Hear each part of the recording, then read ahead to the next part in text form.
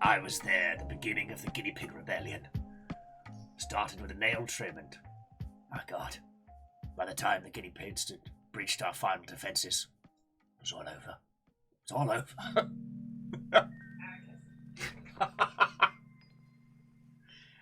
That is the same Atticus who, in rebellion to being put in a taco costume, bit Fiona's ear. There was a whole bunch of blood.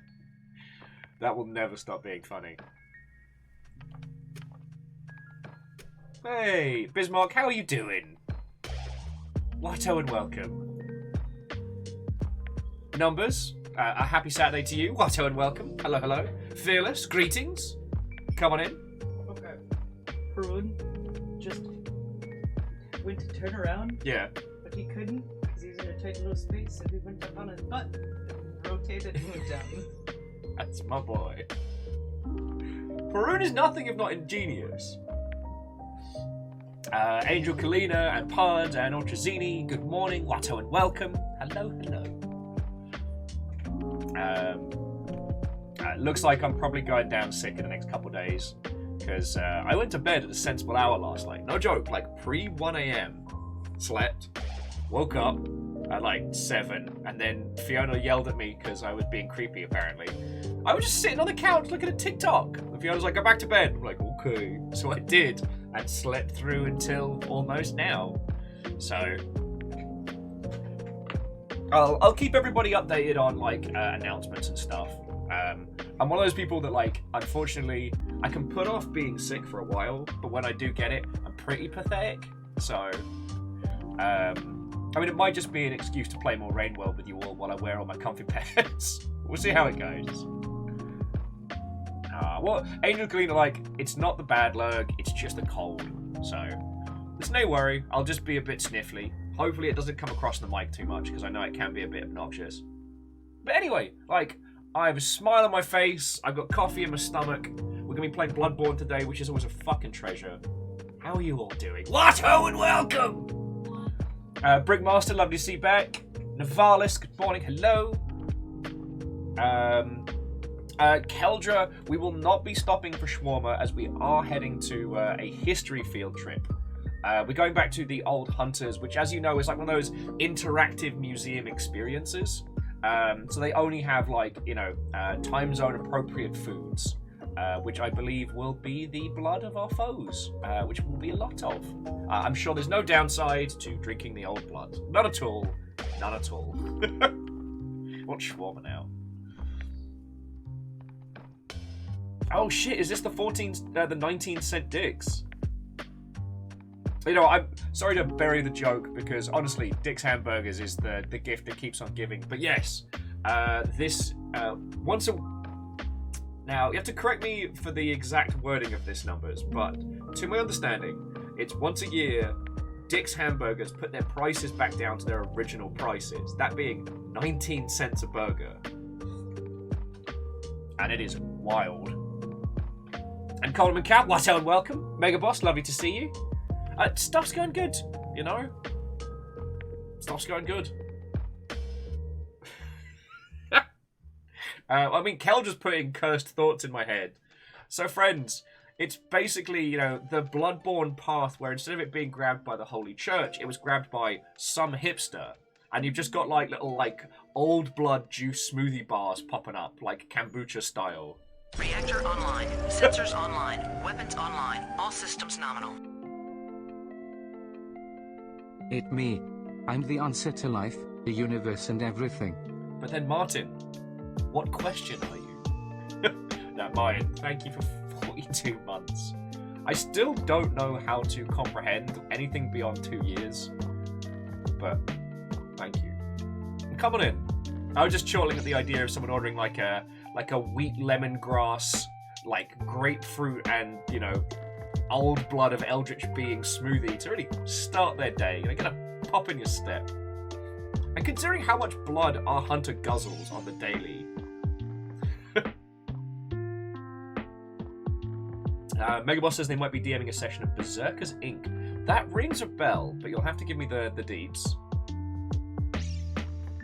And Legend, Watto and welcome.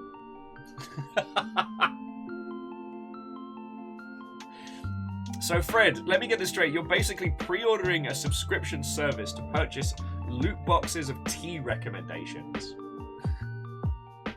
The worst part is I can see someone making that into a mobile game and making mad bank. How are you doing, Fred? Come on in, Fred. Square Peg. I hope I said hello. Lovely to see you all. But yeah, friends, I'm doing good. Probably going to be a little bit slow today, but honestly, that's about it. You know, I got a lovely message from a friendo this morning, being like, "Hey, you know, hope you're weathering the Twitter storm well." And you know, it's nice to be able to be like, "This isn't my first rodeo." But it was real sweet, like people reaching out, and you know, it's just lovely. It's just lovely. Last night was so much fun, and I do want to go back and do some more of the stuff on Sea of Thieves. So, like, depending on how like health and feels are over the weekend, I might do another run to do all the Briggsy Tales.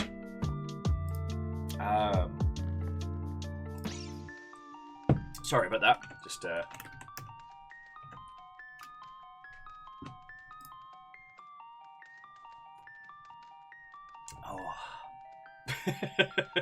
But no, I'm doing good. I started watching the new seasons of Vikings Valhalla last night. It's fine. I understand that when a certain franchise reaches a certain point, they're like, you know, what is dead may never die, and you know, what we refer to as Viking history is a fascinatingly interwoven piece of, like, you know, European medieval history. And whether these shows are good or bad, they help get people kind of, like, looking more critically at a chunk of history which we used to just kind of be like, meh, it's the Dark Ages, whatever. And it was really nice to see the, like, representation of, like, international trade in that, like, you know, beginning of kind of like Christianity as a superpower era of history. As a drama, it's not, I struggle to call it bad, but it's certainly there. There are worse things that you could put on the telly and watch. Fred said they'd love to see a Viking show set in Canada. Well, I believe that's Vinland Saga's whole thing, but I've not seen too far into the farming arc, just because I've not had the same time I used to really like consume manga. But it was an interesting 1-2 punch, that one. So Vinland Saga is God, I hate to keep forgetting the creator's name, but it's manga that got adapted into an anime about Vikings. And while the fights are ridiculously over the top, it's a lot more grounded than Same Things in the Space. And I believe the whole show is about the founding of Vinland. But again, this is a sphere of history I don't know that well. You know, despite taking the moniker of Viking, I know more about the classics and like Sengoku Jidai Japan and shit like that than I do about, like, air quotes, the Viking era.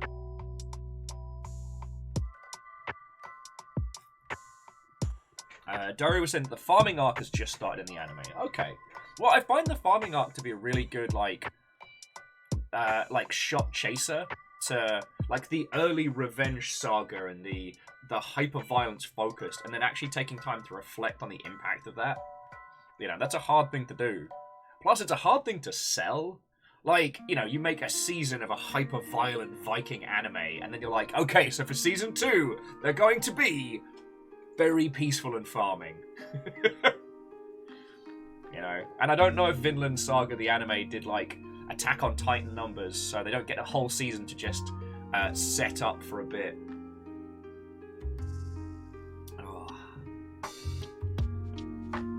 But no, like... Well, so numbers, it's one of those bad habits that I know I probably horribly mispronounced Sengoku Jidai, but it's like Total War Warhammer. It's something that was drilled into me at work. We weren't allowed to call it the Warring States, period, because loads of countries have a part of history they refer to as the Warring States period, especially like China and places like that. So we had to call it the Sengoku Jidai. It's a weird one, and I can't get out the habit. Like, don't get a brand manager, because they will give you brainworms that will last you a lifetime. The other one numbers is jumping between the Boshin Rebellion and the Meiji Restoration, which again, my pronunciations might be off, but it's the same conflict, but the perception of it has changed over time. So basically, that's the period where a bunch of samurai lords went, you know what, we kind of like doing this. Feck you, the emperor, and decided to stage maybe not a coup. It didn't go very far. It ended badly, as the shogunate just hired... It was an attempted coup. I feel like giving them a participation trophy in this one. Okay, the historical and cultural reasons were very valid, but the shogunate just hired the Shinsengumi, a term you've probably heard in anime bounded around about a bunch of beautiful samurai who work for the emperor. In actuality, the Shinsengumi were just the most brutal bastards they could hire, and they just threw them at the problem. Sorry, Japo says, participation trophy for a coup. It's just diet treason. Oh, you said... Oh, I added the diet. Well, it made me laugh. Also, Fred makes a good point that Vinland Saga Season 1, well, that's a domination victory. Vinland Saga Season 2, it's a cultural victory. Fred, I'm sorry I got you back on Civ. I mean, okay, I'm not apologizing for inspiring you to play a great game, but... Fred, you are a gentleman of few vices, but I know what one more turn does to a person. Fred's like, I'm real sorry, I can't hear you. I haven't researched computers yet.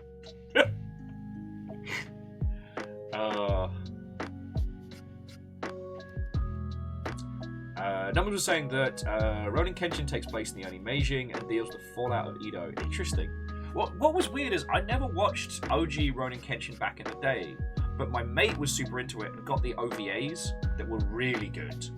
Well, not all of them, but some of them. Oh, Greybeard. Just the Romance in the Three Kingdoms period scares me, and just in terms of how much history there is. I was hoping to get Jesse back on the show to talk about it, because I know they know that period really well. So if you haven't seen, like, the company I used to work for 1,000 years ago did Three Kingdoms Total War, or Total War Three Kingdoms. And what they did is they did kind of two modes. One which is the historical mode, like knowing what we know about the time period and how the different factions would have fought out. And the other is the romantic retelling of it, you know, heroes larger than life and impossible stories. I thought that was... Yeah, Fred, it's real history and idealized history mixed together. And it's unlike any other period of history. But yeah, I will say, Numbers, one of my favourite projects I worked on was Fall of the Samurai. Because, so for those who don't know, when we did Shogun 2, like, that was the game where I first kind of started working properly at the Creative Assembly. And we did, obviously we did Shogun 2, and then we did Rise of the Samurai, which was a small DLC about basically the period where what would become known as the different samurai houses was founded. Very, very early Japanese history, mostly based around bow warfare, which is really interesting. And then the last DLC we did was like a big proper expansion-sized edition, which was Fall of the Samurai, based around the Meiji Restoration / Boshin Rebellion. But it was a what-if campaign, and I always loved those. Because the idea being is like, alright, what if the coup had managed to get its groups together? What if the shogunate had fumbled? What if, through political and combat means, they'd been able to stand their ground? You know? how do you balance traditionalist ideals while fighting against an army that has fucking Gatling guns and, oh yeah, ironclads? It was a really interesting DLC, and we did some of the best merch for it to this day. Varying partners throughout my life have hijacked so many hoodies, and one of them was this gorgeous kind of like, it was like the Japanese screen print styles of like the 3 different eras of history that we covered in Shogun 2, but as this like gold on black, like simple, oh, it's beautiful. And then one of my previous partners got a hold of it, and I never saw it again. I mean, I saw it again, but by that point, it was no longer mine.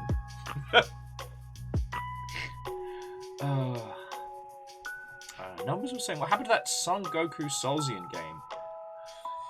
There's been a few. I don't know enough about the Chinese development scene to know what games make it out. Because we saw a few that were all based on the same idea. That one of them turned out to be a battle royale. Then one of them was going to be more traditional.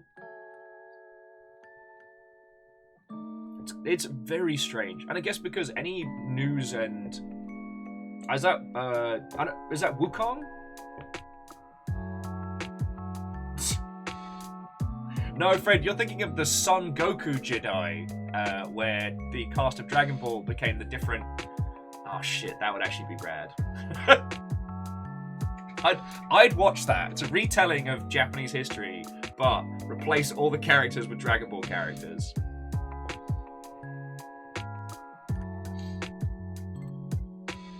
It's one of the things that I do appreciate about anime culture is when they do that a whole bunch.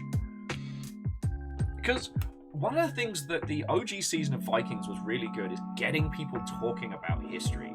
Like, sometimes it's more important that an era of history gets represented rather than it gets represented accurately to the fact. And so long as it's not egregious, overriding of, facts that would lead to... Let's just go with facts that would be pro-nationalist. Then I think that's okay, because the inspiration to delve into history is incredibly valid. Sorry, you'll let me waffle on about this kind of stuff.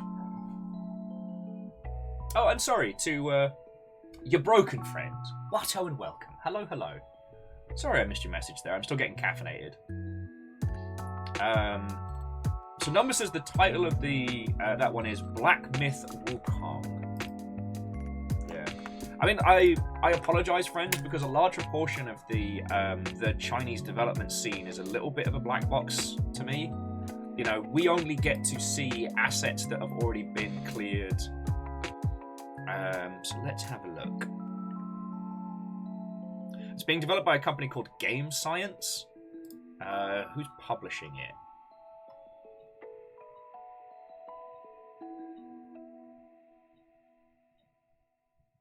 Wow, there's no info on this. Let's see if Steam's got any info for us. God, you can tell when I check Wikipedia because I just get blasted with light.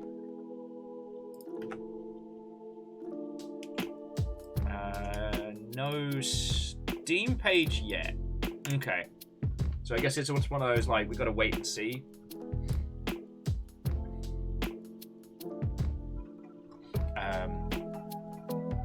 So it is worth saying sometimes, friends, that in-engine trailers can be used sometimes in place of a vertical slice to acquire funding. So sometimes when you see a trailer that looks like way too good to be true, and then there's crickets for a while, it may be that... I'm not saying that the trailers lie, and I'm definitely not accusing Wukong of that, but in some regards, people will go out of their way to create a trailer that looks very, very good. And that may not necessarily be the state that the game is in.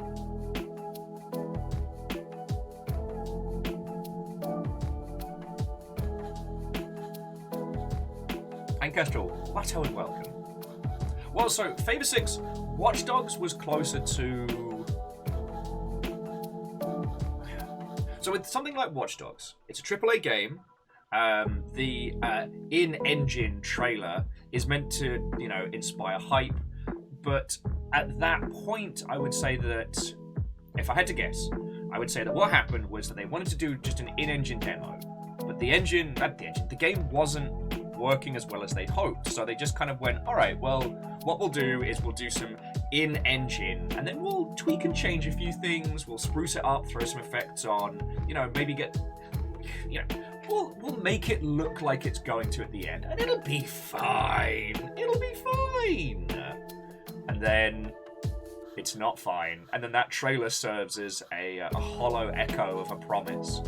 It's very rare for people to actively lie in trailers that go out to consumers. Now, trailers that go out to publishers, VC funding, etc., I would never, ever accuse anyone of creating false trailers for the means of getting money from people. I will never accuse anyone of doing that.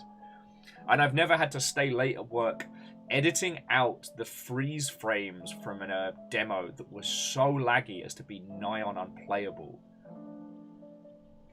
I've never done that. I've never ever had to do that for a job in my life.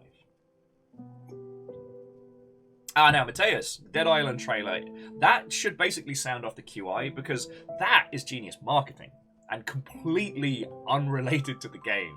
That's not even in-engine. That's just a pure CGI trailer to sell a video game.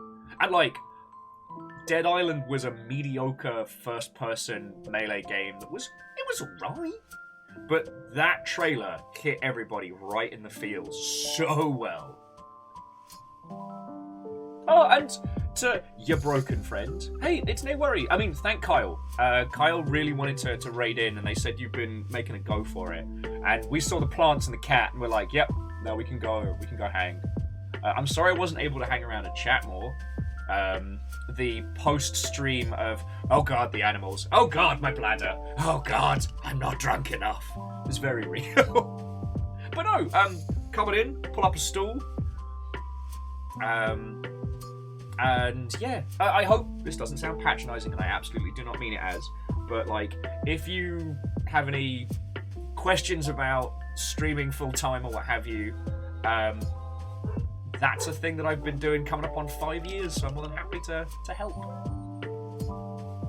Harper-Char? Harper-Char.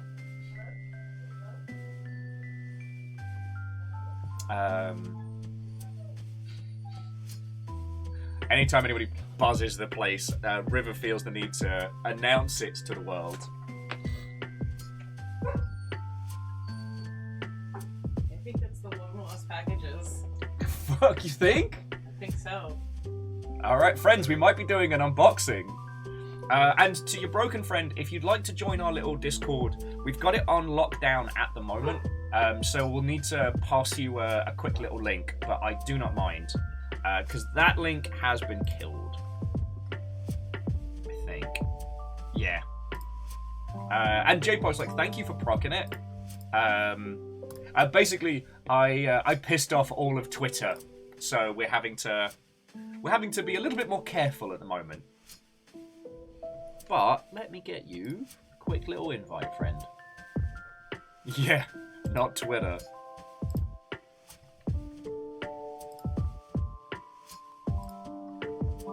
Okie dokie. Okie dokie.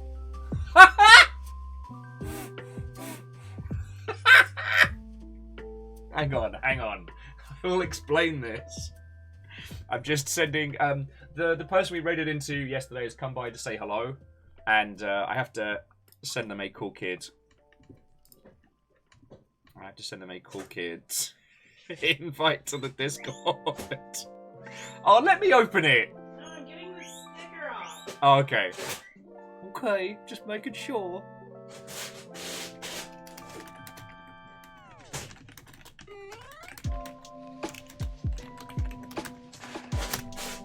But on the plus side, it does mean that you get a personalised invite to the long ship. So there we go. Ah. Open it this side. Okay. Whoa. Not that side. Not that side. This side. And this. I'm just going to tell Discord that we've got packages just in case anyone was waiting. The reason why I started cackling is I'm looking at these packages and one of them has the new type sticker on it, which is my go-to Gundam supplier. So, Fiona is. It's a very Gundam-shaped box, Will. But there's also a something something. Look at this. This is also a thing. I think this feels like a Christmas card or something. Or it's... Oh, actually, it might be a couple of regular... They're all laughing. They're all laughing. More Gundams! Oh, in Kestrel, you're right. It could be a surprise fruit basket that will have been in there since before Christmas.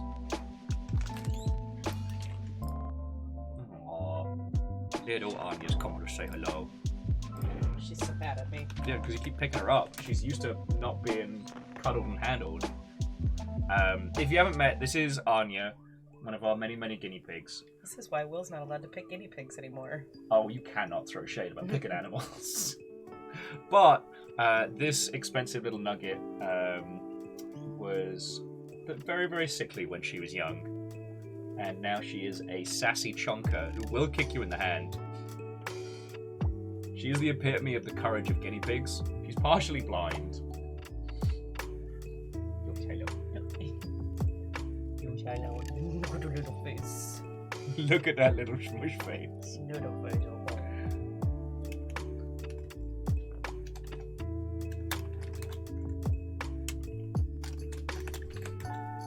We're up to 6 guinea pigs for those of you who are new here. 6 guinea pigs, 2 dogs, and no... She took a bum haircut.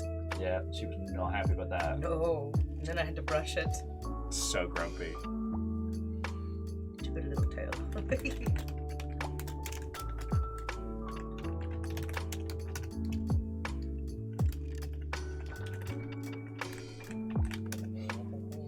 Such a happy little chonker. But yeah, this was the guinea pig that I picked out because we went through all the guinea pigs and they're all vaguely freaking out. And I put little Anya in the crux of my neck and she was like, oh. And I was like, oh, well, that's cute. We have a connection. Nah, it turns out she was so fucking ill. She didn't have the strength to fight. And she has since grown up to be very sassy. She pretty much lived off antibiotics for 6 months. My 7-year-old is losing the shit, squealing Chubby. Over and over again. Oh, little Chubby. XD. Chubby. I would recommend guinea pigs as pets for other people. Don't get 6 of them. Don't get 6. Don't get 6. 2 is good. 2 is a great number. Don't get 1. Don't get 6. 2 is good. 2 is perfect. Because they can die of loneliness, which is very sad. Yes, hello, River. They bond. Yeah.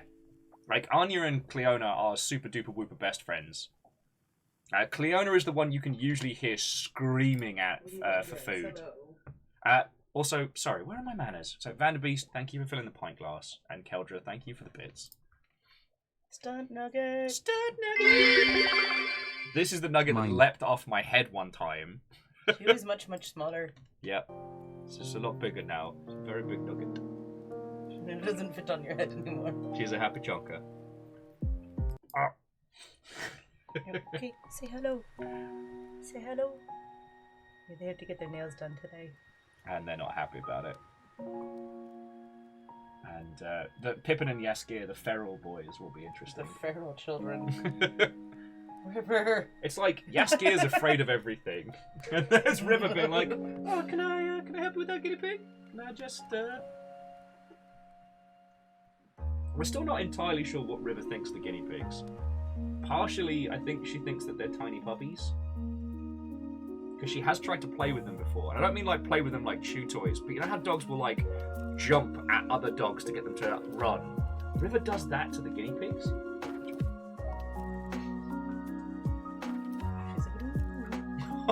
Angel Kalina says, I had a guinea pig when I was little. It was brown. I named him Hot Chocolate because I was 3.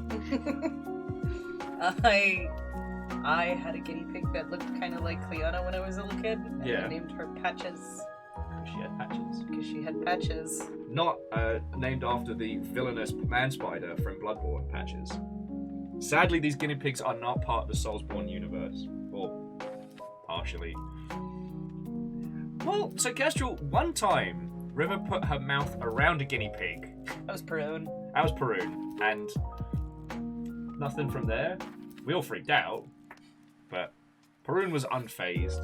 And It was just like a glump. Yeah, River did not then take the guinea pig, so... She just went, not as cool as I thought. And Favor 6, whilst that is a very sad story, in Washington State, you are allowed to own... Hang on a sec. Let Bezos pay for this month. You know what, Ragnar? Like, why not let Bezos cover you for this month? He's got you. He's got those jazzy Jeffy B-bucks. Let him... B-bucks. It's for the Fortnite fans out there, they'll understand better. Because you have. Friends, Fiona looked at me with a look of disgust that I haven't seen in some time and walked away. You can own capybara in Washington State. Just saying.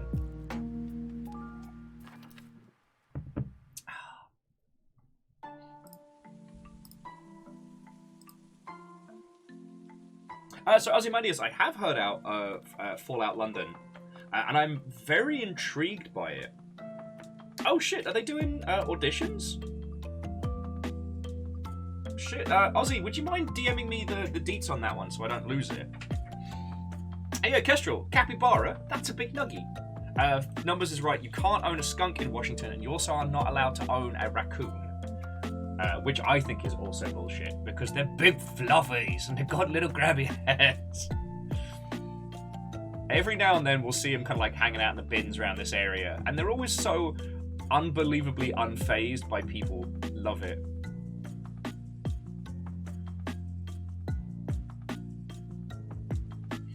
Yeah, I mean, a capybara is just a nugget the size of a dog. It's great.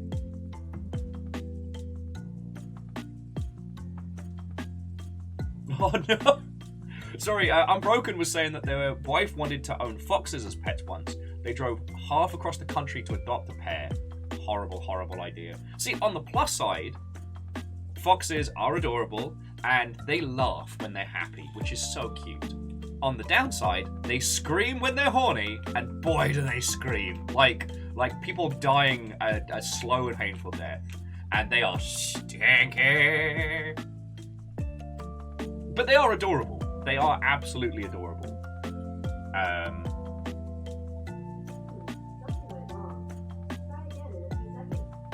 Did you hear that? Getting heckled by my own devices today. Okay, so friends, we have some letters. And we have a giant box from New Type. Shall we see what we've got? I let peeps know on the long ship, so... and Ozzy, thank you kindly for pinging that.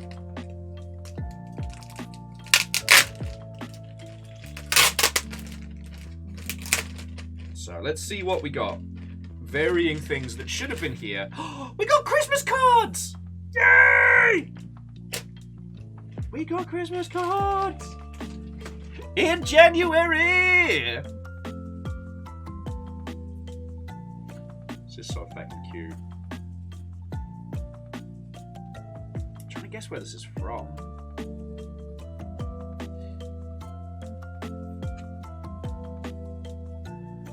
Oh, we got one from Stride. Aww. You've been feckin' lovely. Okay, well, I mean, let's open these up. Like, Christmas may be long and gone, but the sentiment.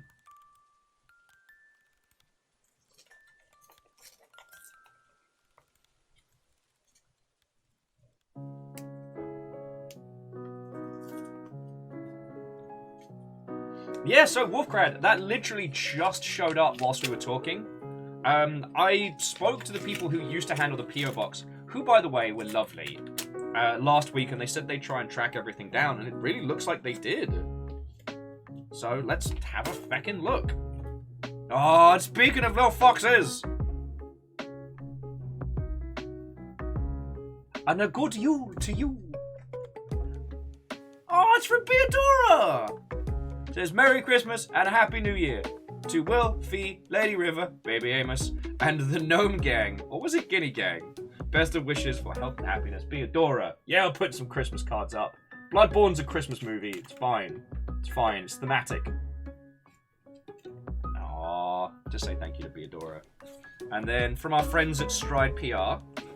Stride PR are one of like the gaming PR companies. They've always been real good to us. Oh, feckin' yo. Look at these. Look at these video games industry dorks. Happy holidays from Stride PR. Aw, feckin' cool. Friends, it's a dumb thing, but never underestimate the power of Christmas cards. Real good way of holding on to real good friends.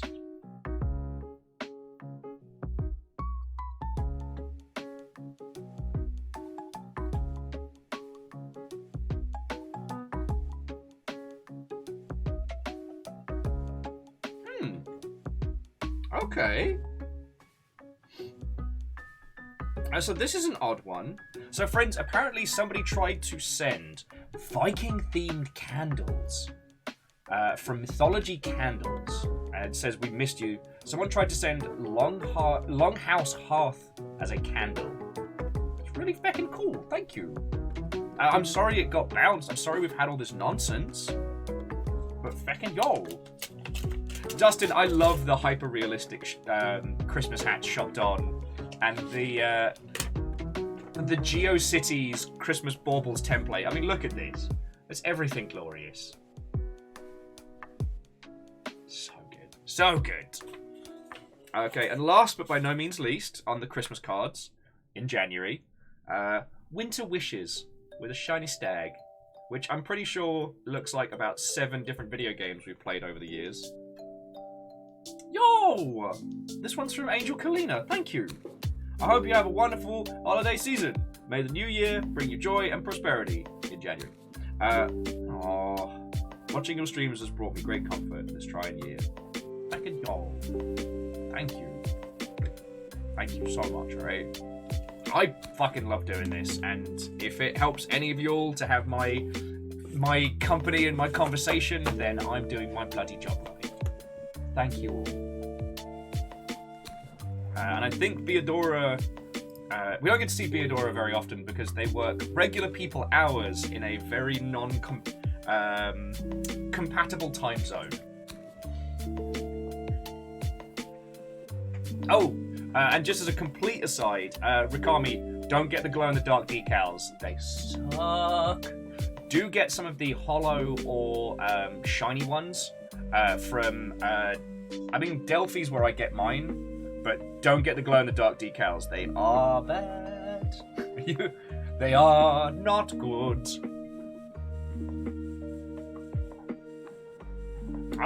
So Fluffy Adorable Kitten, I did see that Green Hell was doing a rework of their building material, the building mechanics. We're going to wait until that game is story complete before we give it a go. But just so you all know, that will be a no capybaras harmed run. Alright?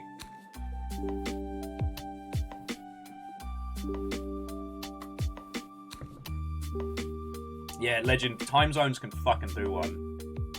Like, when we're supposed to be in feckin' Star Trek times by this point. I'm supposed to have a replicator so I can get a sandwich whenever, and I'm not supposed to worry about time zones. Let me tell you, working in New Zealand was the worst, because you're ever so slightly just the other side of the date line from everybody else. So it's like, you're having to travel not just between hours, but days. Okay. And now, I can use this as a little trash bag. Last but by no means least, whatever the fuck this is from New Type. Oh, this box has barely survived. Where's my knife? Oh, where's my washboard? I can't find my knife because of all the slug cats. That is the most Longshipian problem I've ever had.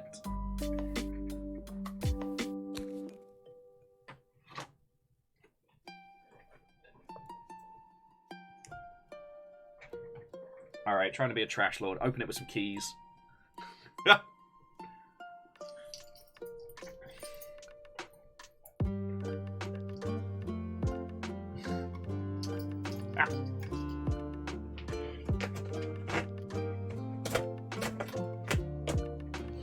Oh, lordy.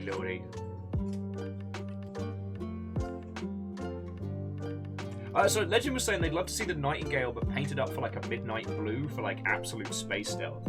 Well, I've been using an airbrush because I don't have like the fine. My hands are a bit too shaky for like fine hand painting. You can create some really gorgeous effects just with that, or with some of the Tamiya spray cans. So like these little Mother Hubbards. This is the one I used for the red for the chainsaw for the little Ash from Evil Dead mech, and it is gorgeous. You've got to base coat it first, obviously, but it's really good.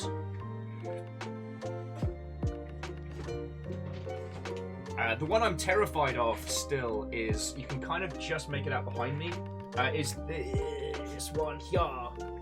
That is the 1/100 Nightingale, the big, like, Re-100 bastard, and I'm afraid of it. I'm afraid of it because I'm really looking forward to building it, and I don't know what it's going to take.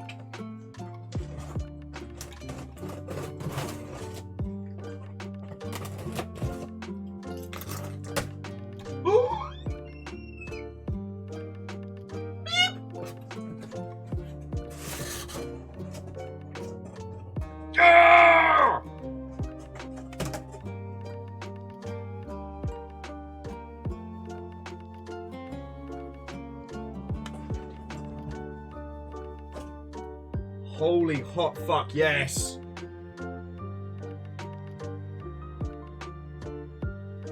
Beefcake arms! Beefcake arms! Holy shit!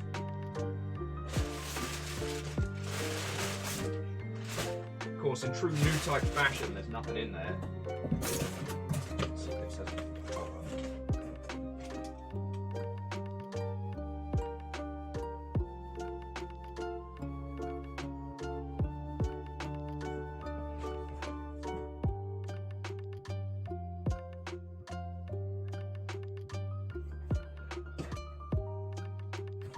Yo! Holy shit!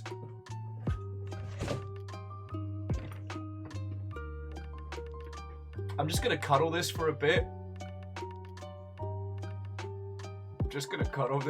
Yeah, Himbo Bot is in action. Fucking yo! I mean, friends, it doesn't say who it's from, so I don't know who to thank. Fucking yo. Some of you will remember this was the mech that I was drooling over when we did the Halloween Gundam stream. Cause this is so fucking cool! Sorry, I'm trying to have some kind of cool. Oh shit! I have a Nyan cave! I am under siege! Fucking wee! But to the Nyan cave, I have a counter for your raid, and it is in fact a robot! This just showed up. Look at this Mother Hubbard. Look at his big beefy hands! Fucking yo! Oh, so to those of you who have just joined us, what-ho and welcome! If we haven't met, my name's Will. I used to work in video games, and now I do this for a living. We're going to be playing Bloodborne some more today. I'm taking everybody on one of those history field trips to the old hunters. So if Nyan Cave didn't mention it, you will need a permission slip from your guardians. Otherwise, I will have to leave you in Bergenworth. I'm sorry. It's not. I don't make the rules. I'm just your tour guide for today. And this just showed up. And I'm kind of overwhelmed. Here. Okay, so, if we've just met, spoiler, I fucking love Gundams. This one is special, because it has basically an action figure frame, and then the rest you all build yourself. But it's got these gigantic, like, beefcake himbo arms, which you can then put on a second set of arms for like four-armed Animu quick draw sword goodness. And last year we did a Halloween Gundam contest, which I believe Kymble won, where the goal was to create a spooky Gundam. And our lovely friend Kovixology joined us as a judge and was just raving about this so much. And now he's here. So Prima was streaming Nyan Cave. Well, so Nyan Cave, it's lovely to make your acquaintance. I hope you're doing good.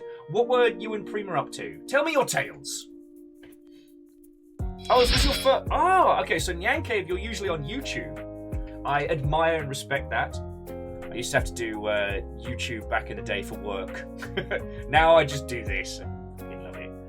You're watching MILF Manor. I mean, any manor can become a MILF Manor when you try hard enough. And yeah, to everybody following, feckin' thank you. I will be doing credits at the end of the show, so I will be saying thank you to everybody. WSB is saying they're watching. Oh, so MILF Manor is a reality TV show. Fascinating. Cat tears on a mech. Nyandams. Nyandams. That you know that already exists. Oh, fucking yo. But no, seriously, Nyan Cave, it's lovely to make your acquaintance. Thank you for bringing your squad in. Like I said, we're going to be playing Bloodborne and talking about whatever the hell we want. Watch reality shows. We've lost faith in humanity. Well, we can put that faith back.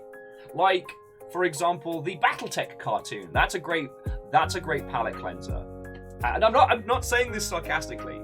So let me give you a fact to take with you. So, 1,000 years ago, when Fasacorp was a huge company and BattleTech and MechWarrior was available in every city in the little Fasacorp outlets, they commissioned a cartoon show to coincide with the BattleTech kids action figures. And it was ultimate cheese. It's a cheesy, like, early 90s cartoon, but here's the hook. It's actually considered canon. The BattleTech cartoon is considered to be inner-sphere propaganda inside the world. So it's not that the actions of the cartoon are canon, that the cartoon itself was propaganda for children against the clan invasion. So poof!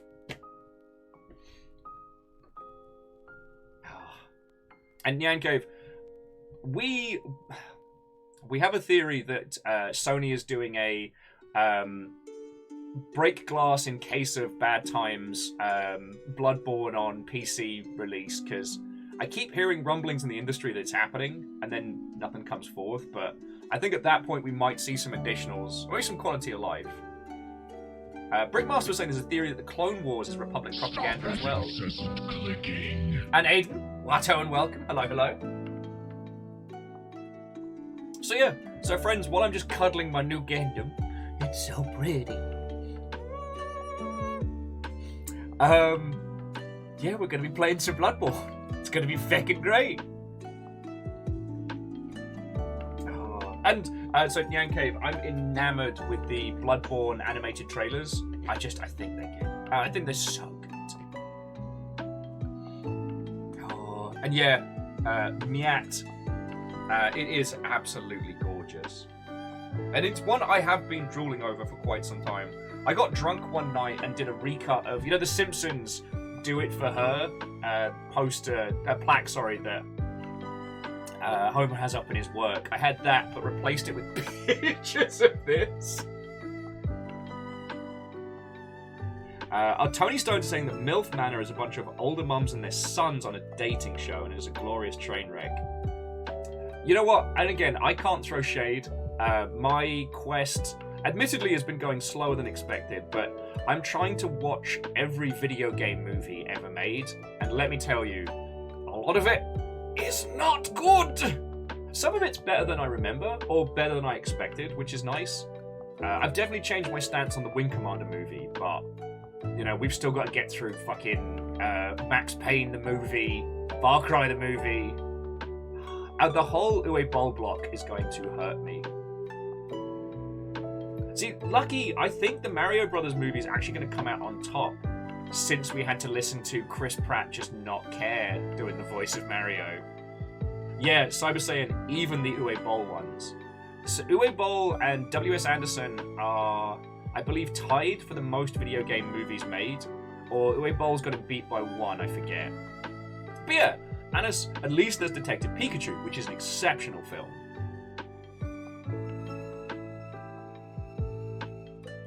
Oh. But yeah, so, like, I ain't gonna give anybody heck for watching reality telly.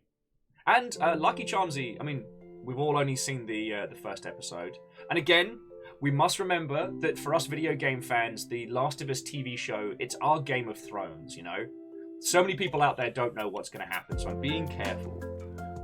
But we watched the first episode, and it was incredibly well done. Oh, so Cyber saying, so Wreck-It Ralph is a movie that contains video games, but it is not a video game movie because it's not an adaptation.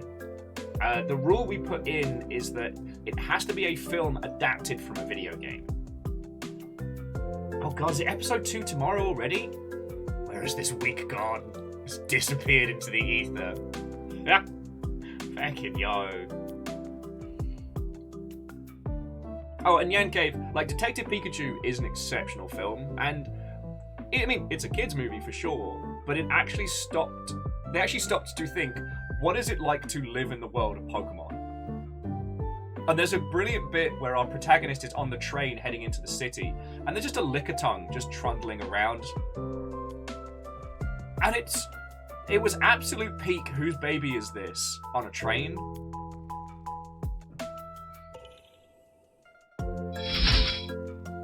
Onion, Watto and welcome. Hello, hello. Oh, so Earthman Dave, again, we debated the back and forth about Final Fantasy Spirits Within. And again, Spirits Within isn't an adaptation, but we considered that Advent Children is.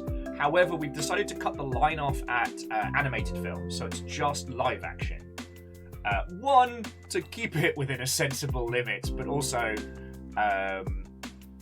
to keep it on a level playing field.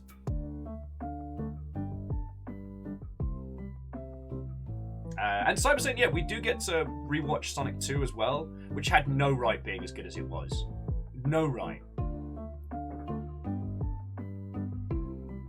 Oh, and Rilu, I'm real happy you found your phones. That was definitely an adventure last night. What? So Nyan Cave, you can definitely feel the rush that they had with Sonic 1, but Sonic 1 wasn't a bad movie.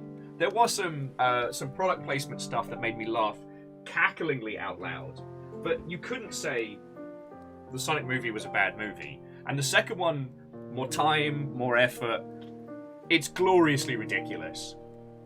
And I mean, this is one of the reasons why I think I'm struggling to get hype for the new Mario film, because even in the early trailers, everyone gives it their all. Idris Elba as Knuckles, and he's just bringing the thunder. Whereas Chris Pratt's just doing sad bloke from down the road, hi, it's me, a Mario.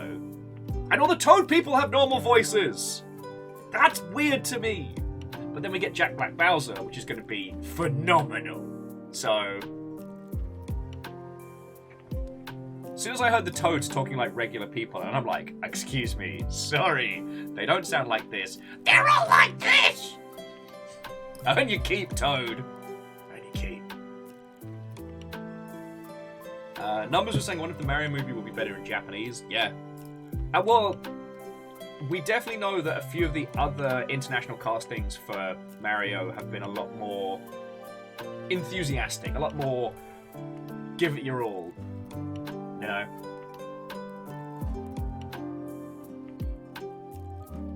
Well, so to Paulina the Luna, sleep well, have a lovely rest of your weekend. Thank you for coming to hang out.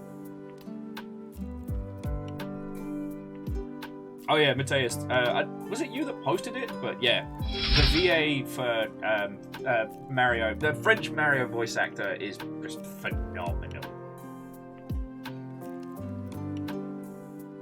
And I do not think that the Japanese team will be outdone for their dub. Oh. Anyway, so I'll tell you what, let's load into the Hunter's Dream. We can chat about whatever we want.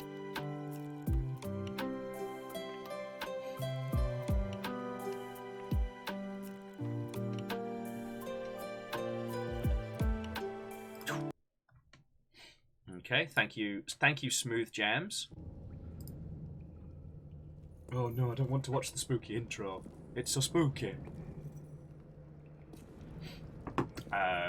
Yeah, Rikami, only 55 minutes of waffling on. That's less than an hour. Well, I like chatting, what can I say? Oh, let me just update the game.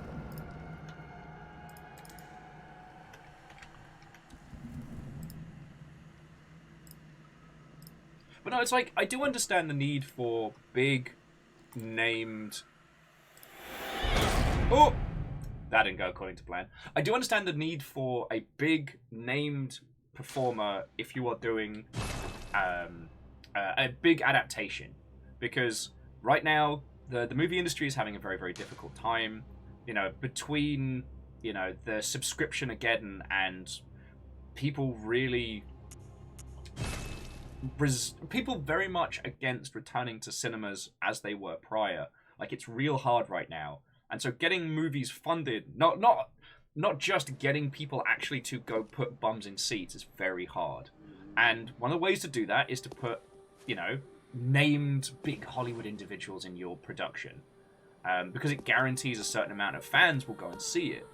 What I resent about it is that, like, you know, old Chrissy boy is absolutely just coasting. Like, he sounds like the kid that got bullied into doing the school play. Like, he doesn't want to be there, and he is determined to make it our problem. And that's kind of sad.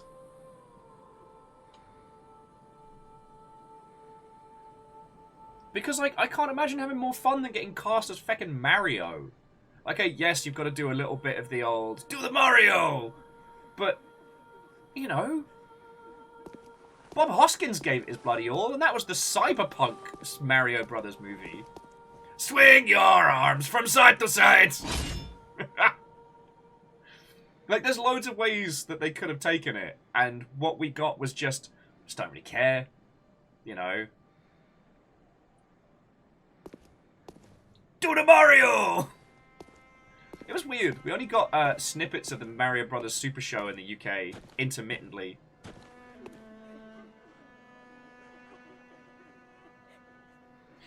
Lucky Charlie's saying that Bob Hoskins was a great Mario. Bob Hoskins gave it his all, and has gone on record to say it was the only movie he regretted making.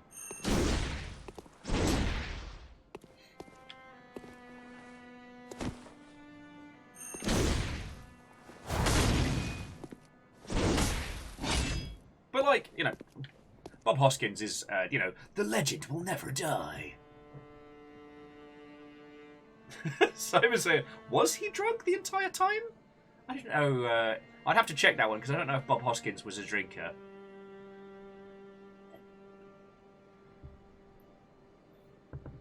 What I will say, Nyan Cave, is if I have the time, I will do an edit of the Mario trailer to the Do the Mario!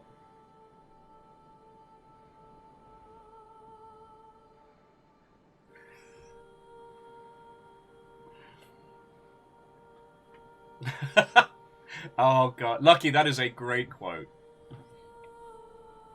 Oh. Okay, so is there anyone here that kind of wants the story so far on Bloodborne? Is there anybody that needs a primer before we head back to the old hunters? Because we were doing pretty good out there. Welcome. What is it you did? I think I'm up to... Very well, let me... I'm up to 75. You all said I should aim for 80, so we can work it out. Sim saying, my build is... All you can upgrade is strength? I'm here to punch hard and stab harder. Every point not in strength is a point of cowardice. No, I'm actually... It's just a strength dex build. Nothing super special, but I really enjoy... Good hunter. I really enjoy the big weapon gameplay in this.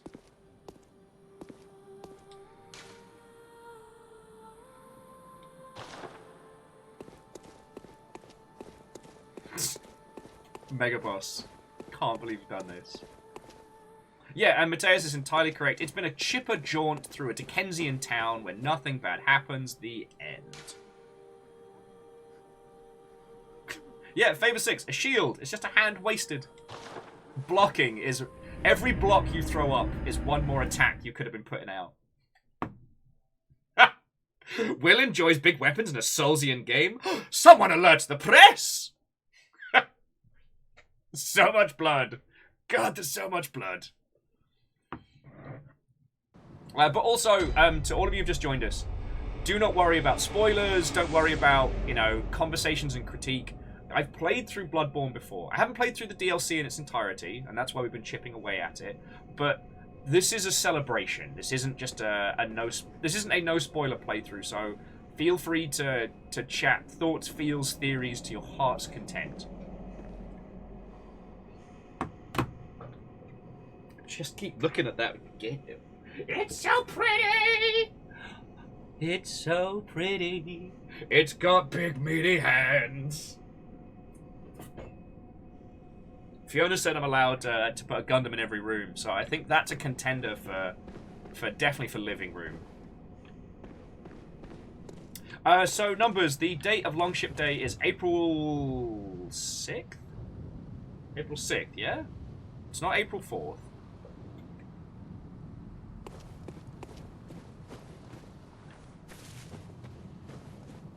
You know what they say about Gundams with big hands? Big gloves. God, it's just...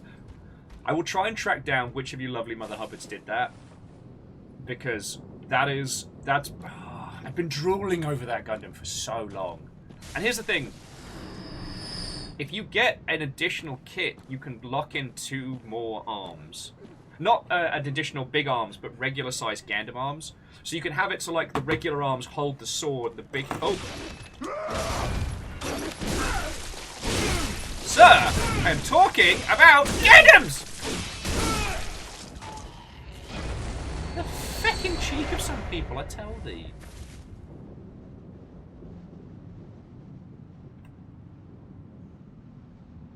But no, numbers. I'm trying to remember if Longship Day is April 4th or April 6th. Ow.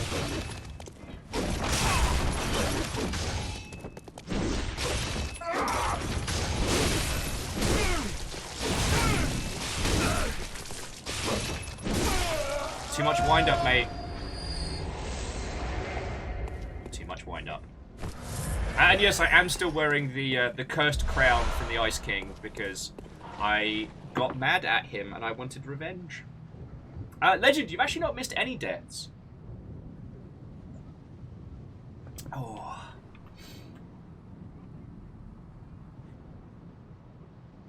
Anyway, what were we chatting about? Oh, we were chatting about like the Mario Bros movie and stuff like that.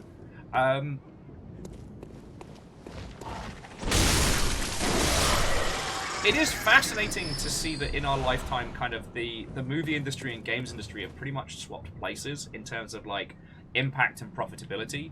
That's something that I didn't think we'd see. Like Tiny Teenage Will.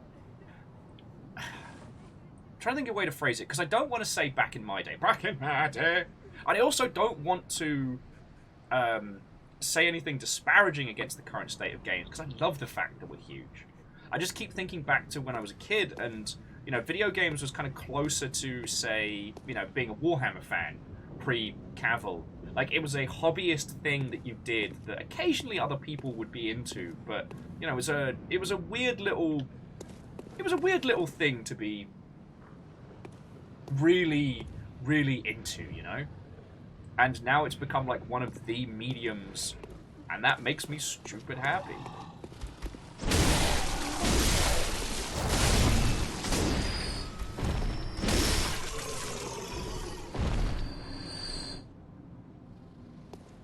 One of the reasons why I love doing these Bloodborne streams is hearing people's stories and what they enjoy about this and stuff like that, because, you know, when you think about what Bloodborne is, it shouldn't be one of the most popular video games. It is obtuse and it is difficult and it goes out of its way to be confusing and esoteric in terms of how it's unfurled.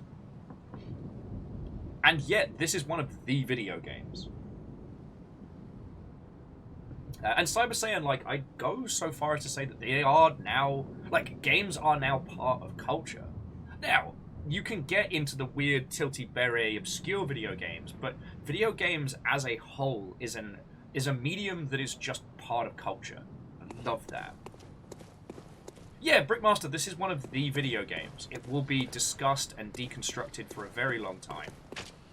Much like we're about to do this guy's hat. Yeah, you thought because it's been a while I'd forgotten about you. Nah, kick his ass.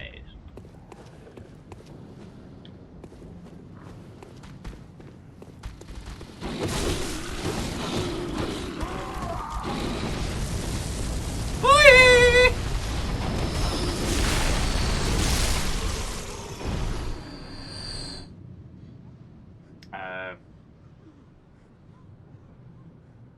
Now, numbers, I mean, I don't want to...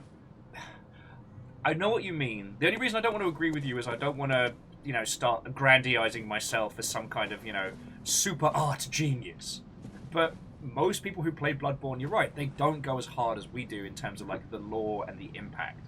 I don't imagine every person who's played Bloodborne has done a deconstruction of the architecture as you go from the Bergenworth path into Central YHARNAM. But what I do love about this is that the experience, the ambiance of the overall game is enough to carry people through. The quality of both gameplay and experience is that even if you don't engage with this on a hyper arty-farty level like I do, people still engage. They're still having a good time.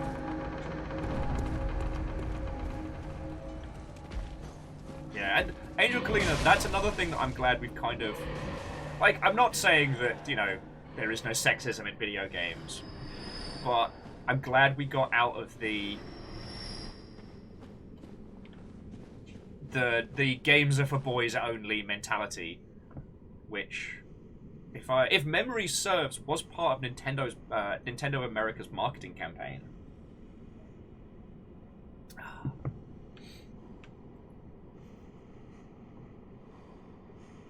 But yeah, so once again, to everybody that came on in from the Nyan Cave, it is lovely to make your acquaintance. And, like I said, do not worry about spoilers, don't worry about late game stuff. Oh look, the sun's weird. That's good. That's good.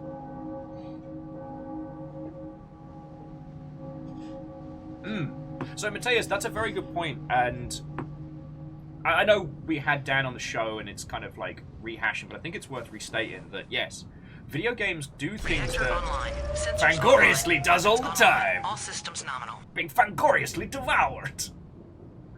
Thank you for 49 months. How are you doing? I was just going to add that there are things that you can do in video games that would be obnoxious in, like, especially books.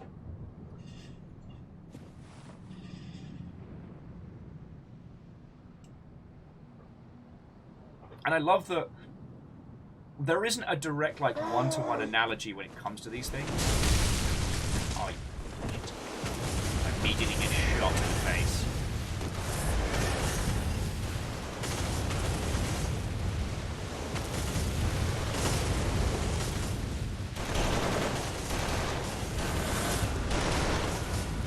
Oh, yes, I remember the last session of this, where, thanks to me biffing it on those guns, I lost, like, a shit ton of souls. Love it. Hold that thought.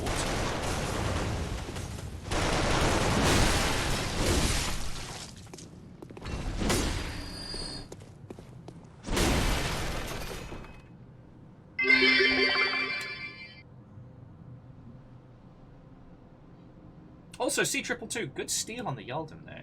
And so Twizzlight, that is where especially individuals like us sit. Like, we aren't air quotes core gamers, because the majority of individuals play like a handful of AAA titles and a larger portion of mobile phone games, and that's fine. That's great. I am not dissing on that one. We are definitely, like, if you imagine everyone who plays games as this huge sphere, we are in that core section, you know. And Rhinal, Watto and welcome. Hello, hello. And one of the things I really hope is that I can give you all the language and the tools to be able to explain to people the games that you love. Oh, and Lucky Charmsy, again, thank you for coming in with the Nyan Cave. It's lovely to make your acquaintance. And to be continued, alright?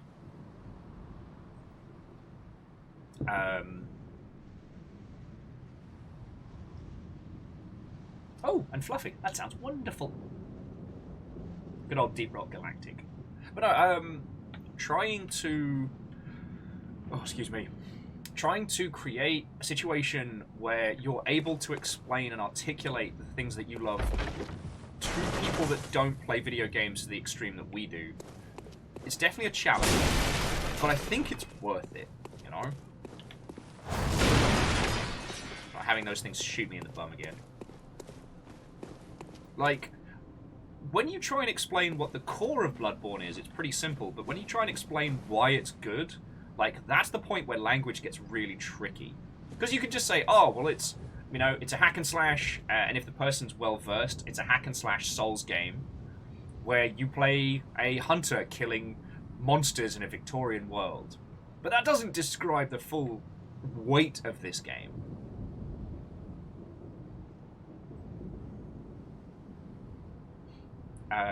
Well, so Cyber Saiyan, this is actually a topic I really love talking about, and a friend of ours works over at Xbox, so we're very... Game Pass is the means by which myself and Fiona play a lot of games, because we ain't rich. We ain't got Mad Bank. But that's another story. But yeah, trying to explain games to people that don't get it is definitely an art. And it's... I took a lot of inspiration from how to tell LARP stories, how to tell D&D stories. Like, firstly... No one cares about numbers, no one cares about mechanics. No one, with no context, you know, doing 52 points of damage means nothing. Some numbers is like, wow, rude. You know what I mean. But what people do care is about people, emotion, story. When you're telling D&D stories, don't tell the... You know, don't talk about dice rolls, don't talk about powers, talk about your character, how they feel, how they express themselves, and what they do. That's how to translate that. And so starting from that standpoint and explaining games from that, like, I mean, this is, you know, Edgar Allan Poe's Lovecraftian nightmare, a strange and twisted world, the last vestiges of YHARNAM unfurling before you. You single-handedly left to clear this whole place out.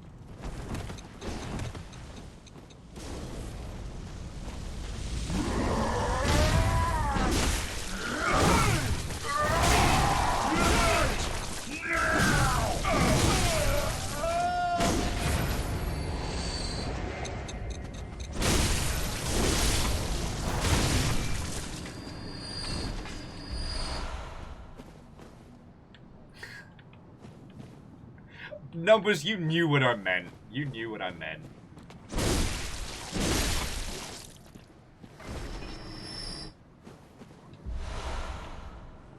But yeah, no, it's how we convey the emotional experience of video games in a way that other people can understand sans mechanics. Because we talked about this a lot, and one of the problems with video games is that we use the games themselves as the core descriptor, right? So think about the term Souls-like, or Soulsborne, or what have you. You have to already know what Dark Souls is to have that through line. But being able to talk about it being this, like, dark, gothic, violent experience of struggle, of haunting macabre,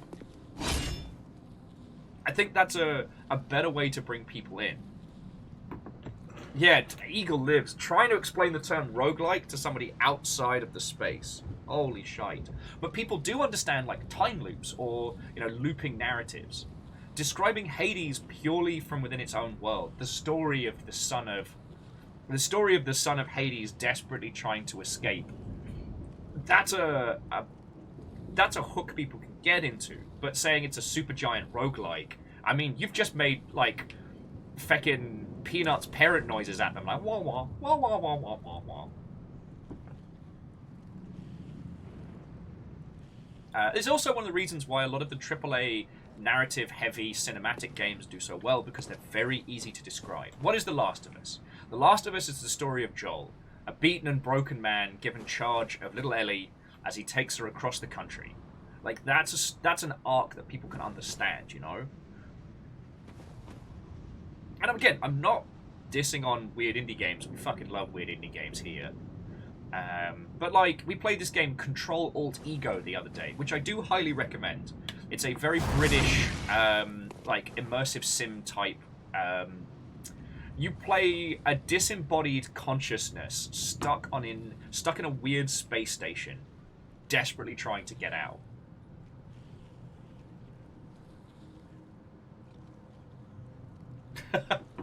Cyber Saiyan was saying that's how they explained the Yakuza series to a friend, saying, "Imagine if Goodfellas or The Godfather was an anime." Boku no Godfather, I don't know.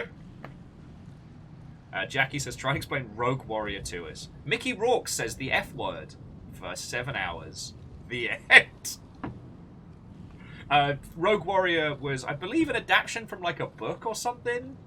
And it was a mediocre, over-the-shoulder shooty gun bang about like a special forces guy who goes in to stop a nuclear missile bomb plot or what have you.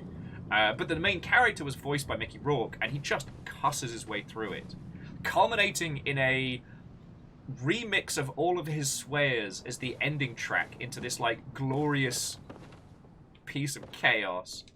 Love it.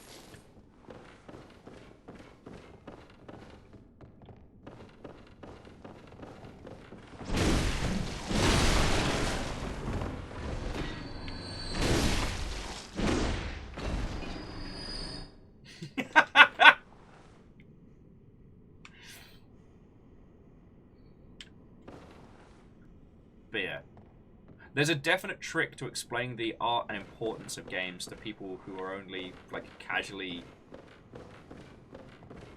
experienced. And that's okay.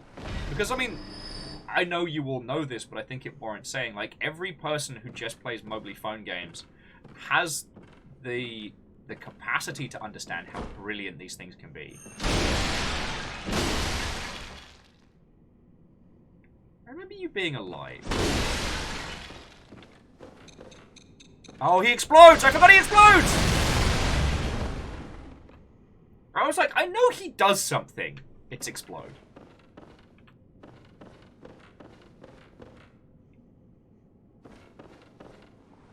Well, so Favor 6, one thing that's fascinating is that still a lot of people that you speak to, you know, they only have games like Doom and COD and things like that as a frame of reference when it comes to video games.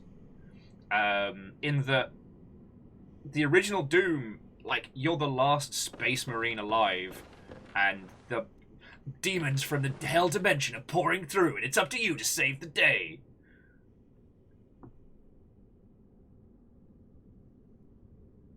Oh, and sorry, Tony Stones, I missed your comment there that saying there's a lot of folks that still don't understand like the connection of gaming community or narrative, even if they understand the appeal of fictional shows. I mean, that's a good point. One of the things that I always try and do with people as if they're asking for recommendations is not to look at things that mechanically they'd get on with, look at things that they'd be thematically interested in. So rather than trying to pick a game that they'll find easy to experience, picking games that they'll be able to... Oh yeah, this is a dead end, isn't it? Yeah, we need to go down the Blood Gulch. Is trying to pick games where the thematics or story will carry them through the learning pains, you know what I mean?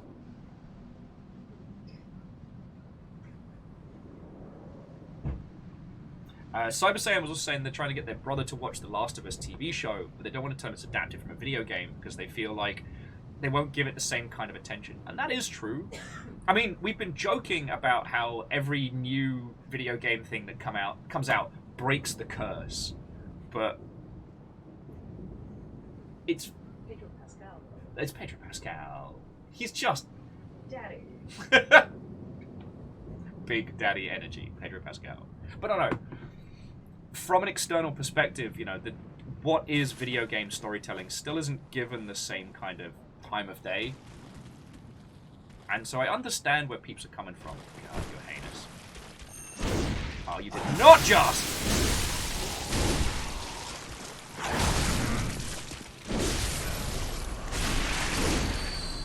Oh, I'm covered in so much blood. Not even the good blood.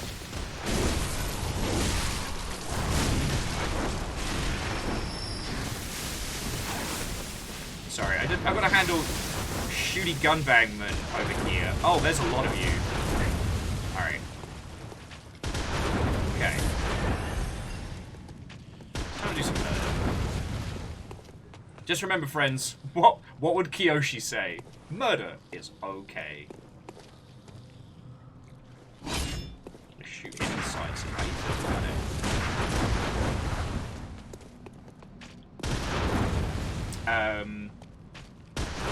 But yeah, The Last of Us is going to be interesting because I have a feeling it's going to work better as an adaptation. But again, I don't want to get into too much because that is something I don't want to spoil for people. I've made no secret about the fact that I really dislike The Last of Us Part 2. I don't dislike it as a game to play, but in terms of what it does and says artistically, I've got real beef with it. You know what I mean?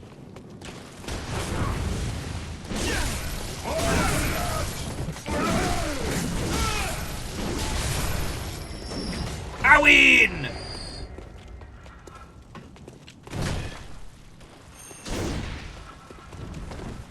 I didn't know these guys could do like jumping attacks.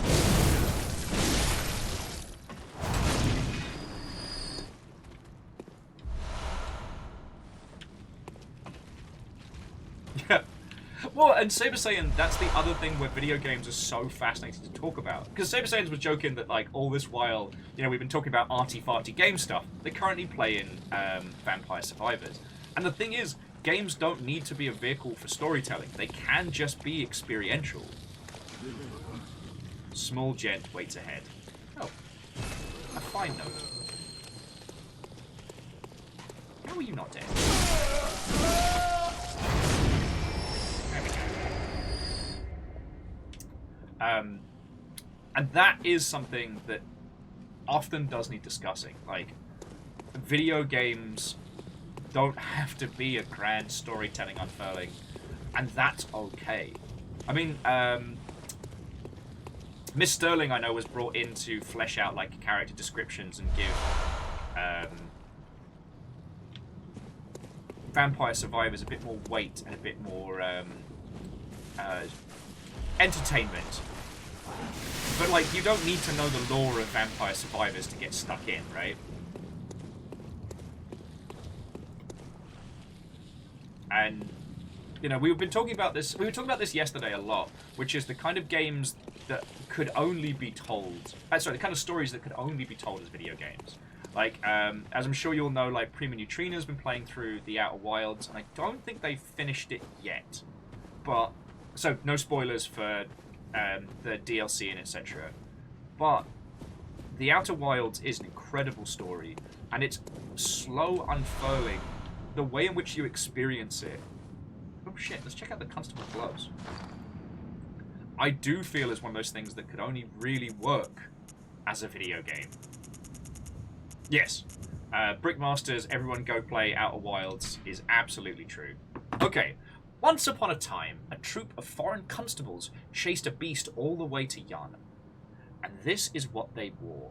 The constables became victims of the beast, except for one survivor, who in turn devoured the creature whole by himself.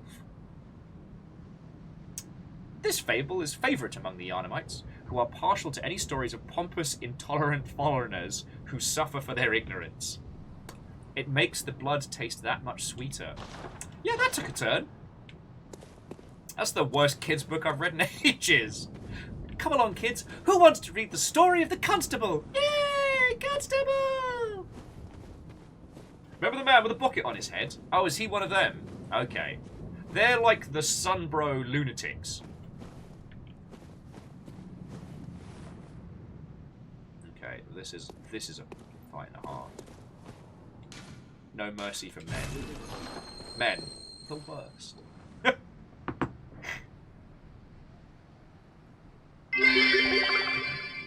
I didn't know that the Brothers Grimm were in Bloodborne. Yeah, In Bloodborne, they're referred to as the brothers not grim enough. See what I did there? Sorry, and Bacon, thank you for the bits. You're fucking spoiling me today. I got Big Gandam. I got some lovely cards, admittedly late, but I did get some lovely cards, and all of being real nice, so thank you. Yeah, the casting for the school play based on the Constable did not go as planned. The Beast 813 parents was ill-advised. Have audience with Hunter. Okay. Is this person going to talk to me? Special item awaits ahead. Oh, I vote every message as good message because the little, like, baby ghost demon thingies, I forget what they are exactly, I can't help but make them happy. Because if you turn down the message, if you say the message is bad, they all look so sad. I can't do it. But jumping back. Again, like Sosa was saying that the variety of games, game genres is more vast than other mediums.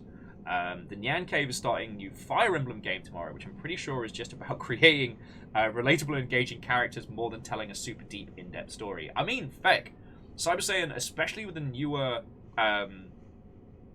Fire Emblem games, they've managed to do both. Like, OG Fire Emblem was like a lot of other JRPGs, you know, you are hero von sword protagonist, and or the kingdom has been befallen by a dragon bad uncle, or, I don't know, I want to say Taco Bell, but I don't dislike Taco Bell, I think I'm craving it.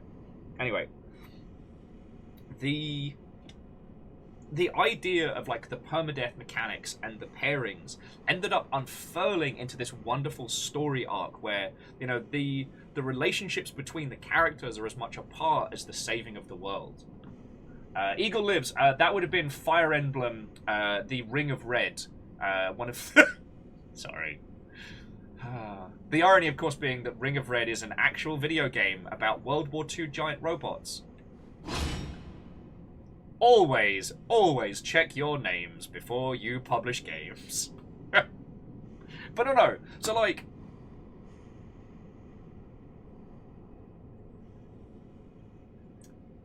the Fire Emblem series evolved the relationship mechanics, and especially once we got to Fire Emblem Awakening, like, those ended up taking more of a front seat over the Save the World plot, or the Save the Kingdom plot.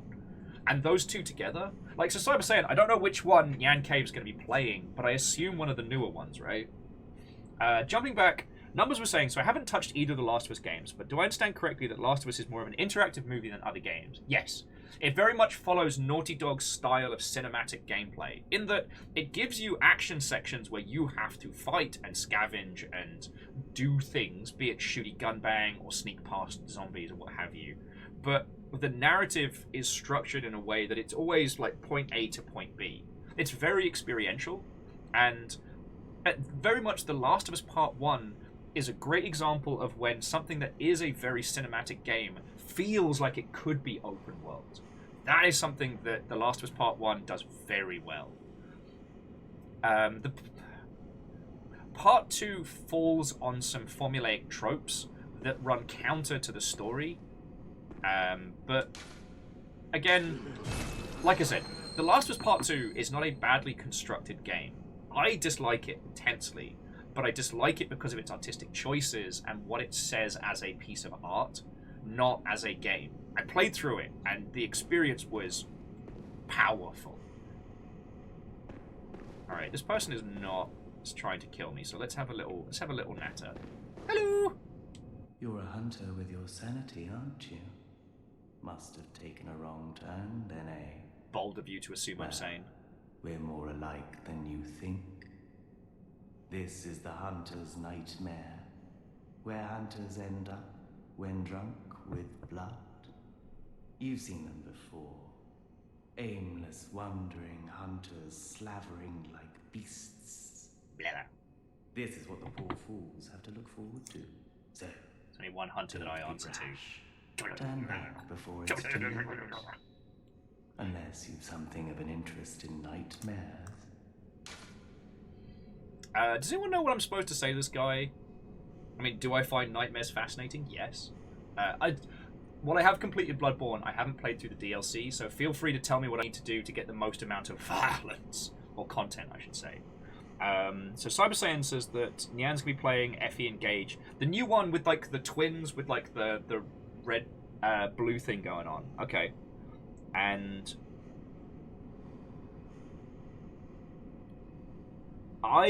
so Cyber Saiyan, I would agree with you. I don't think we needed a Last of Us Part 2. I'm not saying that that world couldn't have contained more stories, but we didn't need a continuation. But again, we have to remember that, you know, we are the Game of Thrones fans before the show came out. We know how it's going to go down. And let me tell you, despite knowing the introduction to that game back to front, I still found myself holding my breath during the opening of The Last of Us TV show, despite knowing exactly what was going to happen. And that's powerful, you know? When you know how it ends and they can still grab you with such intensity. Edwin says, set the next Last of Us game in space. I mean, feckin' yo, they did it for Dino Crisis and it sucked. It was bad. It was bad and terror bad.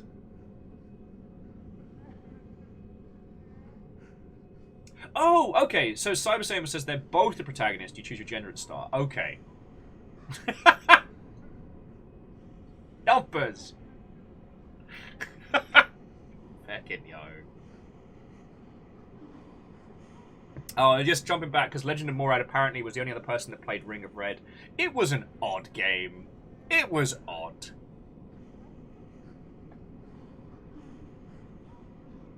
Okay, so, I am being told to go, nightmares are fascinating. Oh, yeah, no, numbers. Mel Brooks quotes are always welcome. I'm always hesitant to quote it, though, because especially with the history of the world, if you get the quote wrong, it makes you sound like a horrible person.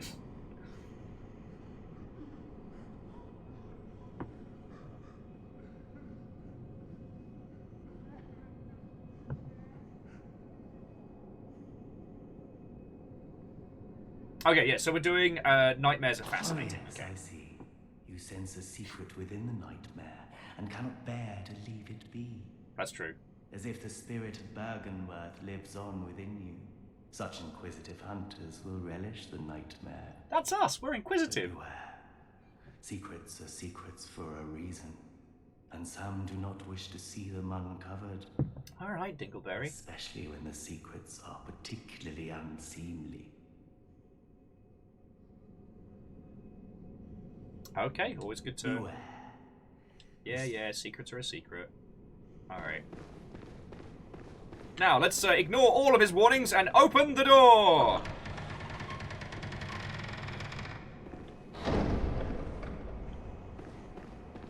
Oh, cool!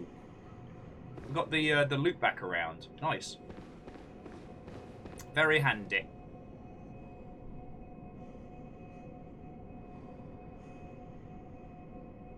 Now, C222, this is an interesting conversation. C222 said, it's something about The Last of Us 2. Can one have a first-person game where the player is truly a bad person? Not a bad guy, but an actually selfish, sociopathic, or narcissistic? Is it possible? Yes. Is it complex? Certainly. Because, I mean, we're all aware of the old adage, bad people don't think they're bad. Truly narcissistic people see so little in value in others as to make themselves like the hero.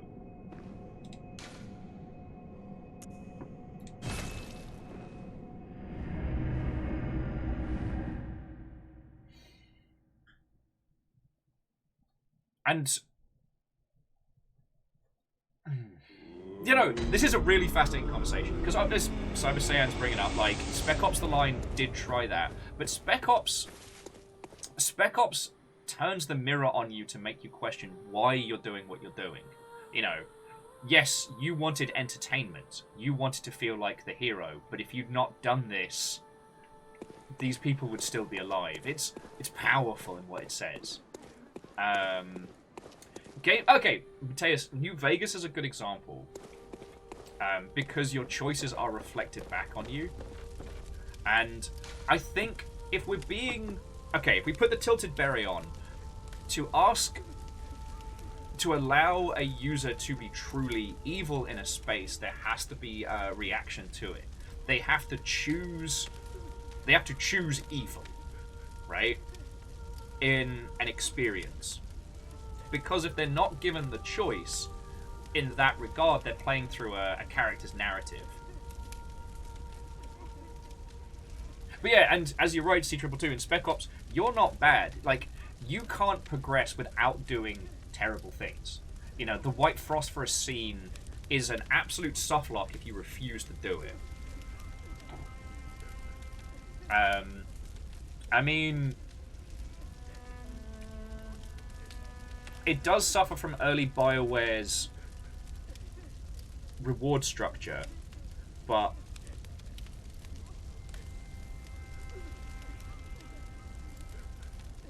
Knights of the Old Republic is a very good example where you are told about this character and how you choose to react to that world is yours. And the world does respond. The reason why I say the problem with the BioWare reward system is early BioWare games were really bad for, like, good versus evil, where they'd present you with a bad thing to do that would get you an immediate result, but there would always be a reward for doing good. It just was never immediately presented to you. And especially when it came into Mass Effect. Wow, I had to do hand puppet motions to remember that one. In Mass Effect, you could offset the time. So if you chose to do good things in Mass Effect, you could then do a buttload of different side quests and missions to give you the resources you need to offset what you would have got by being Renegade. And so I was saying, you know, Fable's, you know, good versus evil binary. Well, okay, the good versus evil binary in Fable is a fascinating one because it was one of the early systems, you know, much like, you know, Jedi Knight's light side, dark side. And there wasn't a lot before that where you could measure that kind of setup. But it was the idea of, like, you know, saving 25 chickens is the same amount of moral goodness as killing one grandma or something like that, where you end up with this kind of like this offset of if you just do enough good things, it's all fine. The world doesn't react in the same regard. But it was one of the early ones, so I don't want to dunk on it. And Vanderbeast, no! No! The Kyball, I wanted to say hello, but someone, and because we're using the PS4, it goes quiet when I switch tabs. Someone, Dab's paratext. I don't know. Is my butt paratext? Although controversially, if I did actually get a tattoo on my butt, that would make my butt paratext. That would be long shit paratext. Dab's an immersive sim. Mateus, I will. I don't have an end to that threat, but I'll do it. No! How about another one for good measure? Why are you lot like this? Why are you lot like... I have... It has been a week, and you are bullying me in Bloodborne. It's alright. Don't talk to me or my new son ever again. Alright, you bastards. Double dab. Ha! Pacha! Fucking grumble, grumble, grumble, grumble. Jordan says, and we're like this because it's funny. Fucking terrors the lot of you. Kymble, I did see that Mr. Blobby is on sale. The haunting thought that that's been in somebody's house for a long time. Like, what happened to the person who kept it? Why did they keep it? These are the questions I want to know. Because you could be buying an object far more cursed than anyone could have known. Oh, I need the blood rocks. Down a blood rock. Clack, clack.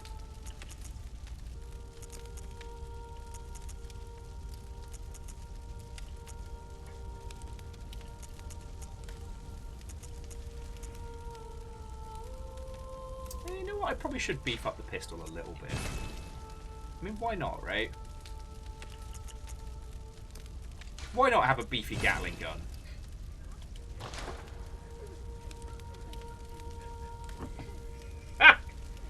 Sorry, see if Triple Two says Friendly said it was a fake blobby, but I don't know. I'm not a blobbermatologist.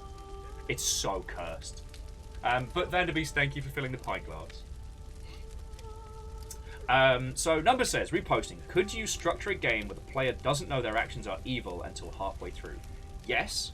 A really good example of that is Divinity, the Dragon Knight Saga. And you're not made aware of what actions you are doing that are good or otherwise. See, because a couple of people mentioned Bioshock, but Bioshock's whole thing is about choice. That until your encounter with Andrew Ryan, you don't have choice or agency. You think you do. So, like, OG Bioshockman with the chain tattoos, whose name escapes me, you can make the case that they aren't evil. They are brainwashed, they are programmed, but they do not have agency. That's what Ryan's insane speech is about. Holy crap! Eagle Lives, how did we not think about Arthas from Warcraft 3? Holy crap! Thank you. If you've never played OG Warcraft 3, what happens is you start out as Arthas, son of the king, paladin of the good, understudy to, like, the best paladin of all time, who chooses the... who is lured in by the promise of the greater good into doing some terrible, terrible stuff. And by the time we realise what he has done, it's too late. Alright, I'm just seeing if I got any more beefy gems. The great thing about being just a strength beefcake is all I have to do is look at the numbers, and if any of them start glowing blue, there we go. See? Beefcake! We just punch things!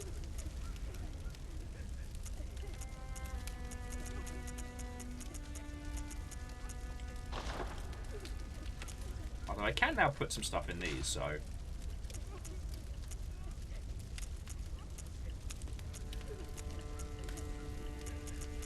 These are just kind of like attack boostings and whatnot. We don't really have a lot of blood tinge, so there isn't really much.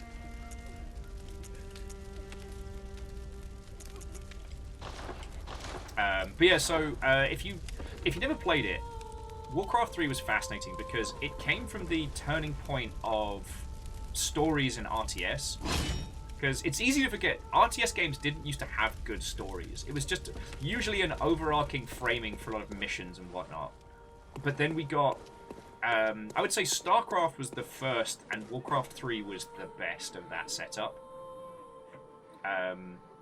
In that the campaigns weren't just, you know, which factions you played through. They were actual stories with interwoven characters. You know, the rise and fall of Kerrigan is one of the great tales in StarCraft 1. In fairness, I haven't actually finished StarCraft 2's story, because it just... After Heart of the Swarm, it just got too much. But that's another story. Warcraft 3's telling was so good. And the fall of Arthas, a person with goodness in their heart who just wanted to do the right thing, but was prepared to do anything for the realm, was prepared to do anything for the greater good, ends up, you know, becoming the very evil they sought to fight. And when he finally pulls forth Frostmourne, the power allows him to fight back the enemies, but then, like, it costs him everything.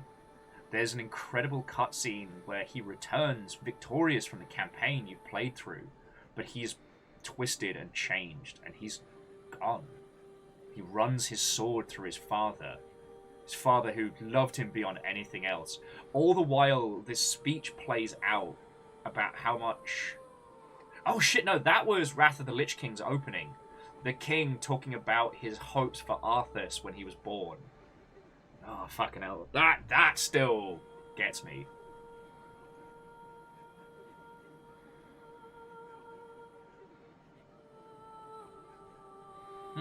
So C222, no, I understand what you're saying. I think it's because, at least in my humble opinion, The Last of Us Part 2 makes us do horrible things and then turns the mirror back on us, not the character, and says you're a bad person.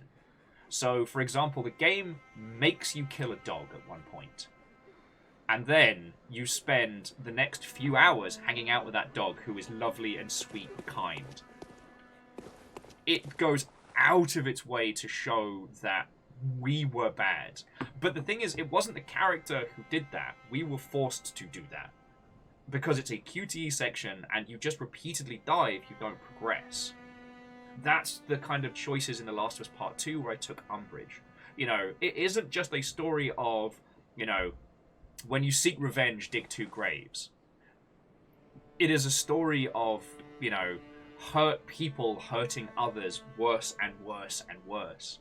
But a lot of the time, the control is taken away from us at its worst, but then we are told we are bad people. It's not too dissimilar from Spec Ops, when Spec Ops goes from being third to first person and looks at you and says, you wanted to be the hero, you wanted to play at war, now look what it's done.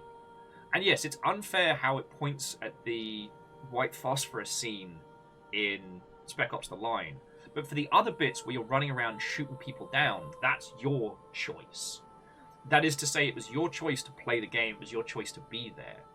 Whereas The Last of Us 1 and 2 are very character story driven. The player isn't really acknowledged. But then, because there are two characters you play as, with the split perspective, the only person that it's pointing back to is you. And so yeah. It gives you the choice to be bad or to stop playing. So, now, can you create a game where the player, where you are playing as someone truly bad? Quite possibly. And I think that, you know, it's not that I seek out the experience of being a bad person in video games, but I think it's a valid one. And this is what I mean. The Last of Us Part 2 is not a bad game. It is an incredible feat, and, you know, that team crunched tooth and nail to put that together. The first time you start seeing, like, swaths of Seattle really got to me. Well, so Mateus. So Undertale's a fascinating one as well, because in Undertale, very few people go genocide, right? And you have to actively go out of your way to kill everyone to get the genocide ending. And so it's almost like it's too obscure to be like a litmus test of expression. So before Undertale had its huge surge in popularity, what used to happen is people would start playing the game, they would go through the tutorial, and they would defeat their first enemy, and then they would be informed that that person was dead and never coming back. And so people would go, no, I don't want to do that. So most people restarted the game or continued, and were then dogged by Flowey throughout, letting them know that, hey, the game might have forgotten, but I know you killed that person. Yeah, see, Cyber Saiyan, I mean, the game Hatred, it's a bad video game that was only really succeeded thanks to, you know, controversy and bollocks. But yeah, that was a game that wasn't really saying anything artistically, you know? The team was trying to poise themselves as being these, like, edgy, cool kids, but in actuality what they made was weak and lackluster, you know? They promised us a strong drink, and what they delivered us was weekday-old Sprite. Actually, how many blood echoes do I need to get more beefcake? Welcome. What is it? Also, we are putting a little bit into Arcane, I believe. just so Very that I can well, get Edna. the Moonlit Ultra Greatsword later if I wanna. Oh, we only needed 14 in Arcane though, right, for that? We certainly don't have enough. Farewell. You know what, I'm just gonna stock up on goodies. Let's buy some stuff. But yeah, so this is where it's so complicated to talk about The Last of Us Part 2, because it is not a bad game. And it's not a bad story, but artistically it's uncomfortable. And it's very much about the place it puts you as the player on two sides of a situation. Yeah, Mateus, thank you for confirming. Because you can have games which are inherently violent, but you are not bad. I mean, okay, let's look at Doom 2016.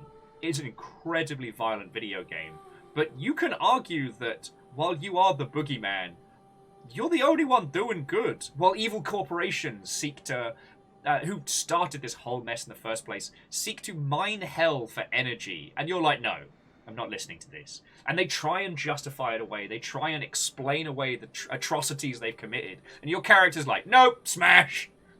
Okay, but maybe we can save the nope, smash. You're doing bad. Smash, smash. I'm sorry, maybe you haven't met me. I'm the thing demons fear.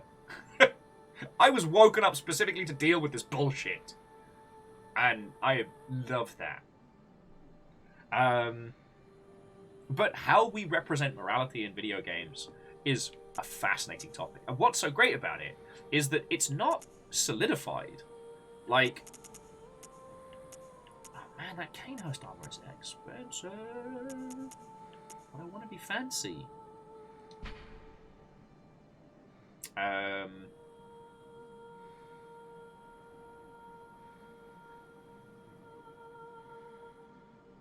CMC, I'm not sure what you mean, but I'm very interested to hear. And Angel Kalina, like, edgy for the sake of edgy, I mean, it doesn't work. And, like, unearned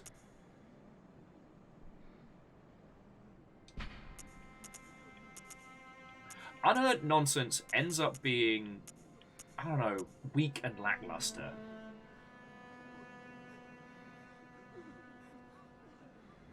And Tony Stone's, like, you're right. That team was so determined to be edgy and in your face and like, feck you, SJWs. And what they made was just a weak fart of a video game from people who didn't really know what video games were about. Like, now, you can make dark and edgy stuff, but you've got to earn it, you know? You've got to earn it. All edge, no points. There we go. Edgy as a tennis ball.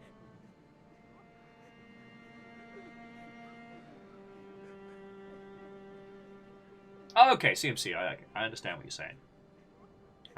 But it's a complicated topic to talk about because what we're saying about games, a particular game, is that it's not bad, but artistically I take umbrage with it. Which is different than saying it's a bad game, don't play it.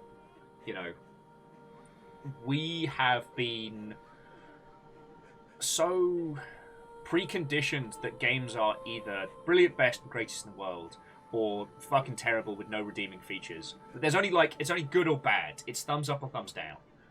And talking about the nuances, especially with big, complex games, I mean, that's where the fun of these conversations lies, but yeah.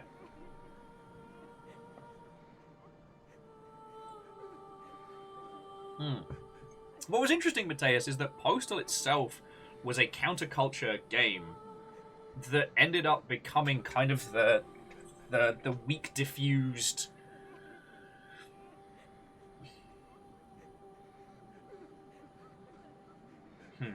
Yeah.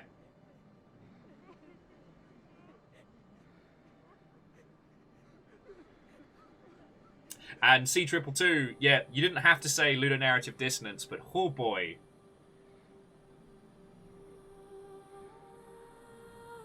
And as a complete counter, Fluffy Adorable Kitten is still having fun on Deep Rock Galactic, playing Find the Lunar Bunny for additional points. And I thought I'd have enough to get some Canehurst stuff, but everyone's being stingy. Alright, well, we'll just have to risk it for a biscuit, and if I lose it, I lose it. I haven't got enough to level up. I haven't got enough to buy fancy armor. And I like my getup here, but we can always be fancier. But also, I do think these conversations are very important because we're still learning as an industry how to tell these stories.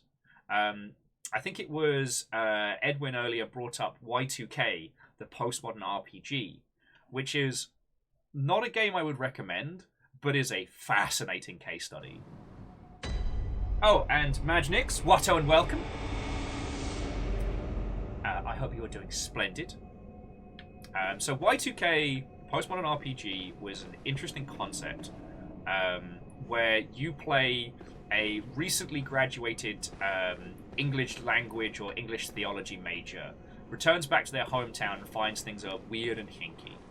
It is strange and bizarre in a, I don't know, 8-bit surrealist kind of means. Like, you're in a world which is seemingly governed by like JRPG principles with strange places and mechanics.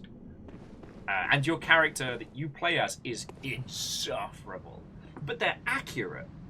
Like, you know, they hyper-overanalyze everything and self-aggrandize themselves. Like, you are playing as a garbage person. But you're playing as an authentic garbage person, if that makes a weird sense. Honestly, the only reason I don't recommend you play Y2K is that the JRPG mechanics end up padding out the game to such a degree that it just becomes obnoxious. You want to fight me, you'll have to find me. If you want to be my lover. Just no.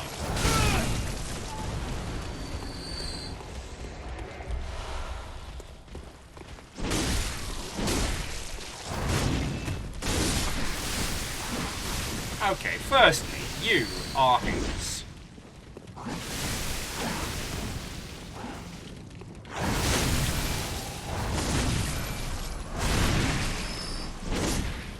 Oh god, it's a fucking mess already. I just got these cleaned!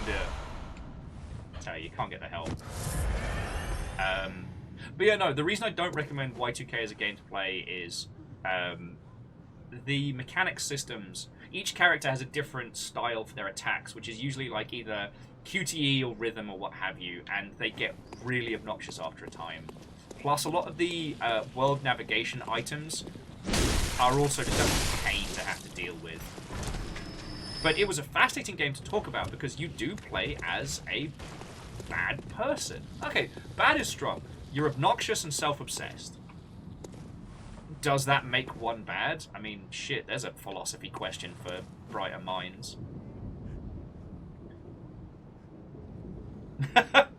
Nix was saying that while they've not played Bloodborne, the explosion of guts was really what they were hoping for from that creature design. Yes.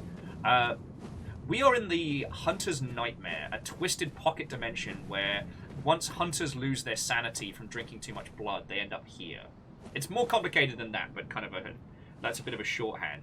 Those monsters are a different kind of bestial infected from the cursed blood of Canehurst. They were once the people around Canehurst Castle who became these horrible, elongated, bloated liches. Like ticks. It's gross. Okay, so Cyber Saiyan. This was some lovely conversation, and I do hope we get to chat again in the future. The Longship knows that I'm all about this kind of banter, so it's always a wonderful chance when we get new people in to get right stuck into the paint. Oh, fuck you! Not you, obviously, sorry. The only paint I got stuck into there was that gross nonsense. Yeah, Legend, I like Bantermancer as a title. Bantermancy as an art form, certainly. Now, CMC does make a really good point that the old X-Wing and TIE Fighter games are a really good example of framing. Now, when you play TIE Fighter, you're only playing as a TIE Fighter pilot, which means that you don't really have agency in what you do in that space. But it's a really good example about how you know, huge evil forces position themselves as the good guys. Beware, especially.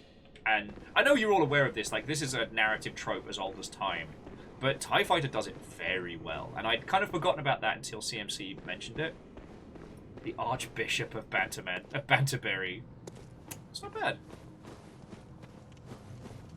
Hopefully I don't get...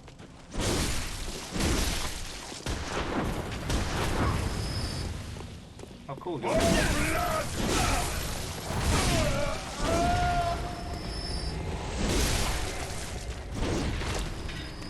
in one.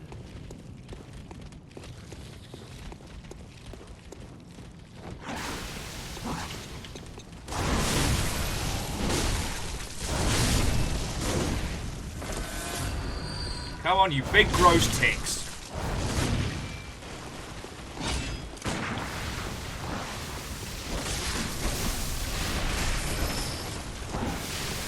Oh.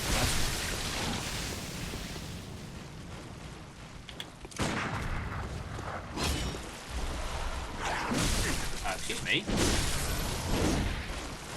Come back here so I can stab you with my oversized sword. This is not going according to plan.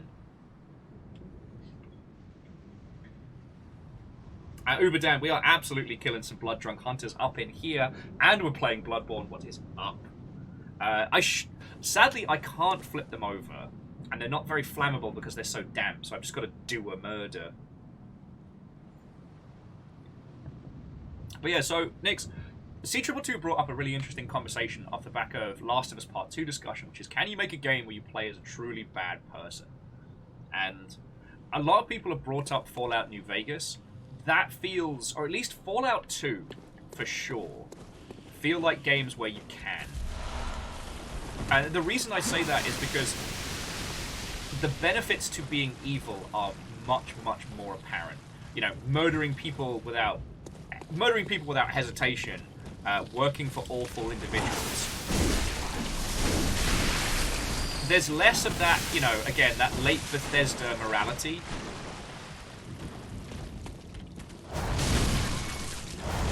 Because let's not forget, like, they made the Brotherhood of Steel the good guys in Fallout 3. The Brotherhood! They are not good people. Are they better than some of the other groups? I mean, that's a question. Are they massive racists? Very yes. And especially with Fallout 2, depending on who you allied yourself with in the early game, you could become very powerful very quickly. But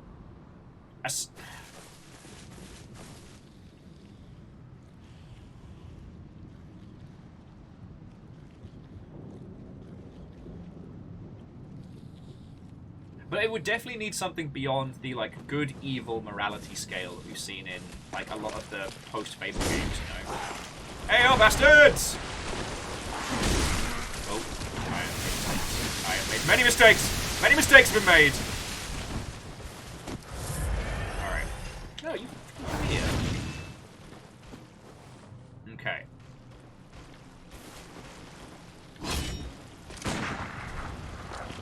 I shoot you in the butt. I shoot you in the butt. Oh yeah, no, Sky, I'm not dissing on the timeline differences between, like, you know, the capital waste and the rest, but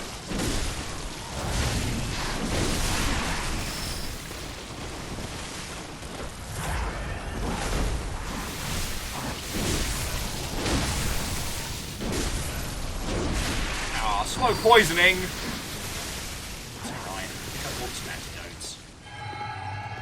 Sorry, we'll just guzzle some more blood, it's fine. Guzzled blood.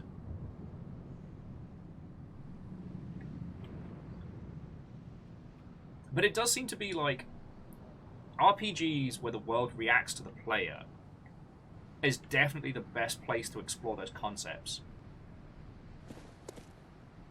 And, like, I'm not pro misery in all video games, but, you know, with games like Fallout, where your ambiguity of character allows you to explore the area of your own volition, as opposed to, say, something like the Wastelands, where you start off as a good person. You know, you are a ranger. Your job is to go out and help people and do the good right thing.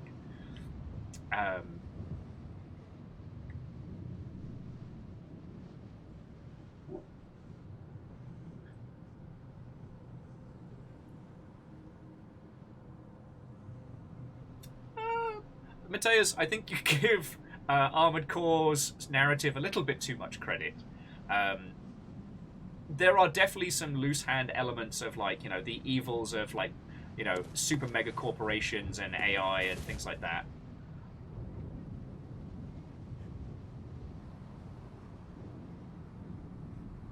Armored Core as a franchise is more experiential than narrative. We may see the newest Armored Core game actually have some proper storytelling stuff, but yeah, from both For Answer and from Verdict Day, well, alright. Jesus. Murdery Burger King has cleaned out the ticks. And I did that all for some constable's trousers.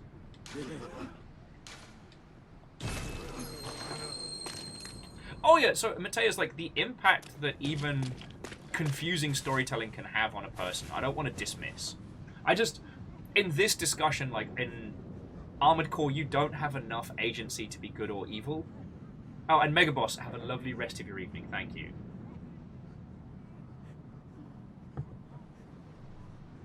And Varbles, I'm very curious as to what they're going to do with Fallout.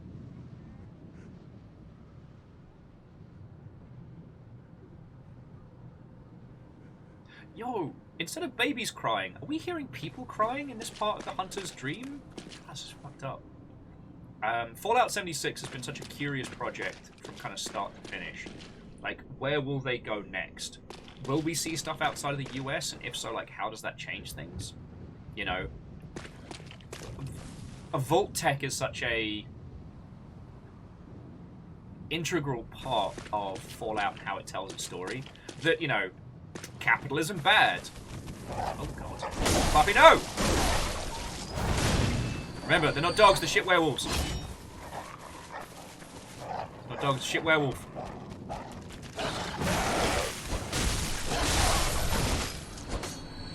It's fine, it's fine. Not a puppy.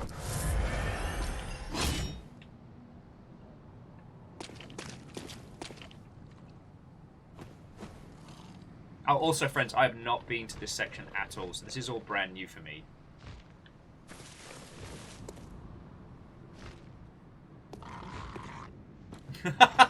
That would be funny as feck. Sorry, Eagle Live says they like to see Fallout go to South America, where everything's all just fine.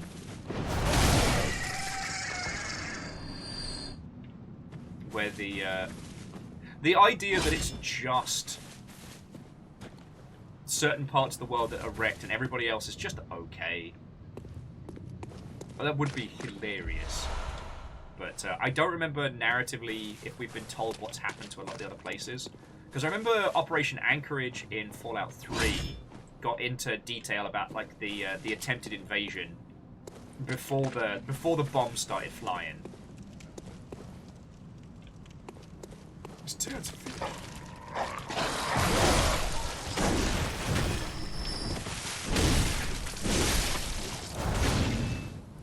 And Alleged Man, Watto and welcome. You have returned with blips of internet. Welcome back, friend. Welcome back. Yeah, Australia and Africa become economic superpowers. Love it. There's one of my favorite things from World War Z is how, because of Cuba's island nation status, they became a superpower. Alright, I guess we're going to fight.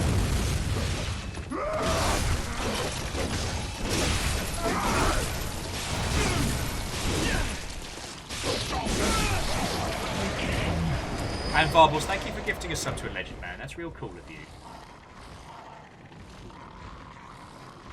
Let me handle these crows, Sam, before I get into...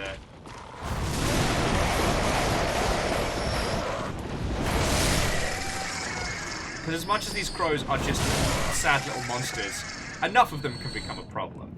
And I'm in new territory.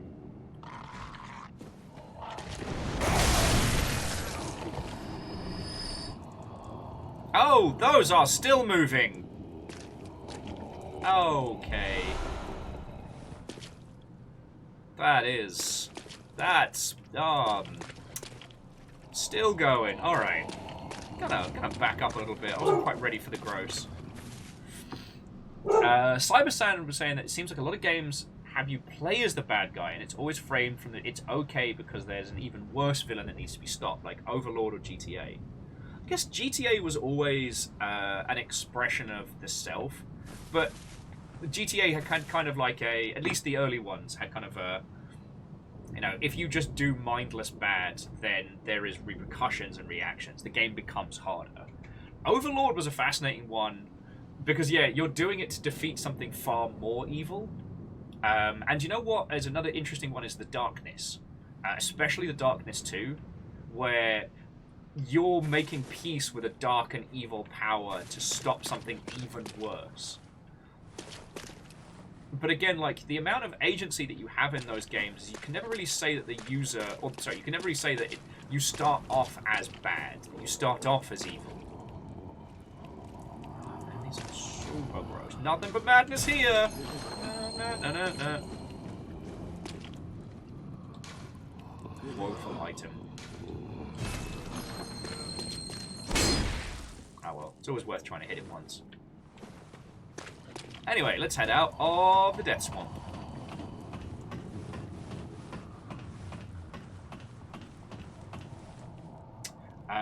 C222 was saying that Fallout is pretty good, especially 1, 2, and New Vegas. But they feel that that's like too much agency. The player's never going to push morality further than they are comfortable,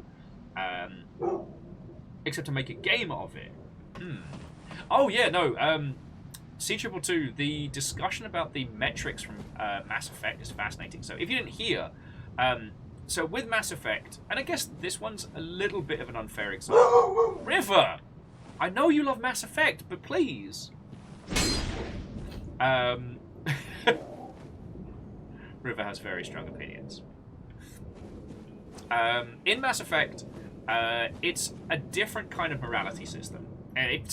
For some reason you're unaware, I just wanted to make sure we've all got the same information. The TLDR being that you play a super space agent, the newest member of the N7 Spectres. And do I want that item? I think I do. And sorry, it's up to you to save the galaxy. Pretty traditional stuff.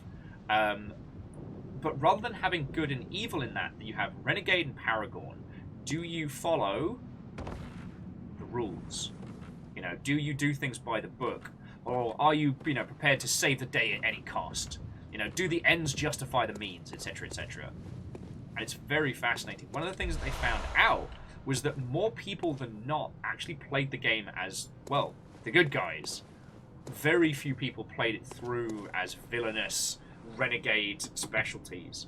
And, I mean, the naive dingleberry in me likes to believe that, most people are inherently good, when given a choice in a vacuum. And that a lot of the time when people do play through as villains in video games, it's having already known the game and trying to experience it from another angle. Yeah, my power fantasy is being able to help everybody and be kind. Like J-Post, I'm in the same space. Okay. Sorry, Eagle Live says N7 and Spectre are two very different things. William, you big noob! I have shamed myself live on the internet. How will I recover my honor? Something, something, something, dramatic face noise. More importantly, how to get the cool shit from down there.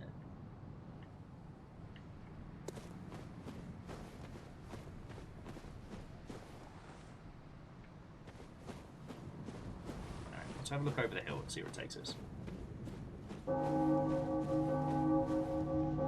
That's a lot of bell ringing.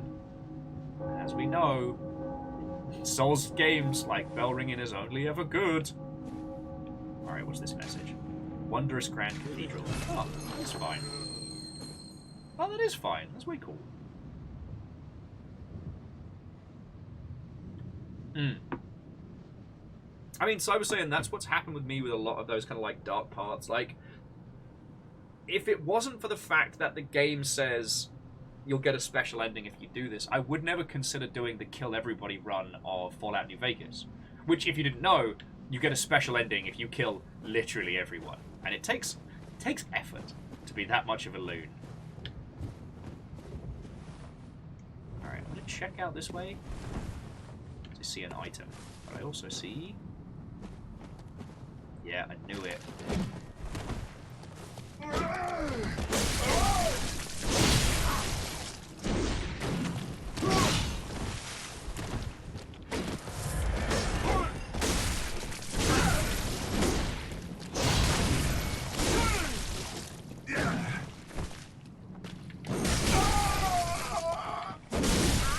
Oh, come on! He beat me on speed. God, he beat me on speed. Asshole!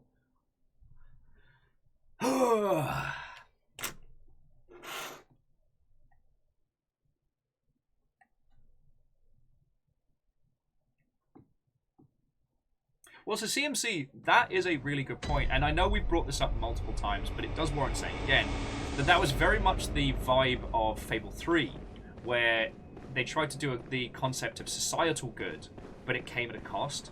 The problem was, with Fable 3, you could outgame the morality system, and there's something, unfortunately, it takes the sting out of... Oh, it takes the weight out of it when you can just... Alright, let me explain if you never saw it, if you haven't been around before we talked about it. So basically in Fable 3... God, I'm not losing to these guys!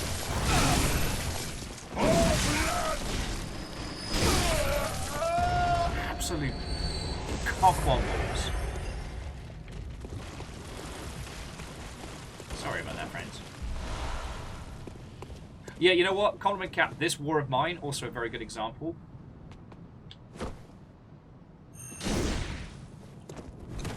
Oh, you and your bloody bombs. Also, Frostpunk as well. Sorry, let me take a beat and a breath whilst we're carousing towards the next recovery of souls so I don't feck up. So yeah, TLDR, Fallout 3, Fable 3, you play as the deposed son of the king. Your brother has taken over the throne. They're evil. They're making kids work in sweatshops. They're making deals with bad people. And you lead the resistance against them. And whilst you are leading the resistance, you make all these promises. You promise to close the sweatshops. You promise to, you know, bring evil people to justice. And then you take the throne. And then your brother's like, well, there's a gigantic Lovecraftian evil coming to eat us all. And I've just been doing all this bad stuff to keep everyone alive. But hey, you're the king now, so I'm going to take a vacation in a cell. And so then what's supposed to happen is that you, the player, have to choose between the moral choices you made throughout or keeping everybody safe. But because of the way the Fable games are structured, you can become so independently wealthy as to be able to pay for everything out of your own pocket. Soldiers, equipment, food, you know, feckin' reinforcements to the city, you know, hiring mercenaries, better guns, better everything. You can pay for that out of pocket, so then you don't have to make moral choices. A great example. Oh shit! How did we just think of this now? God, we've talked about this 8 times. Dragon Commander. The pseudo-sequel to the Divinity Dragon Saga, Dragon Knight Saga, and I guess late sequel to Divinity 2 Original Sin. You play a Dragon Commander. The TLDR is this. The old ruler has fallen, and all of the Dragon Knights, those are knights that can turn into dragons, have taken to infighting, splitting the land up into kingdoms, and it is up to you to be the last ruler standing. It is an RTS action jet fighter hybrid game that is fascinating. But it does so much in terms of moral discussions, and it really makes you pay for them. So, the example that everybody gives, and I think is a really good one, is in the early part of your campaign, one of your female commanders comes to you and says, "Oi, I just found out that the blokes on this ship get paid more than we do." Now, That's a simple thing to fix. No one here is supporting, gender inequality and a pay gap, right? But you're running an army. If you agree to pay everybody the same, that's money that you can't spend on troops and equipment. Like, doing the right thing hobbles you early on. Later on, you have to choose who you're going to marry into as an alliance, very Game of Thrones. The most powerful people you can probably make an alliance with early on are the undead, who in this particular world are all absolute religious fanatics. Like, they are not the good ones, and they're skeletons. So, in that regard, making the right and correct choices comes at a great cost. It was one of the things that, at least if transposed onto an RTS scale, like the early seasons of Game of Thrones did a great job showing that, going against the system, that is to say, not playing the Game of Thrones, is the quickest way to get yourself killed. Making the right choice, making the good choice, the choice for love, doesn't equate to making the smart choice. Saber saying, yes, your grace is another really good example. I found, what was the card game one? I found it a little too simplistic to really get into the meat of it. Plus, I'm running past all these bugs because they're stinky and I don't want to fight them. So, get fucked, bugs. Get fucked. Spit at me all you want.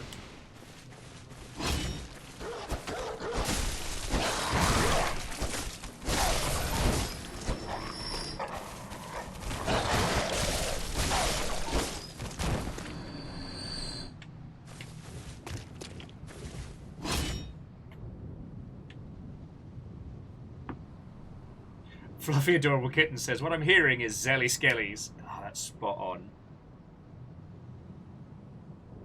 I wouldn't say Cultist Simulator. Also, as a reminder, Cultist Simulator is not made by a good person. It is made by a bad person. And Cultist Simulator is just spinning plates. Like, there isn't a morality there. And you're not really given enough time to... They're not really given enough time to make too many meaningful choices in that. It's an interlocking of systems. Also, Stacklands does the same gameplay, but much better.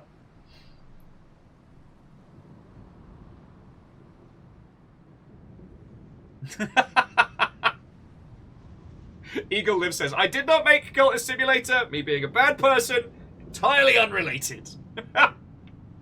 I do like these Saturdays where we get to hang out, mate. I mean, I like hanging out with all of you.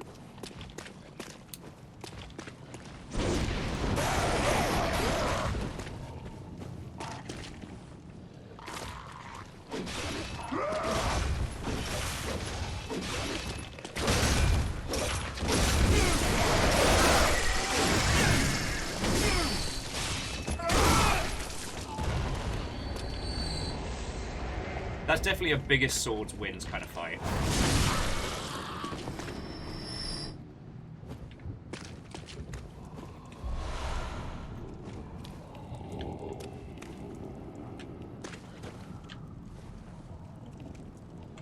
So alleged, currently no plans to do Blood Bowl 3. The last couple of Blood Bowl tournaments were interesting, but they definitely ended up pittering out. So, well, you know what? We'll see what happens. If the Longship as a whole wants to do Bloodborne 3, lol, wants to do Blood Bowl 3, then we absolutely will. Okay, so this guy was faster than me before, and it absolutely gonna kick the absolute pee out of me. You can see him just like gangling over there in the woods. Oh. Yeah, you're right, Legend of Morad. Let's get through Bloodborne 2 before we get to Bloodborne 3. But no, so friends, in the past we've done Blood Bowl tournaments, and they've been kind of fun, but we've done 2 so far, and both kind of, as unfortunately happens with those like big events, they kind of lose momentum before we clear them. So we'll see how it goes. All right. shit back.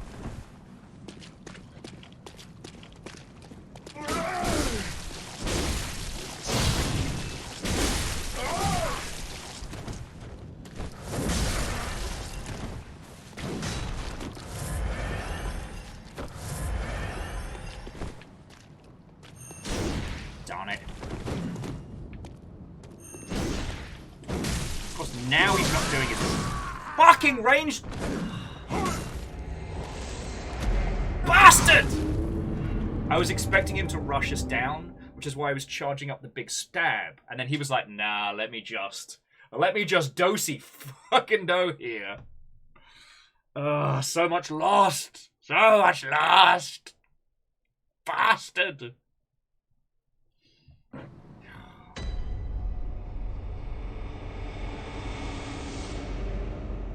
Bastard.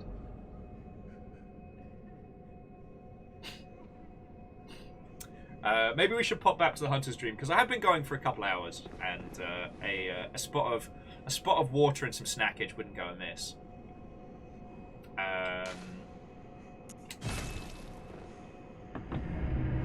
See, Cyber Saiyan, I do love discussing things like Dead by Daylight for this very discussion about people playing villains.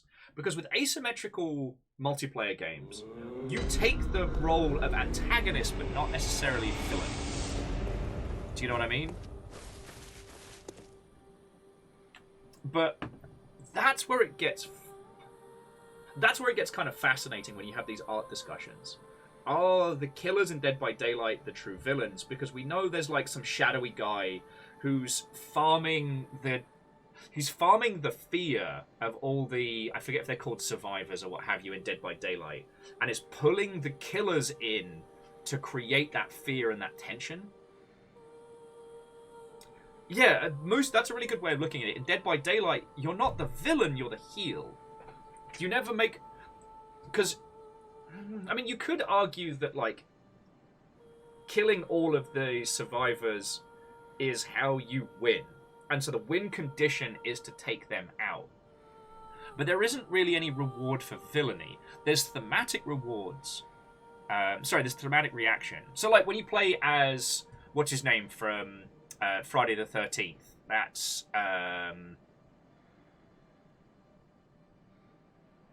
Michael Myers. Wow, I had to go in the banks for that one.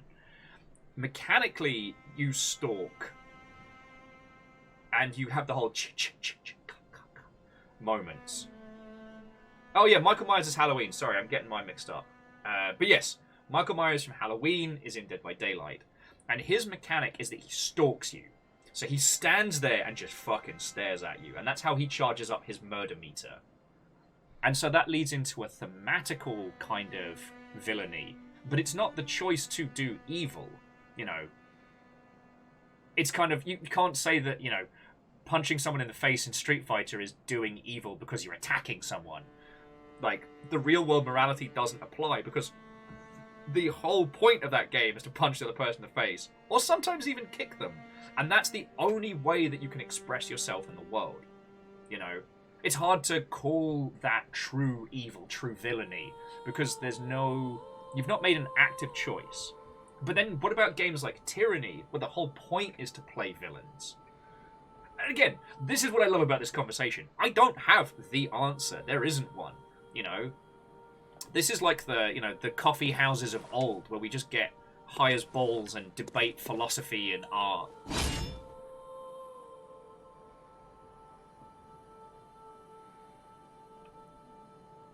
You know what? And Moose, that's a really fucking good point. If you don't actively attack or actively hunt the survivors in Dead by Daylight, they are going to have a more boring experience. Because what do? They run to the different generators. Bam, bam, bam, bam, bam, bam. Congratulations, we're a winner. Everybody run for the door. Woo, sure have won really easily. Like, the experience and the challenge is reliant on you. Uber Dan. High as balls. Twist my arm, why don't you?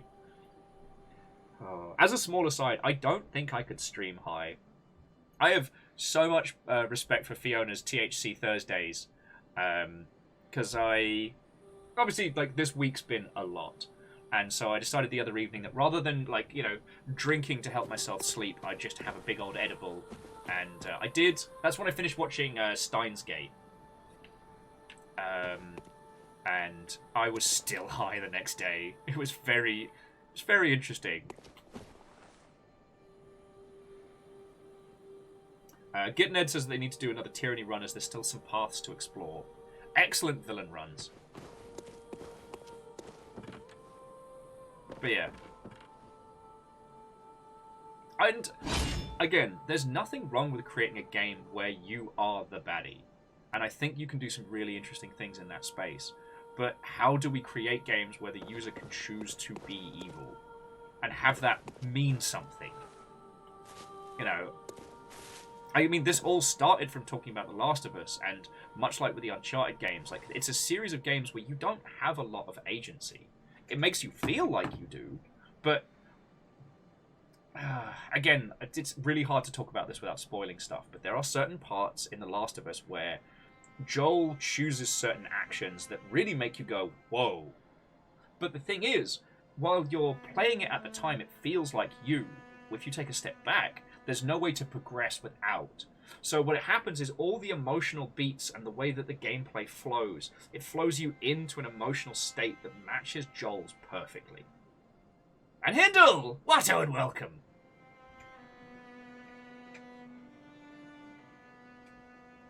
Moose was saying, here's a good example. Literally any 40k game. 40k video games are fascinating because you're usually playing as the Imperium when they're doing the one thing that they're good at, which is war. You know. You know what? I haven't played, what's it called? Is it Hive Stalker? Hive Stabber? The one where you have Robo-Dog. Shit, what's that one called? Is it like Necromunda Mercenary or something like that? Hired Gun, thank you, Orzine. God, I am going to make myself another bevy in a second, because I am not with it today. Get a big cup of tea or something. But yeah, so with Hired Gun, you do spend some time in the Hive.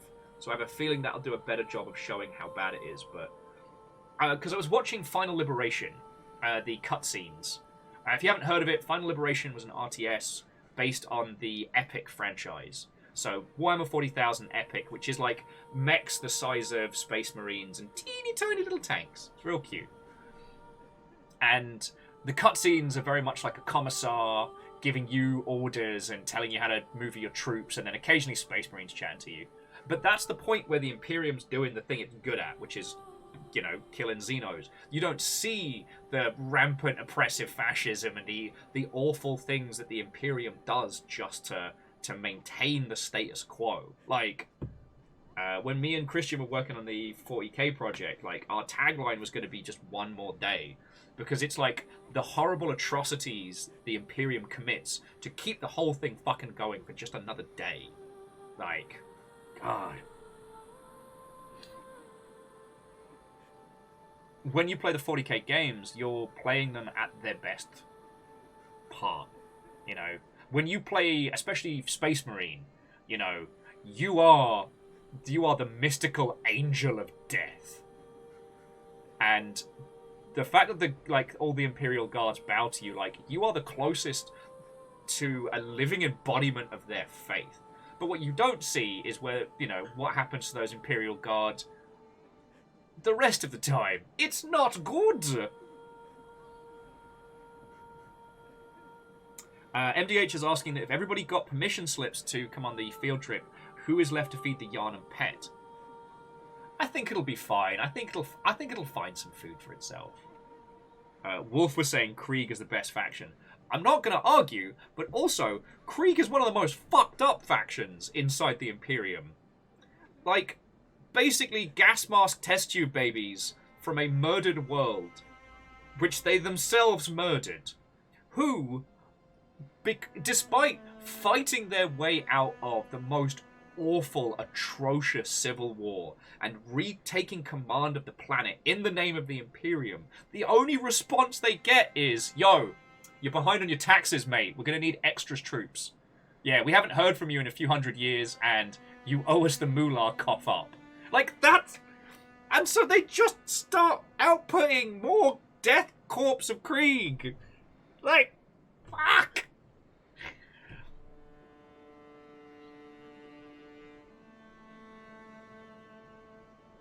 I do like that the Death Corps of Krieg are so willing to throw their lives into the meat grinder that they have a demoralizing effect on other parts of the Imperium. Because even in the tyrannical fascist regime that is the Imperium of Man, even amongst that, where it is easier to throw away millions of lives than it is to shoot a missile, the Death Corps of Krieg are so ready to throw themselves into the mix that it makes everybody else sad.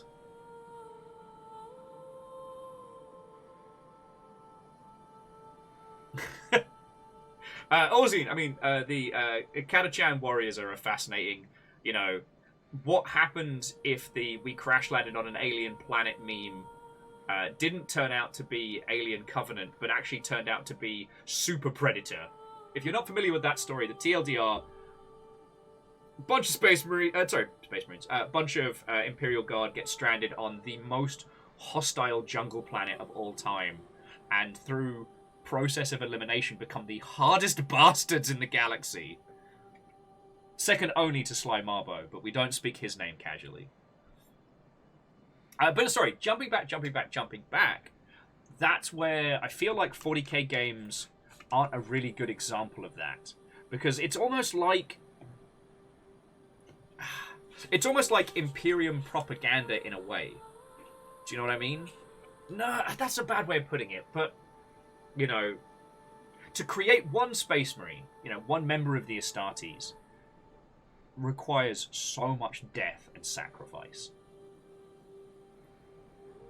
To encounter those games where you're just immediately playing as a Space Marine and it not showing the horrible cost of, you can't say that that is like the choice of villainy. Do you know what I mean?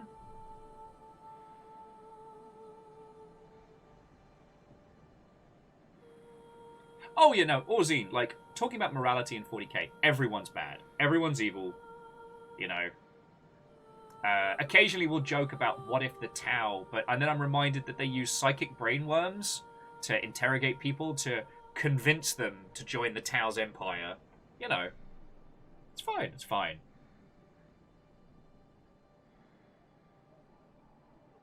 Oh yeah, and Barry Mike, yeah, I forgot about the generational brainwashing blaming you for being bad. When it comes to Death Corps of Krieg, it's feckin' wild. And this isn't anything against 40k video games, but it's a fascinating thing to think about. You know, no one has a good time in 40k. Nobody are the goodies. Oh yeah, Faber 6, and also the Tau stealth sterilized non-Tau populations. Yeah, that's fine. Okay, so Moose, we did get into the meat of what you were trying to say, but yeah. Now, Cyber Saiyan was saying that if we're going by mechanics dictating morality, do we count Plague Inc? God. That's a fascinating one. I'll tell you what, so Cyber Saiyan, let's come back to that one, because I just want to quickly like grab a tea or a coffee or something, and before we jump into that one, because, you know, that one is definitely a lot to unpack. Back in the original Plague Inc. that was on like Flash websites, I was very proud of making a parasite that started in Madagascar, so Madagascar couldn't fuck up my run, that was so innocuous, it made people feel like a little bit of a light cold and then nothing. And by the time I'd racked up enough points, I just turned up the lethality once I'd infected every part of the planet. Hindle, we don't have a code for today. We're currently in the Hunter's Dream. But honestly, Hindle, we've mostly just been nattering. Like, if people get bored of me kind of like crushing up and down the DLC, we can unleash some more murder. We can go from there. Well, okay, and Jackie, before I go for a break, like, you could argue that the Orcs and Tyranids are morally neutral. The Orcs are a natural phenomenon in a way. They are momentum. They are a force of nature, unlike winds. And the Tyranids are just an organism with a very simple premise. However, both sides do awful, horrible things. So while their intentions may be morally flat, you know, the Tyranids do not eat worlds because they seek out, you know, villainy or vengeance or otherwise. They just, yeah, they're hungry Xenos. Berrymite gets it. But the manner in which they consume those planets is so horrific. Like, Can you, friends, can you tell my 40k knowledge is just coming on back?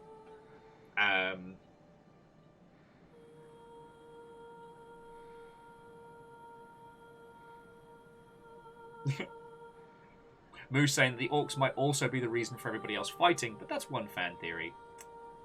I still love the idea that Warhammer Fantasy is a protected planet inside of the 40k universe. Hindle says, what about Zeech? What about Zeech? That's the sitcom that I need. What about Zeech? We'll be right back after these messages. Alright. I'm going to take a quick break, and then let's keep talking about this, because I'm fucking loving this conversation. Alright? Alright.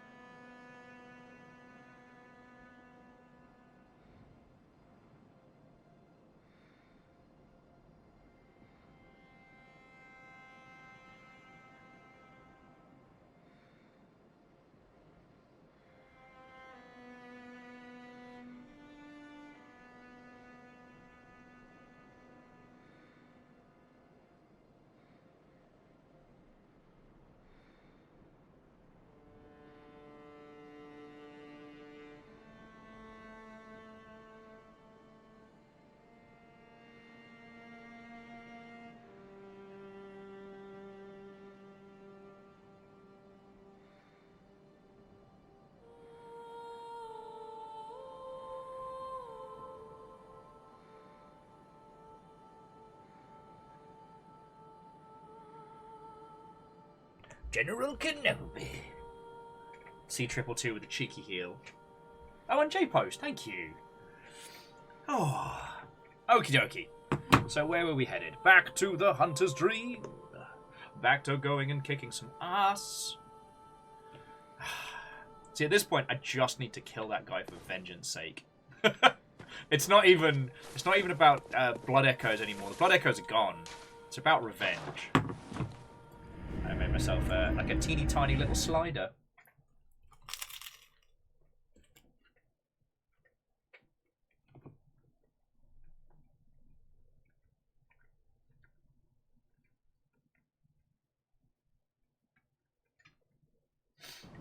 Oh. So anyway, we were talking about like evil in mechanics. And we haven't talked properly about this War of Mine. We haven't talked about Frostpunk. Now, both of those are morality from different standpoints. You know, this War of Mine is about personal morality, right? And Nick's just some barbecue pork. It's very good. Welcome back, baby boy. Hello, hello. The Amos has returned.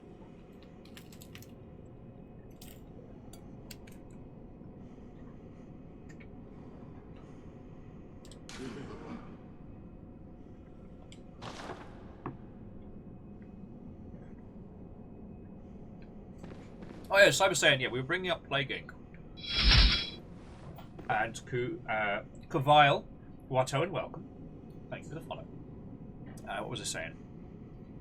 Oh yes, the idea that what your agency is in the space really dictates whether or not you can really call it like a villainous choice, right? Much like with Dead by Daylight, much like with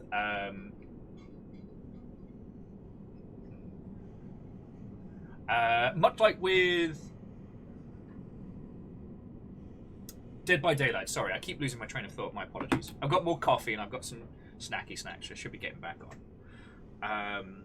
If you have no agency in the space, you cannot point to the actions and say that they are villainous. Now, they may be thematically, but they can't be mechanically, right? With Plague Inc., to my understanding,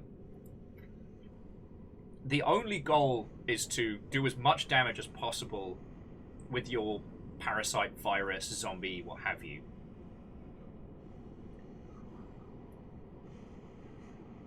Yeah, and Cyber saying the perspective of the character, who you're playing as,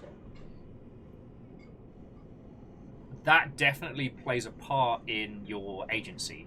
Are you the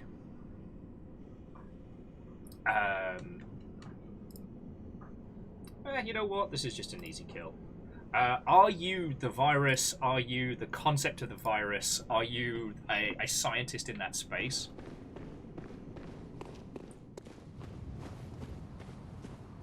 Like, who you are plays a big part in, you know, the agency that you have in the world, right?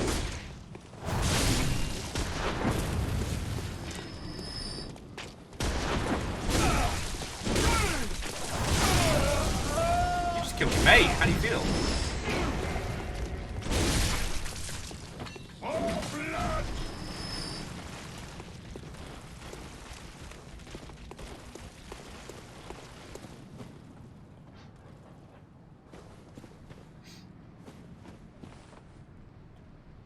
Yeah, so context and framing is very important. One of the things that we often talk about is, like... Ow. Ow, Kennedy! You did not just! That's what I get for not paying. Sorry, one of the things I often talk about, and this is more usually in, like, production, pre-production, is who is the user? Who are you playing as?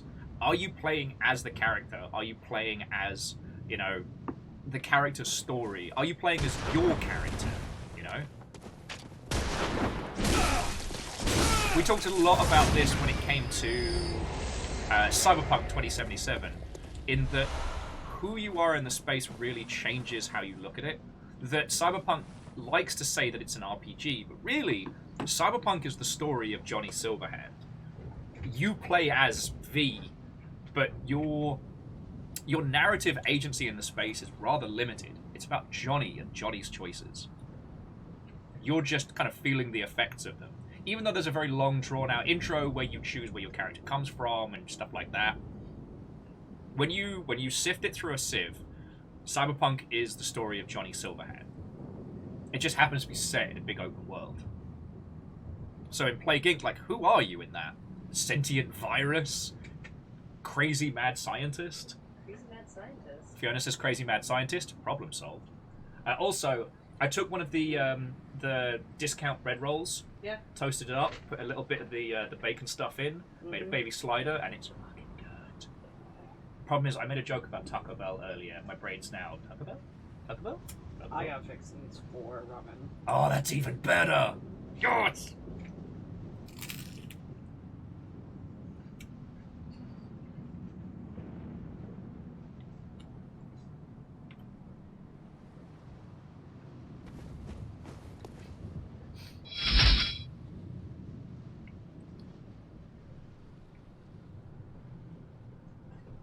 You even got the proper meat.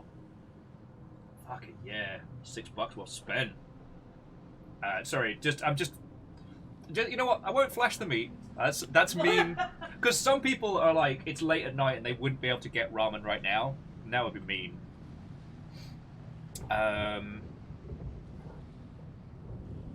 Sorry, where was I?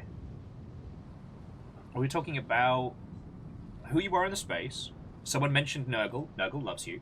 The irony being that Nurgle might be one of the few nice characters in 40k.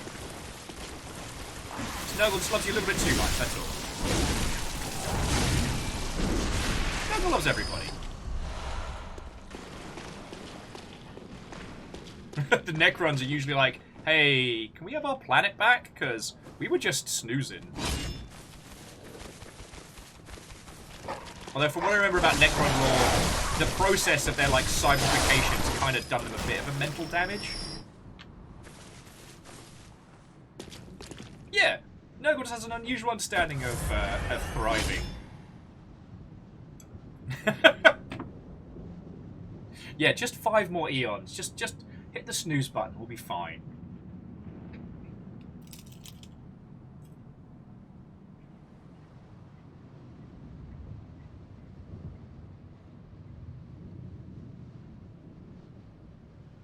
And MGH,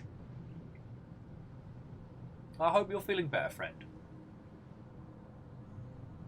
Well, I mean, Eagle lives. If we want to get into,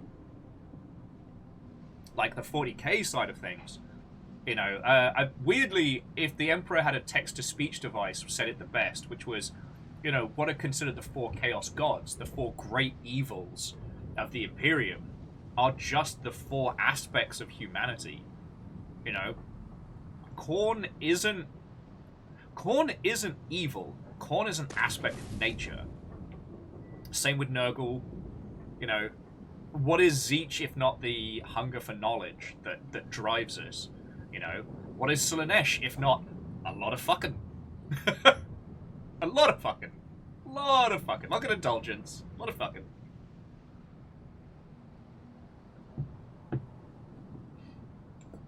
Whoa! So Favor 6, like, okay, I'm the one that made the fucking joke, but, you know, at core, Slaanesh is about turning enjoyment up to 11. You know, the Noise Marines come from people that enjoyed music, and then they eventually binge and binge and binge on that love of art so much that the only things that give them the same experience they had when they started are incomprehensible to human ears. Like, they are vile, destructive nonsense. But for Noise Marines, it's like super jazz.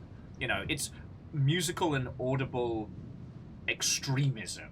And I think that's a really good example of that whole setup.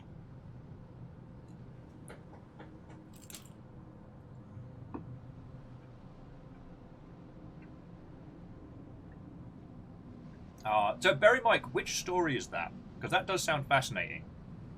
I always found the Flayer virus to be a fascinating subset of the whole Necron experience.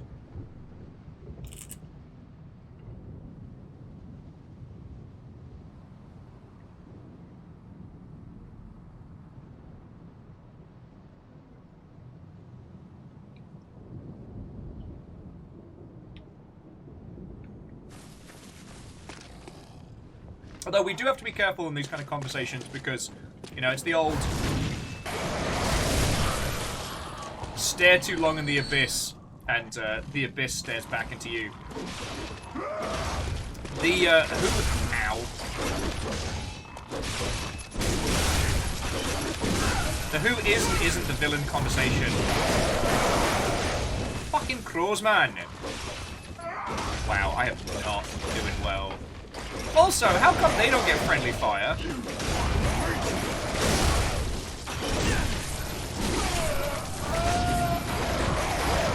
swear my dice is fucking livid.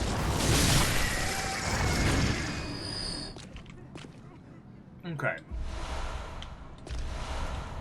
But no, like, I'm not against this conversation, but it is one of those that when it comes to deconstructions of art, you've got to be careful not to basically go too hard, because you can kind of talk yourself around to that. It's like moral relativism. More coffee. I can't remember how to speak people words. That if you really want to, you can look at something and deconstruct it ad infinitum until it becomes. And I guess that's another great example of the, you know, the true face of villainy, right? Also, I just need to fucking kill this guy.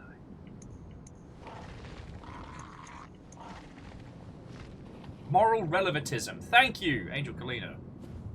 I'm just setting this guy on fire. I don't even think we need to use this. This is just personal.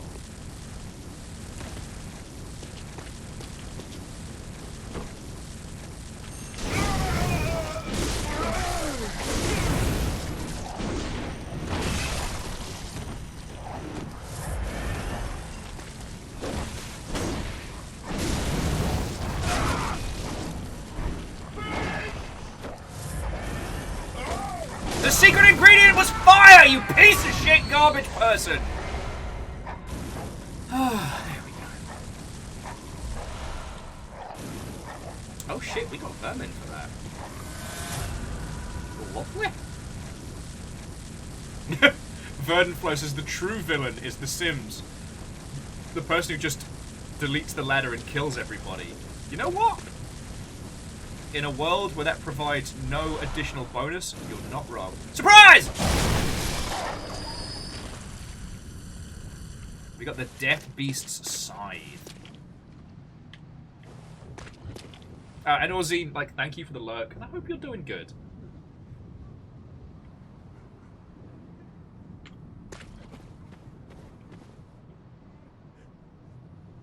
The only true villainy is the friends we made along the way.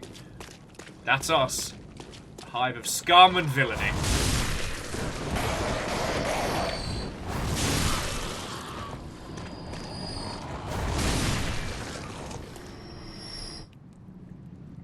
But no, I mean, I do think these discussions about especially 40k are going to be very interesting because, like, okay, we've got Henry Cavill, who is on board to help head up this Amazon 40k project, right?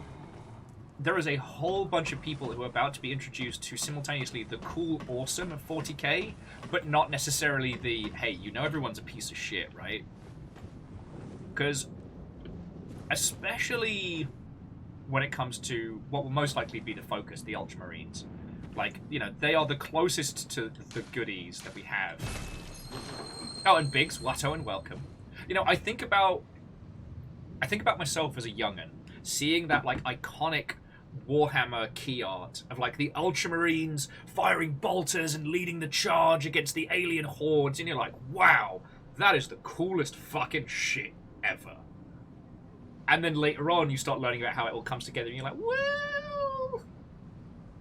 Oh, God. So Cyber Saiyan, I'd like to call a Wizard Veto on discussions of Death of the Author, because that's been my whole fucking week.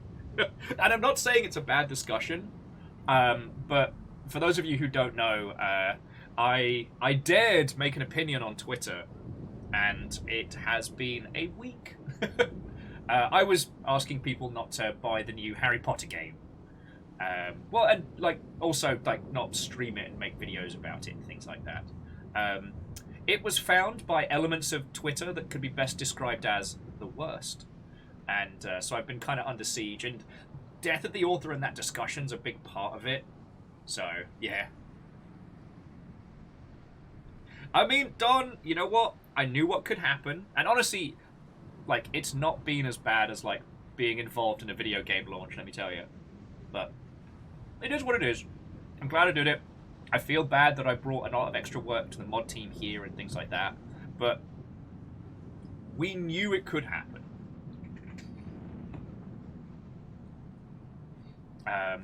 But one of the things that's fascinating about video games when we talk about this stuff is that the agency of the player plays a big part in it, right? And I guess this is where this whole discussion started. The Last of Us takes agency away from you at certain key points that... That is one big bastard. Maybe they'll come all the way over here and I can just...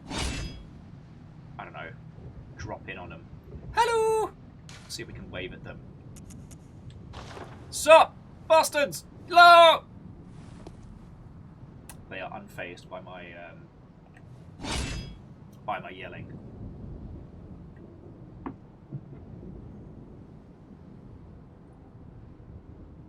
Oh, but yeah, your agency in the space is what plays so much of this. Like, I know it got brought up earlier. It does need to get brought up again. The dreaded ludonarrative dissonance, when we are asked to play as a character, but the character's actions and how we experience the world is different from how the character's reacting. The famous example being the reboot of Tomb Raider, Lara Croft, where Lara has to kill a deer and is absolutely heartbroken by this. You know, Lara's starving, they're hungry, they need to do this or they won't survive. But this is obviously an incredibly traumatic experience for the character. And then we as the player are then given a bow and arrow. We're like, yeah! I'm killing every piece of wildlife! Because the game rewards you for collecting pelts and hoarding things and crafting. Like, the difference between the character experience, Lara's anguish over killing a person, and then we get the shooty gun bang, and we're basically like a psychopath. I mean, shit, if we want to talk about this stuff, let's talk about Far Cry 3. A game that absolutely goes, hey, if you did all the things a video game character did, you'd be fucking unhinged. And if you're not familiar with this one, so Far Cry 3, you are a bros bro on a bros bros timeout.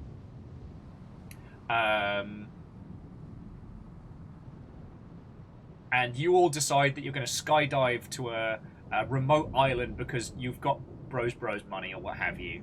And you and your very bro friends completely screw the pooch by landing on an island controlled by very, very, very villainous pirates. Oh yeah, C222, it's peak Gap Yar. You all get captured by pirates. I mean, like the real modern pirates, not the cool swashbuckling kind. And you manage to escape. And so you spend the game saving your friends. You know, you pick up a machete, you get a tattoo, you start using guns. Like, you meet a cast of colourful characters across the island who show you how to do all these things. And so you set about doing what every video game protagonist has done since, you know, Mr. von Wolfenstein put a gun in front of his face and started shooting bad Nazis. You go and you kick ass. But what was so special about that one is that the characters react as you would do to someone you know who just suddenly learned how to kill like 100 guys. In fact, one particular character sees you like cleave your way through a whole bunch of pirates and then freaks the fuck out. Because, you know, they knew you maybe like a month ago. And a month ago, you were doing Jägermeister shots in the club. Like, and now here you are like stone cold just murdering your way through people with a fucking machete. And I find that so fascinating. But then that's more, you know, an understanding of what... Oh, cool, this guy's got big bombs, I guess? Oh, he's got a fucking grenade launcher! Oh, and he's got a mate as well!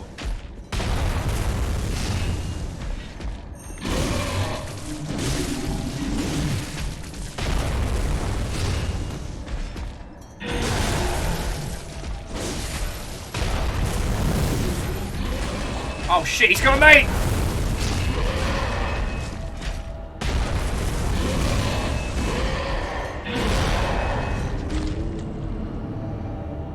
The real power was friendship! Explodes. Cyber Saiyan was saying it's also it could also be the way that people play games as well. Do you try and get more into the role of a character? Do you use them as a self-insert? Do you distance yourself completely and try and play something else? God, that's one of the things that makes video games such a wonderful medium to talk about and experience. When it comes to RPGs and open world games, people tend to be more focused around inserting themselves or adding their ideal self into the place rather than truly role-playing. But it's not impossible. In games like Tomb Raider and the Ilk, where you are playing specifically as a character, you don't have too much of a choice to get into the headspace, but often the mechanics of the game, usually by virtue of being a AAA game, run counter to how the character would act in the space. So, Lara Croft is a spoiled rich girl with a good education. She probably wouldn't turn into a gun-wielding psychopath that quickly. But yet, by virtue of the fact that it's a third-person action game, there's an expectation that we have big guns and that we have the ability to kill, just about everybody. Upgrade systems, the Ilk. There's an expectation for those.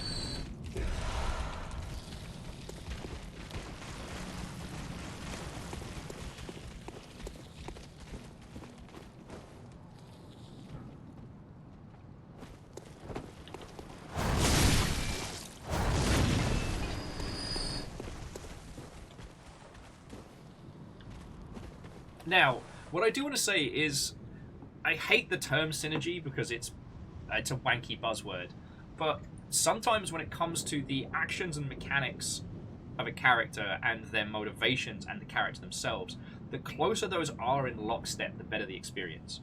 Like, Barry Mike mentioned in Hades, everyone's already dead, but the thing about Hades is that your gameplay experience perfectly matches both Zagreus's determination and the very cycles of death that Hades embodies. The fact that you play it round in cycles and that it is in itself a roguelike fits together perfectly.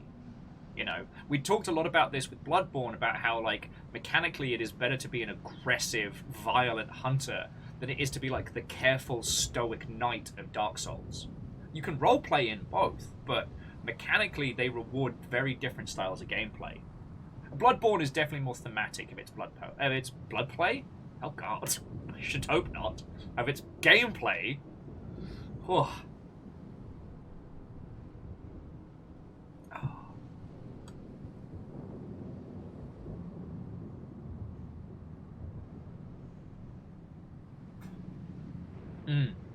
So Cyber Saiyan, I do think the discussion of roleplay in video games is a different one. Equally valid, and we can shift over to that one. But, with a lot of the Bethesda games is that you can have an intent for a character, but often, system optimization and which mechanics work better can push you in certain directions, unless you, the user, are very stoic in how you choose to experience the world.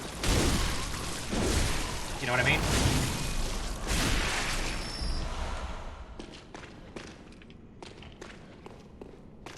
But I do think that Skyrim's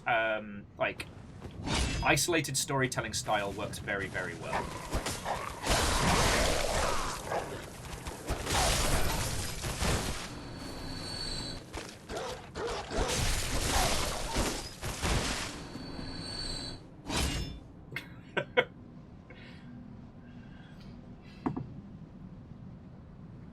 So Cyber Saiyan, the hilarious thing from my OG playthrough of Skyrim is that I went heavy armor mage. So magic in one hand, big plate mail, sword in the other. And I reached the point late game where I could summon 2 Daedric Lords, and I was wearing full custom plate armor. I was unstoppable. So I started doing archery as a way to challenge myself, not realizing that I was falling into the most broken parts of the game. And you know, when it comes to those Bethesda titles, like, how much expression you have in the space, or how you are able to express yourself plays a very big part in whether or not, you know, you can roleplay.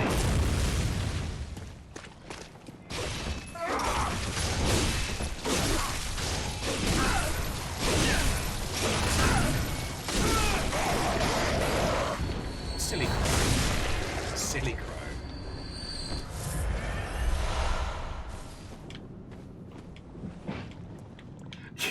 In Morrowind, you can roleplay as a surface-to-surface missile. That jumping wizard will live on forever in my heart. Oh, fuck off.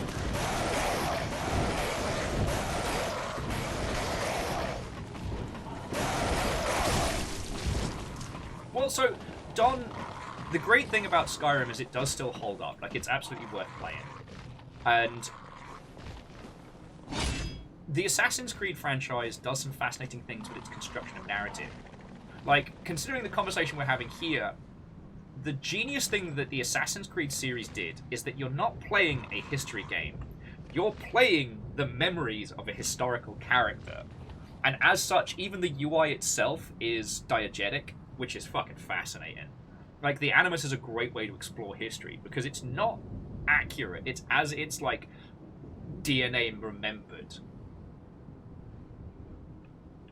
And I understand, like, especially these days, open world games can be a very daunting task. Also, I don't know if you all noticed, we banked almost no blood echoes today. Alright.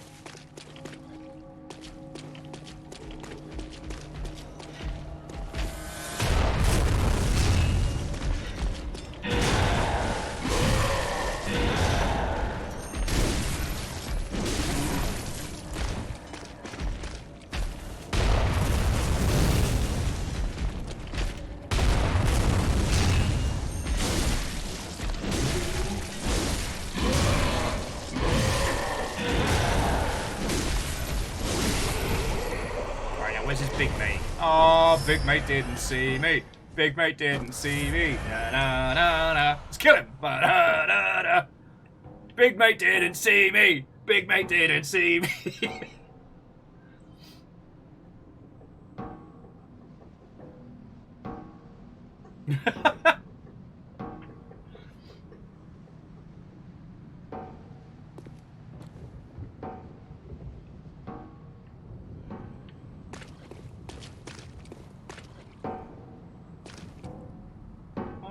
Poor Skellyman.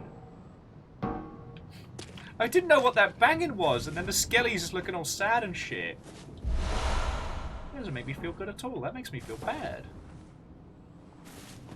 So, is that a path up? Alright, I want to explore before we fight Big Axeman. Hang on, what's this? Reeks of giant beast, and therefore beast transformations. Oh, good. Can't wait to find out what kicks my ass in there. A verdant flow for just $2 a month. You too can adopt a very wet, meaty skeleton.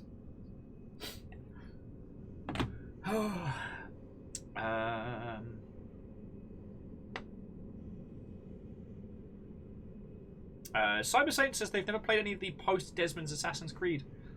4 is still worth it, because of its fun, but you'd need to talk to someone who's played and enjoyed the newer titles, because, like a lot of people, I got very, very into Assassin's Creed as a franchise, and I did not get on well with Assassin's Creed 3.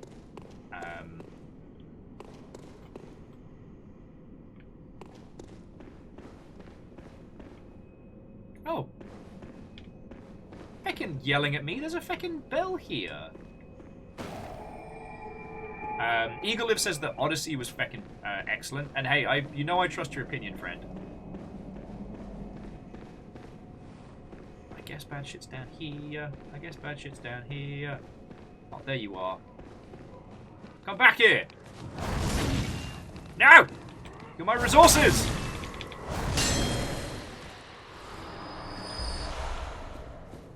Bloodstone chunk, won't you come? Oh, we can summon Hendrik. Henrik. I'm sure that's nothing bad comes this way. I'll go pick up that. Alright, mate. Look, I feckin' see you. Alright, can we just dispense with pleasantries? Get the fuck down here.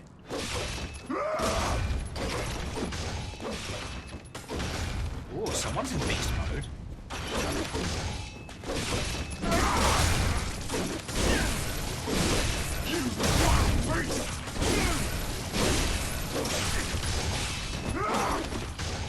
Ah, okay, so, fun fact, I can't stagger him.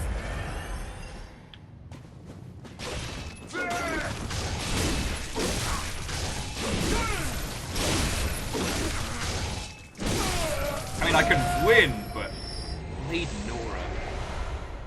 I forget those lads get, like, super whooper blood healing. Wait, so the red eyes, they have, like, a vermin? It's kind of haunting. Sorry, jumping back. Fluffy Adorable says the Syndicate was the last newest one they played. Felt it was a bit too pushy in both stealth and loud. And had a character each was meant for grinding money for gear to be decently good enough, and top that, weird having a base that was mobile.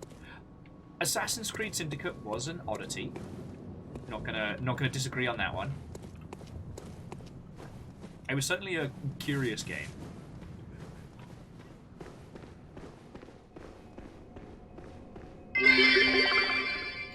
Aww. Hey, so Cyber Saiyan, the conversation was lovely, and everybody that came in from the Nyan Cave, it is lovely to make your acquaintance. I fucking love talking about video games like this, and I am very lucky I get to do this for a living. So, like, thank you for the bits.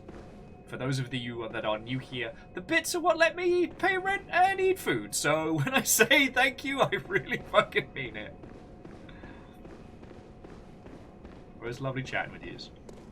And I don't want to start doing like a deconstruction of the Assassin's Creed games because, you know, as was pointed out by a friend, the Assassin's Creed franchise, for as much as we level its criticism of like the ubiquity of open world games, you know, it is a very interesting endeavor that has done so much, especially in terms of like history.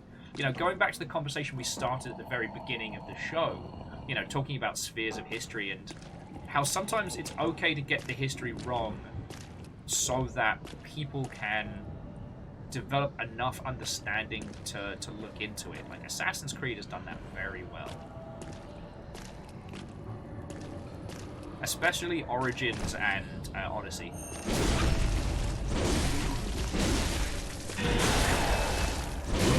No!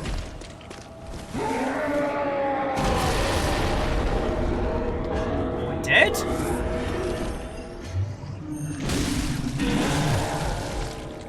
Oh! Fastest axe works! Oh, I was so nearly fucking destroyed there. Oh! So much drugs. I made it all back.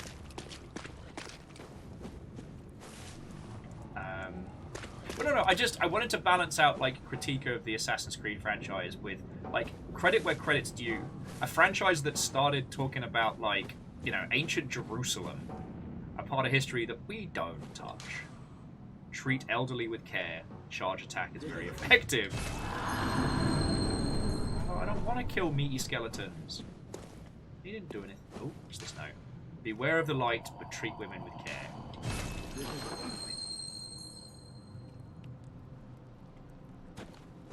Seeing a lot of skellies.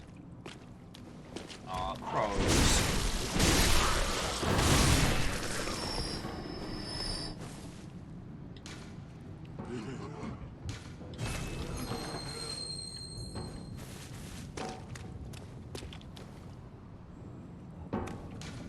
No mercy for dead bodies. Oh my word. Woeful dead body.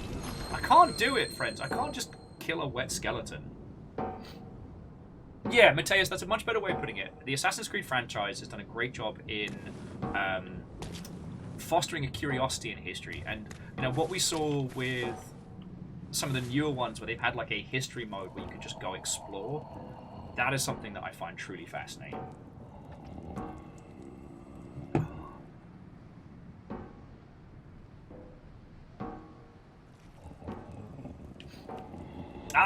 Okay. So, Don Mask, I have not actually had the chance to play Assassin's Creed Unity, and I know it had one of the rockier launches. But, I mean, the documentary about... oh my god, how am I forgetting important building what got blazed? And that they were using some of the model and assets from Assassin's Creed Unity to help with reconstruction efforts and things like that. Heck.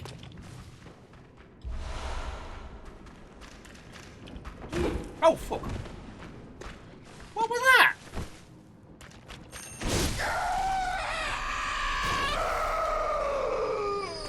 Did anyone see where that lady came from?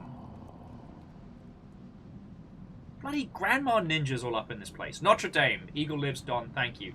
The fact that I blanked on that one is probably signs of how tired I am this week.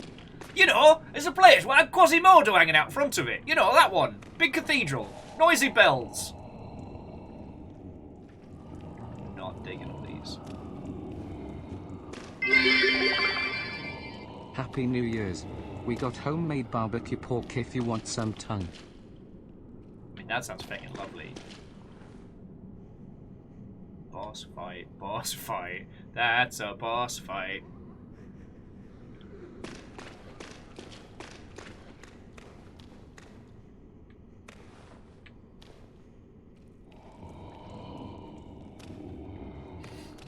Sorry, Akira Zero, thank you for the 200 bits. And you managed to unseat C222. So what will you do with your newfound Yaldom? We were talking about, like, can you be a villain in video games? And now I'm afraid of whatever the fuck is in there. I might not be ready to beat it. Like, I know I can call up help, but this is going to be very new for me. So just forgive me that I'm probably going to end up playing like garbage. Oh, no. Please. Help us. What do you need, Skellymans? Alongside this, the great terror looms. Oh, that's a lot of legs. Don't like that. Oh, shit! Oh, he has a mouth full of eyeballs. Have mercy. Have mercy upon us. Oh, dude makes me want to... Oh, dude makes me want to take a shower.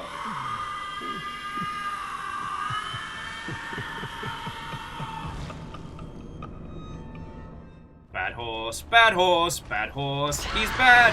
He run. Oh, fuck me running.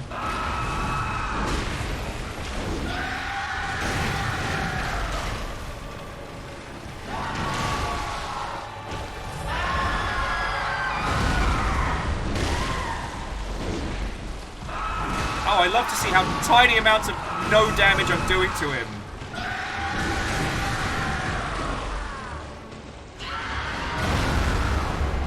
I don't like Bad Horse. I don't like Bad Horse at all. Let's go the other way. Let's go the other way, shall we, friends? But it's Ludwig. Ludwig von Bad Horse. Oh, it's the mouthful of eyes. I think that was the point where my skin started going nope, nope, nope, nope, nope, nope, nope. But we do have Henrik Brown here, so we can, you know, we've gotten enough. Yeah, you know what? Come on a little adventure with us. Let's see what this world has to offer. Dari says one of the big flex of this game is they managed that boss first try. Feckin' yo.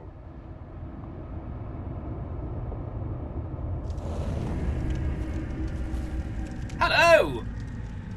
You look like an old hunter who has absolutely never done anything wrong. Alright. Oi, you! Get to feck!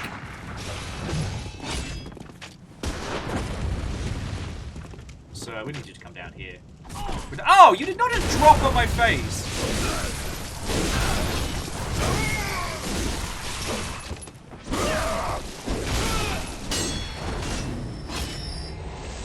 And sometimes, friends, sometimes bullying is okay.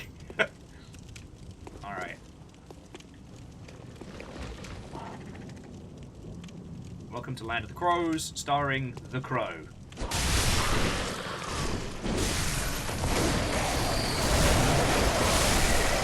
So many crows! Hey friends, do you know what that was? Do you know what that was? An attempted murder. It's an attempted murder of crows. A murder.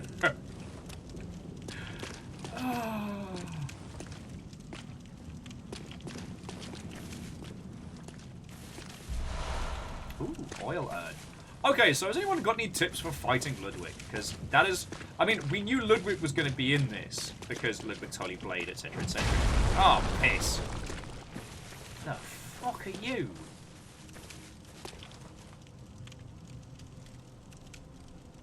Excuse me, where did Snailman come from?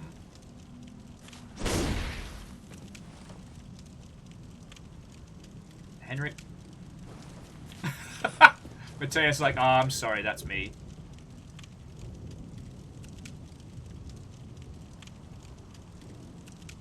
Uberdan says, my tip, get the shortcut.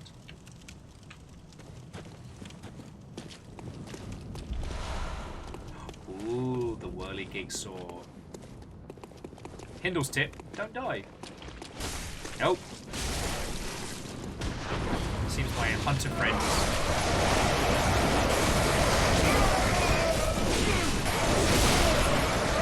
So many crows! Where did they even find you all? Ludwig's discount house of crows. Yes, we've got crows.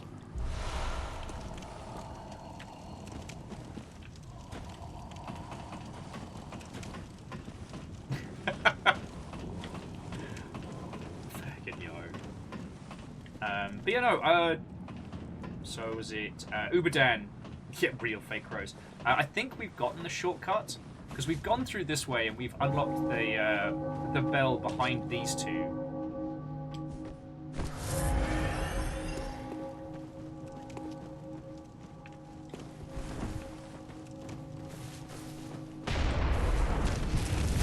Oh, it's just in fire still. Oh, you fucking kidding me!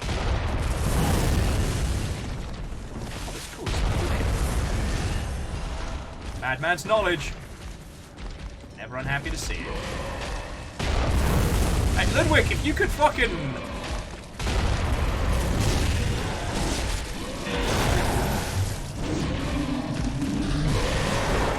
What the fuck?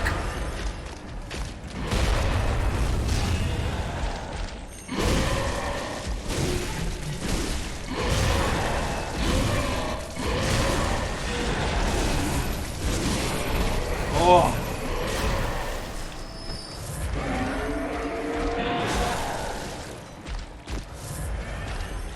Quote Cypress Hill, I am not going out like that.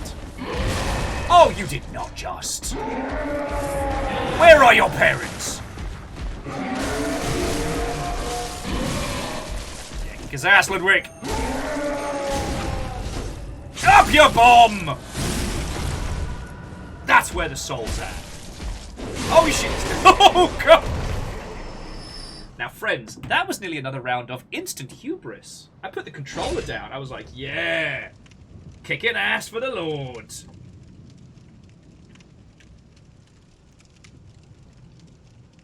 Just quickly make sure it's charging. There we go.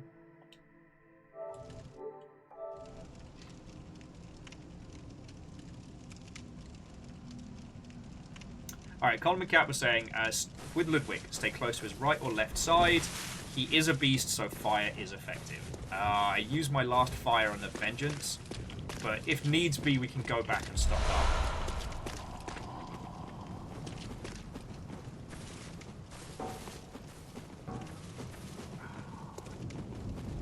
Yeah, I think we need to put this Skelly out of their misery.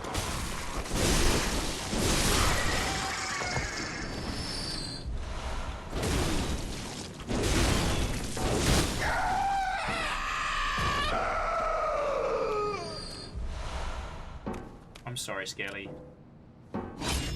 It's nothing personal.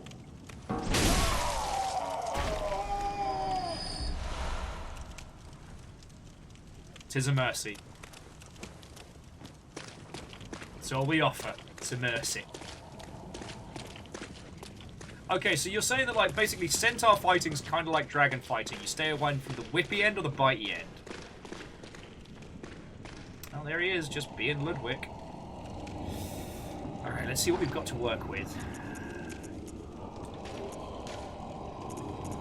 Yes, thank you, we hear you. I've got some Molotov cocktails. Portals! An oil urn could work, but that requires a little bit more than I think we have access to. Portals! Thank you, Don! It's only been Deus who's been getting that every time. We've got bolt paper. But...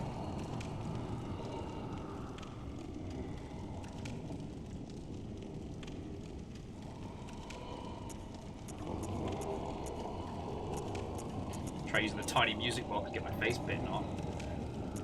I've never had this much insight in a game of Bloodborne, by the way. Like, we could easily push it to, like, 80, nearly 90... Ozzy says the bolt paper would still be more damage. I mean, I forget why we stocked up on bolt paper. It was for a sensible reason. Okay. Well, I've got Henrik with me. So I guess wish me luck, friends. Alright, turn me lamp on. Lucky lamp. Bolt paper, and then portals!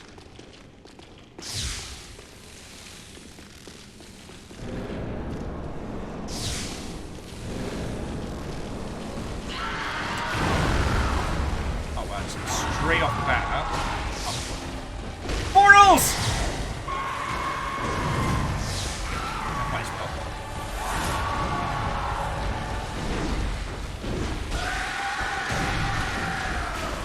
Portals!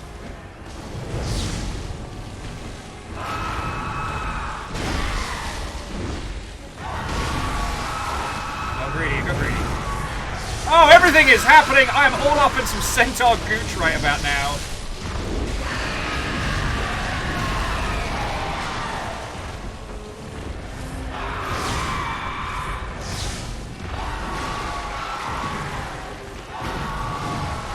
Close enough? No.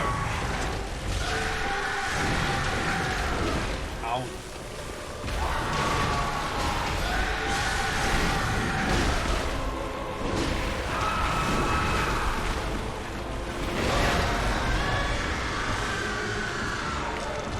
Oh, he is super going for me! Oh, right in the gob! Right, that's fair. Oh, it is already starting with the Latin. The only way this fight could get more... Oh, and Henrik's gone. Portals!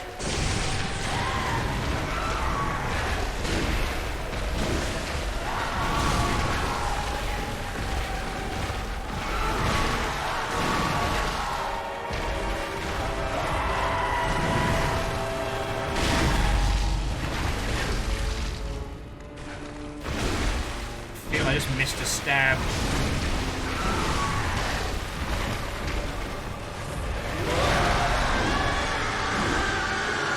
No, bad horse, bad horse!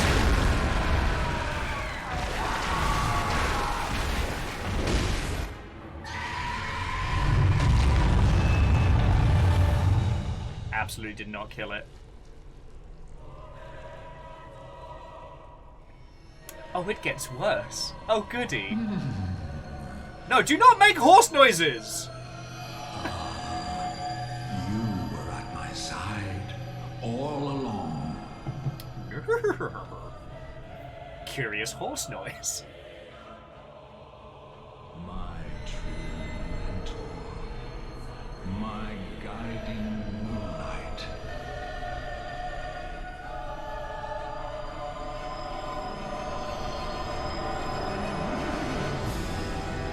That's fucking scary. I'm about to get beaten to death, aren't I?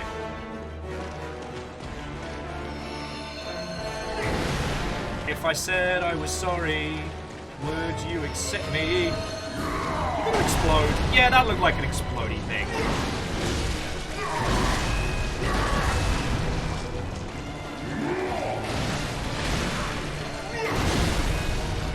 Portals!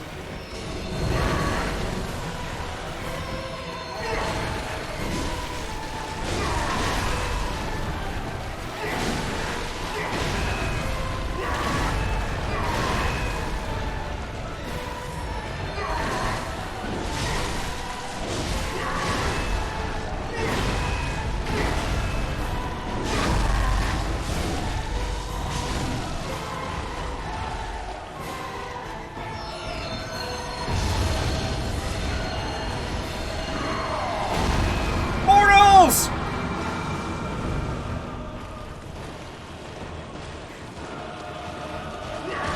See, Ludwig, you studied the blade. I studied the way of Jacksonville.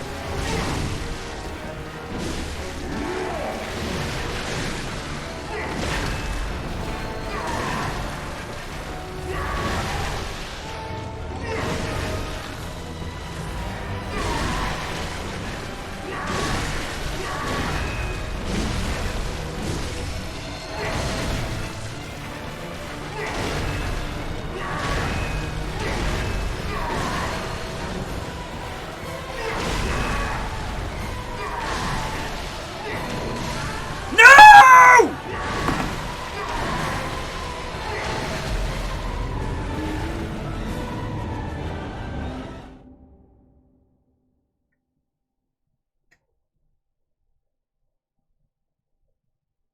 Sad balls noises. Fuck, we were doing so well! Oh.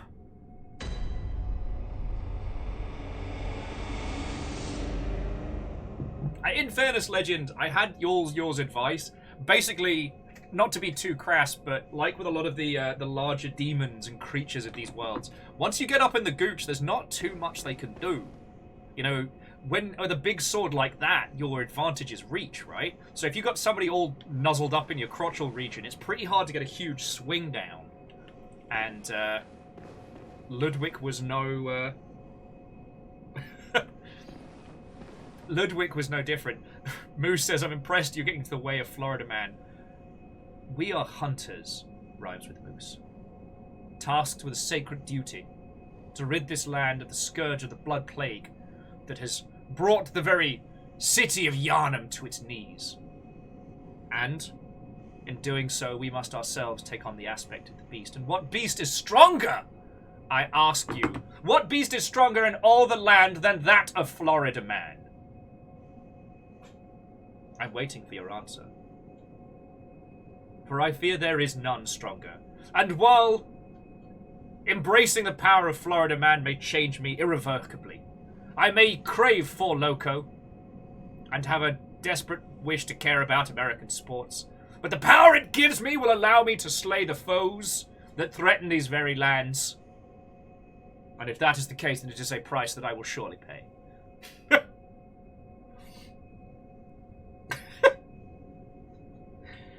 Whoa, whoa, whoa, whoa, whoa, Moose, like, no one person should have all that power. I actually watched the stream of the person that did the infamous Waffle House parry. Seemed like a really lovely person. Red Burning Dragon. Cocaine Bear is like the Animu Gambit, you know. You can unlock all the power in the universe, but only for 15 minutes, and then your heart explodes. Oh, Rilu, I'm sorry. Rilu was saying, well, I think I would have learned by now. Having this stream up in the background noise as you're falling asleep. Pleasant British tones nattering away from the other room, punctuated by incoherent screams of rage and frustration.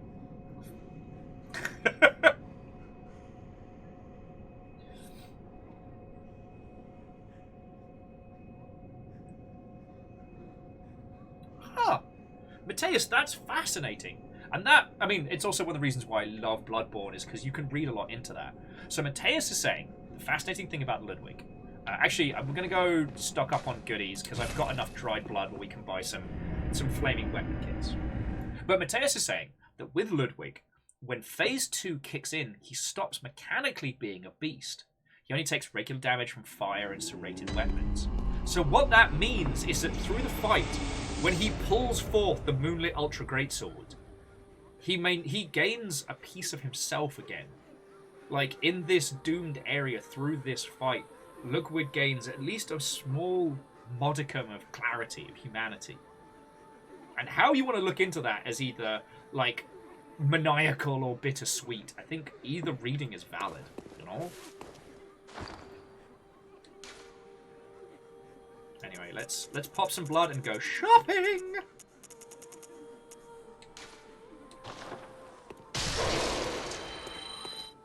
Alright, so what do we need? We need a couple more Molotovs, and we need some fire paper, which is very expensive. I forget how pricey this stuff gets later on.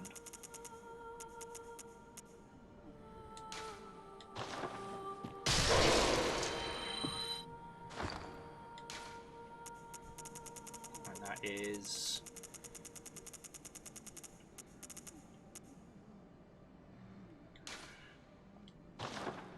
Oh, sorry. Checking the wrong page. So we've still got enough fire, but we need is bolt paper. And that's 8,000 a pop? It's irate robbery!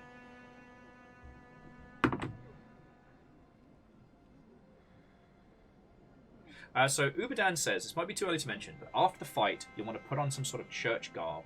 Let me see if I've got...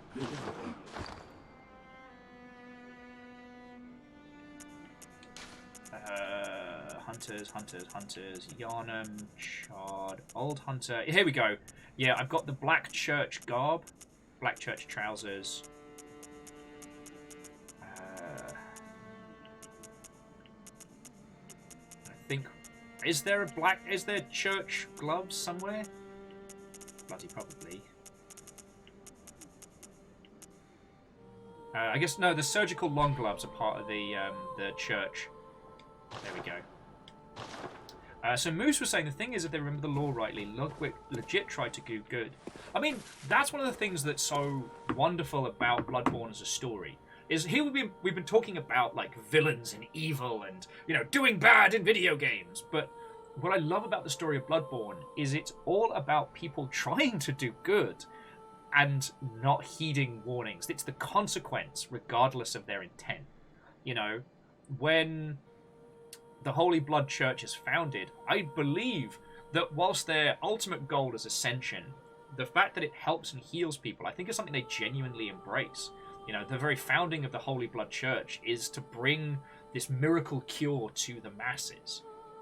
And maybe later on it makes them filthy rich, and maybe later on things get a bit shifty behind the scenes when power's involved. And the thing is, like, you know, the study at Bergenworth to better understand the universe, to better understand the forces that founded the world of Bloodborne. You know, they seek knowledge as to understand. Like, no one here set out to do villainy. So maybe the choir, they're a bit wonky donkey.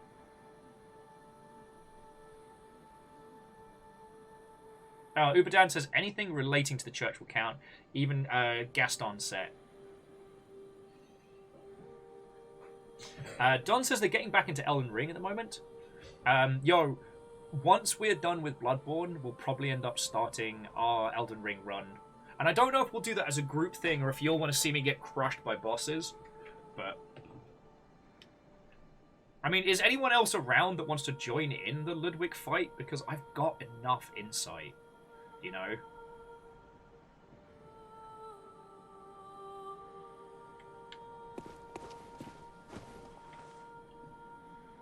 Alright, let me just see if I can get a little bit more to buy some.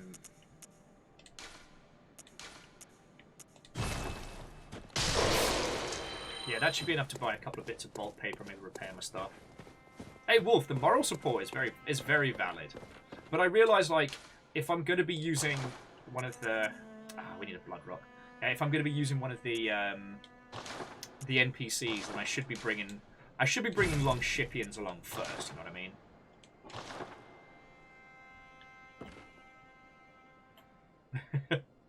Well, so Fluffy Adorable Kitten, I mean, that sounds feckin' rad. The thing is, we'll have to decide what I'm going to be going for in Bloodborne, in Elden Ring, because from what I've heard, the basic baby mild salsa choice is katanas. I'm always partial to a honking great big sword, but I don't know if that's the done thing in Elden Ring, you know?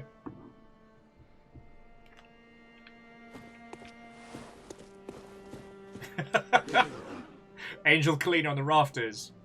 I'm on my own cheer team. This is great. Although, I don't know if you usually get cheerleaders for events involving things on fire. God, I wish I could throw pebbles. Portals! We're still doing great for blood vials. Alright, so, Rhyme says... oh, Fluffy was saying the only ones who played are Neo and Sekiro. Neo's closer to kind of Ninja Gaiden meets Diablo. And Sekiro's its own weird rhythm game beast.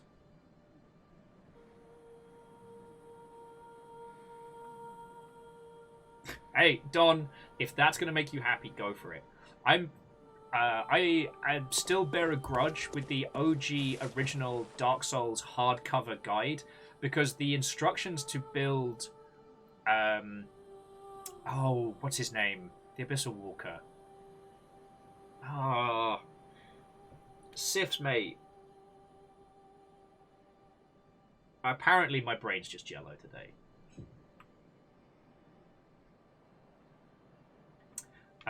But Arturus, yes.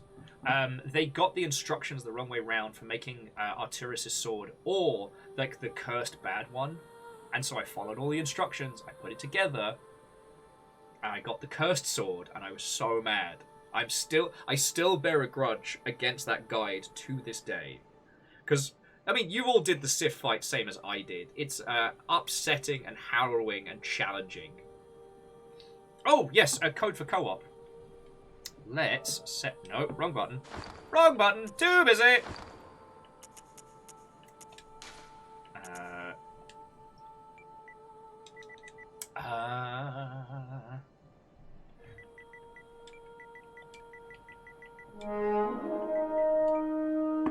To Cody Bod Gaming, I say Watto and welcome. Hello, hello. Welcome, friend. Come on in. We're just about to take on Ludwig, and I'm indulging myself friendship. And the password is going to be, as from our conversation, evil, or lowercase. The password is evil! So yeah, we're going to go bust out the Bortle special on Ludwig. Now, Moose was saying that with Elden Ring, the big thing is they vastly simplified the power stance mechanic. Ooh, so the question is maybe what weapon you want two of.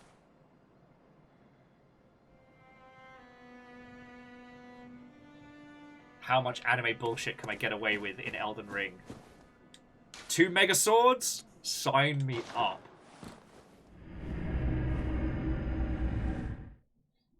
But no, so Cody, thank you kindly for bringing in a raid. It's lovely to see us. 2 anchors. I'll be twice as much Guilty Gear. Yeah, Hindle, it's evil, all lowercase.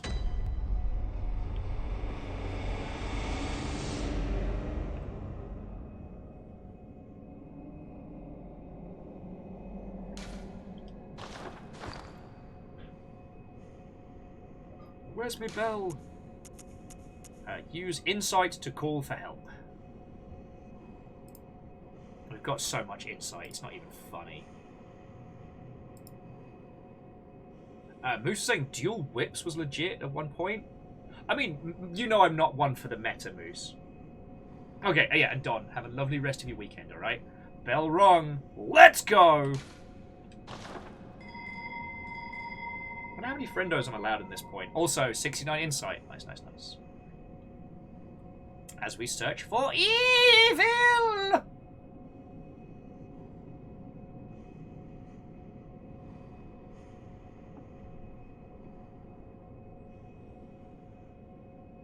I mean, Legend of Morad, my first run-through... Well, actually, most of my run-throughs of Dark Souls have involved me going for the Berserk-style swords.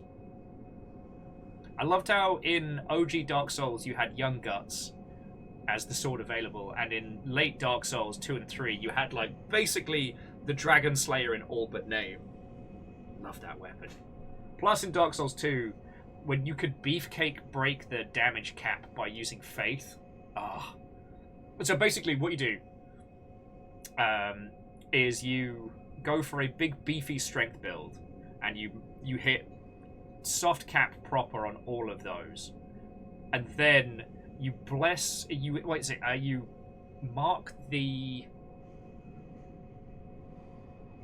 you mark the sword to be a lightning weapon, and then Faith boosts the lightning damage, but the Faith enchantment, or whatever you call it, doesn't detract from strength, so you can just play beefy beefcake.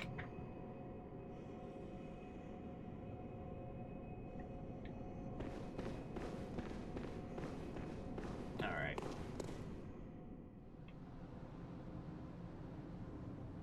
And we can run past these two as well, we don't have to fight them.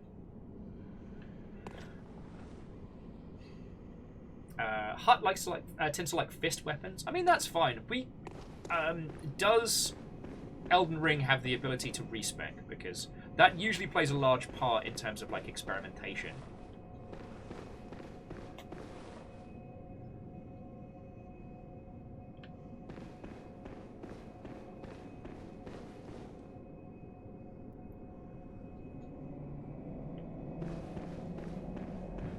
Legend, I don't actually know Demon Souls that well. I have played it. I really enjoyed it. And playing it was what led me to be, on the absolute cusp of Dark Souls coming out. But it's very easy to respec in Elden Ring. Love to see it. Love to see it. And, again, the varying Soulsian games and what they give you access to and in what specific mechanics very much speaks to the different experiences. But suffice it to say, if you lot aren't already bored to fucking tears of Elden Ring, I am looking forward to playing it with you all. Alright. Discover the chime of a small resonant bell! Friendship!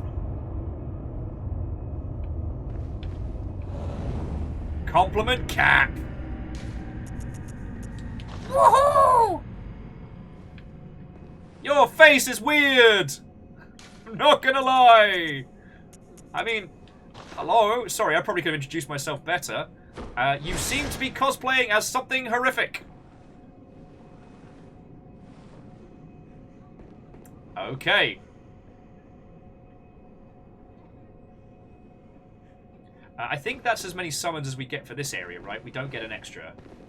So, let's go fight Ludwig. Run, run, run, run, run, run, run, run, run, run.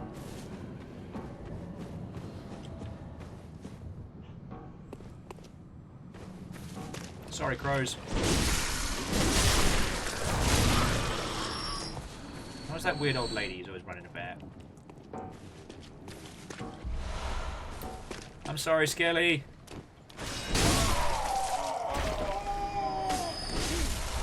Also, that skeleton drops 5 blood vials. Oh, God, that's haunting. It looks like one of the, oh, what are they called? The globulin-headed dolls that give people insanity. Looks like that, but just, bad times. Alright, where's me bolt? Where's me fire paper? There we go. Alright. Yeah, the Winter Lanterns. It looks like a cosplay of a Winter Lantern, but the papier-mâché is not set. Alright. You ready? Lantern on. Sword on fire. Portals!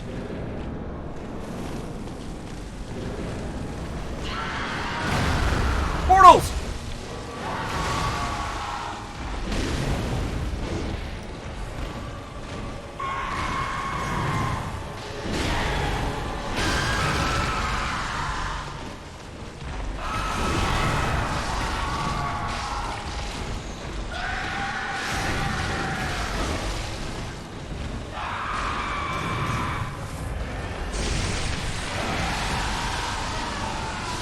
Bad horse! Bad horse!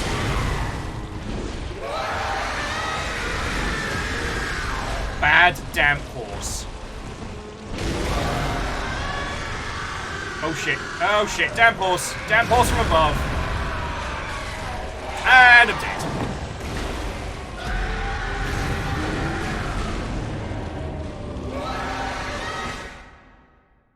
Fuck sticks. Splat.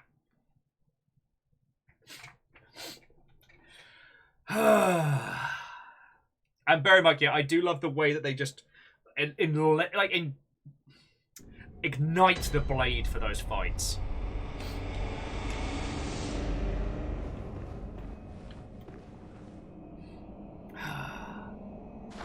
Alright.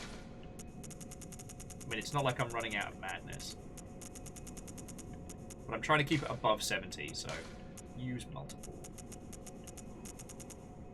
As much as it kills me to have less than 69.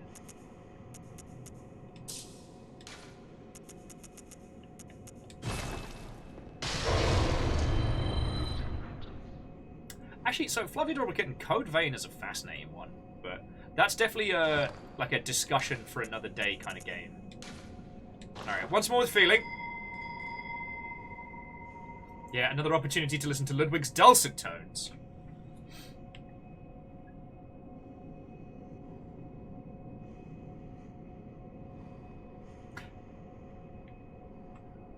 I want that sword. And the amount of times, friends, in Soulsian games where I want to go for the Moonlit Ultra Greatsword and I never do. So that's why I have a certain determination. And by my understanding from what I've read, you can use the Moonlit Greatsword as just a beefcake, but it also means that we can buff up, whatchamacallit, we can buff up our arcane as well.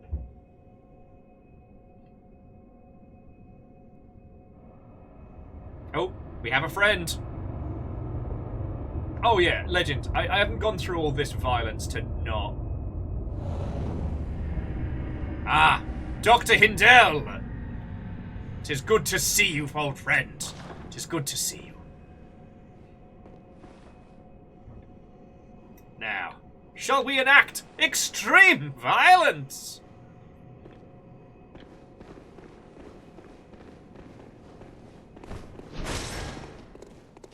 She can ring a sinister bell till she's hoarse. No hex given.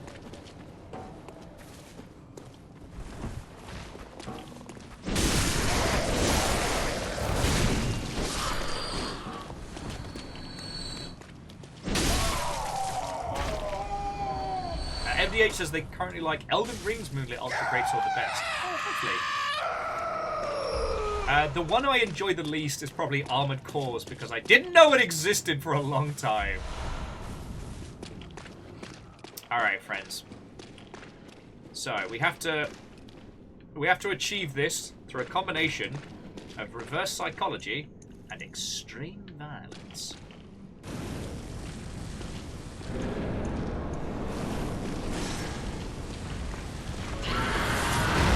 Oh, are you kidding me?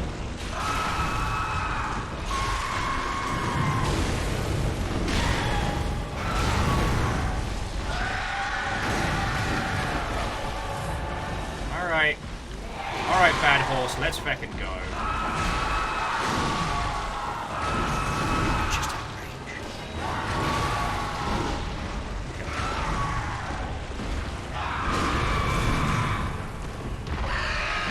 Mortals! Mortals! Fuck!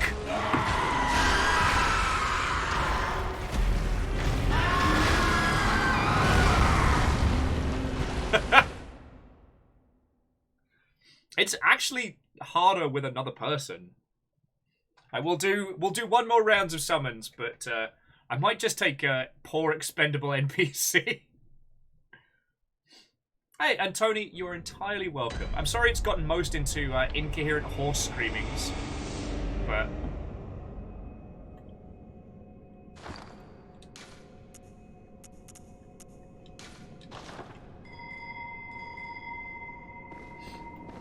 Yes, we shall indeed defeat the beast with the power of friendship, teamwork, and this gun I found.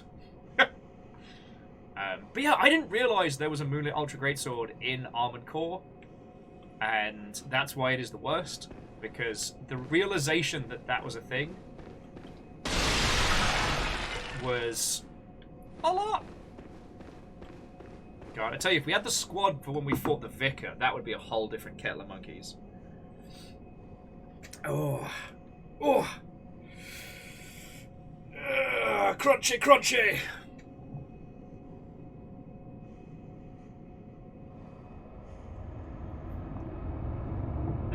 So, bear in mind, I don't know if everyone has a patches, but every FromSoft game has a variant of the Moonlit Ultra Greatsword. Okay. Next up, we have Compliment Cap returning with the strangest cosplay, but it is all good. Plus, for as long as we keep fighting the poor little unhappy skeleton, we get 5 vials of blood every time. We get both? Oh, this is going to be a treat. Friends, we get Hindle and Compliment Cap. What is this? A crossover episode? This is going to be good.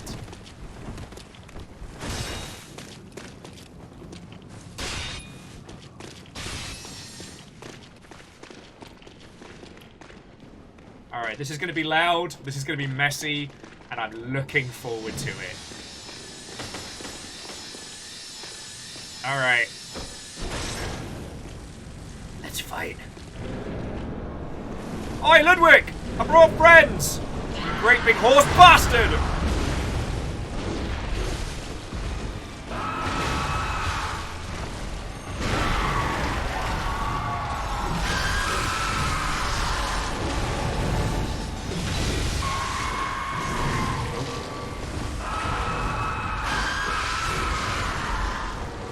Morals!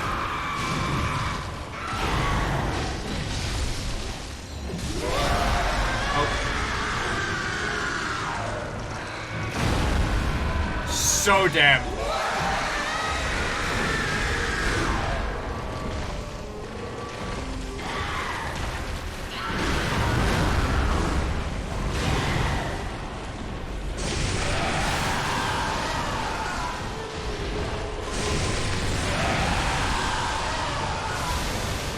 That nearly went very badly.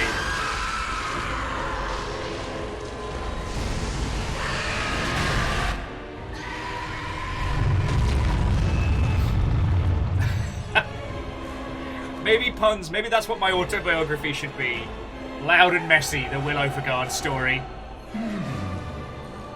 But yeah, so at this point, through the glowing of the sword, he starts to recover the sense of who he is. All along. Okay, and the bit where he holds it halfway in front of his face, and the horse part is obscured, and his mutated face is more visible. My guiding moonlight.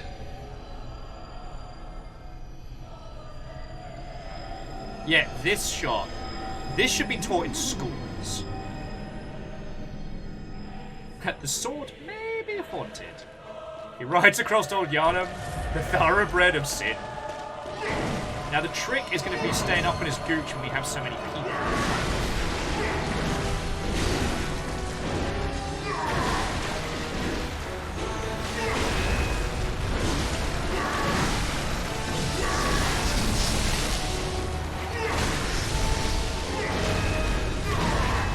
I'm just going to make sure I don't get my dumbass killed. Bottles! Oh! Oh, he's going to be feeling that in the morning.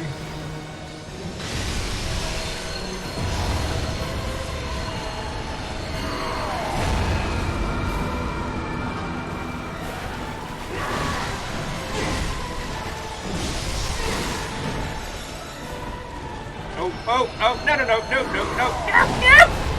Whew. That's why we do not skip cardio.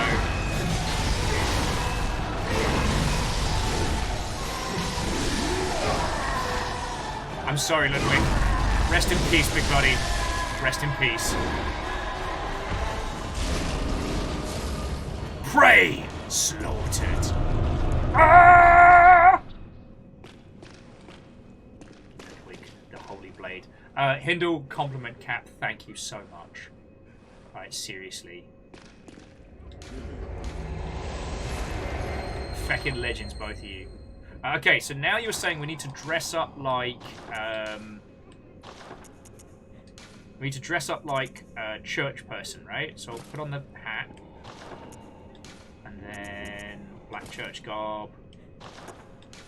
Surgical gloves. And... where are they? Black church trousers. Okay. I don't look shifty in the slightest. I look like a respectable individual. This is fine.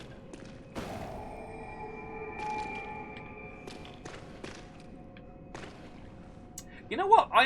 Yeah. The Moonlit Ultra Greatsword is to FromSoft games what 0451 and Smash the State are to Immersive Sims.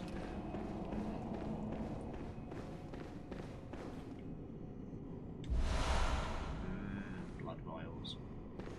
Okay, is there anything else I need to do before we continue? No, it was... so far as I remember, it was the door code to get into the Looking Glass Studios because of Fahrenheit 451. And it got added into the games as kind of like an in-joke that became a nod, that became like a main staple, you know. In an immersive sim title, the first number should always be 0451, and the first password should always be Smash the State. I don't think I missed anything. I'll tell you though, I don't feel good about killing Ludwig, you know? Tell me, good hunter of the church. Oh shit! Have you seen the light? Are my church hunters the honorable Spartans? I hoped they would be. We're gonna tell him yes, right? Like, we're not... They had good intentions, but Ludwig deserves some peace. Smash him to pieces. Okay, but seriously, what am I supposed to do?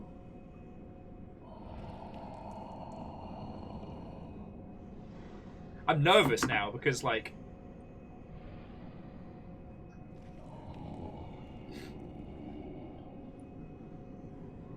Oh, and Hindle, like, I saw your wrecking face with that build. It was fascinating. Let him go in peace. Rest in peace, good hunter. Rest in peace. Yeah, your hunters were... Ah, good. That is a relief. To know I did not suffer such denigration for nothing. Thank you kindly. Now I may sleep in peace. Even in this darkest of nights, I see the moonlight. Aww. Way to make me feel guilty. The holy moonlit sword. Way to make me feel guilty.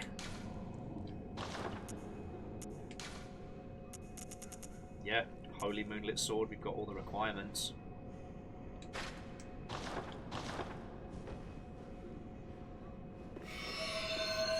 So that's the transformation? Oh, that's so cool. So we get like a big weapon moveset, but we also get to keep the gun out. And then...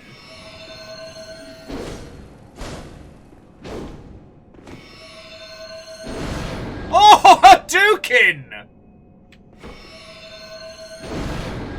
I mean, it uses silver bullets, but still... I fucking love it! Fucking wee! Alright. Hang on, we should go back and spend our stuff before we start exploring, right? Right?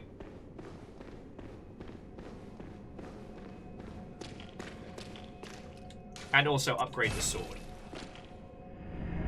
I don't know how much there is left to the Hunter's Nightmare, but I am interested to explore. Explore?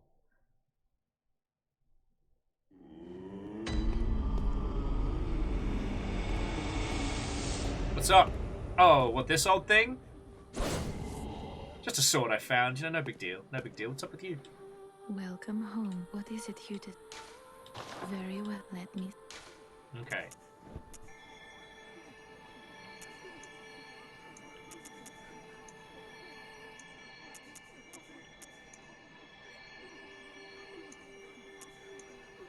That's weird. I don't seem to be able to boost the attack on the greatsword, but okay.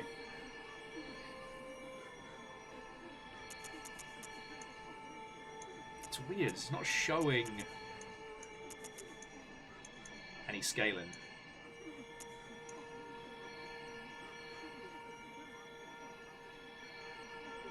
I mean, I think for now I just want to take a little bit more endurance.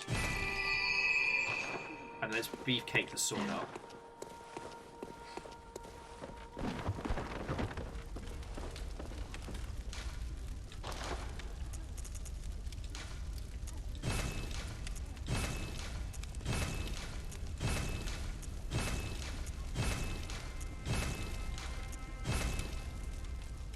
Okay, that's not bad. And it was Ludwig's Holy Blade that he faced, so I don't feel too bad about that.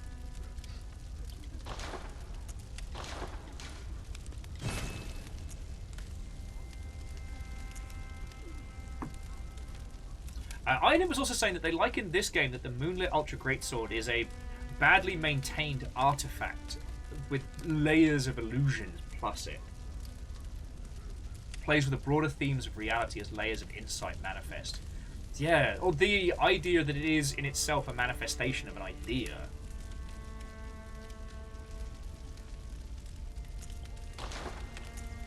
Well, let's have a look. Okay, so...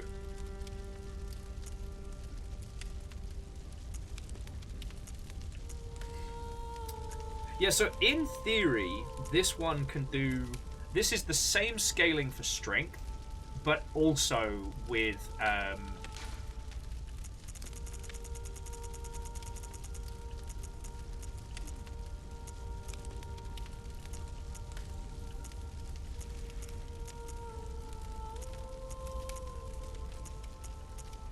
okay, yeah, so this is the same strength scaling, but just not the same dex scaling. Okay.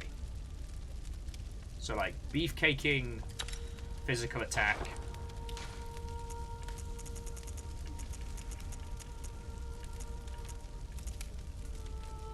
And physical attack allows us to just get badass with it.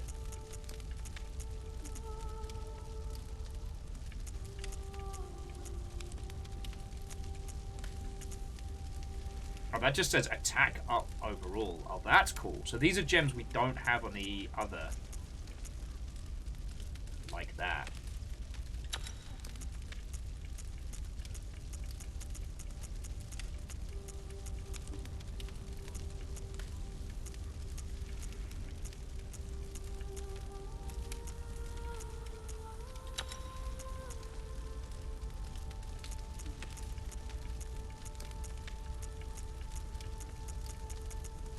Some fun with this. Oh, Wiki says bonus damage to enemies of the church.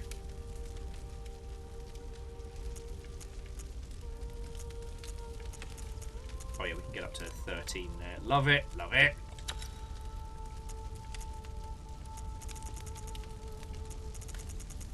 So working with what we've currently got, we can...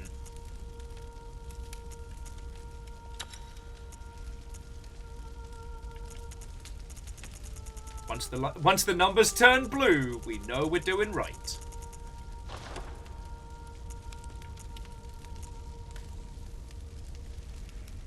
So it's ever so slightly less damage, but the potential to start scaling arcane as well.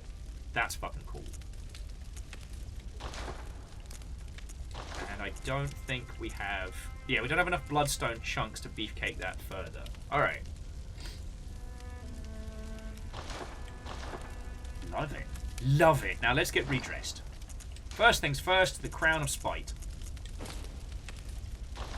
Because that fight was a bastard fight, and I'm still mad. Oh, the Knight's Garb. I can look like a complete and utter bastard.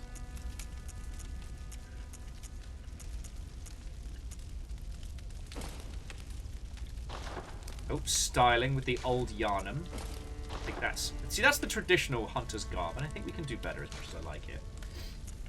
Sorry, we're getting into fashionista. The constable's garb! Oh, aye, it's me, Constable Bastard. Alright, I think I'll keep it with the hunter's garb until we can afford some fanciful... Oh, I did like the charred hunter's gloves there. They suit it very well. And then last but by no means least, charred trousers. Very fancy. There we go! Looking good, friends, looking good. That's so cool.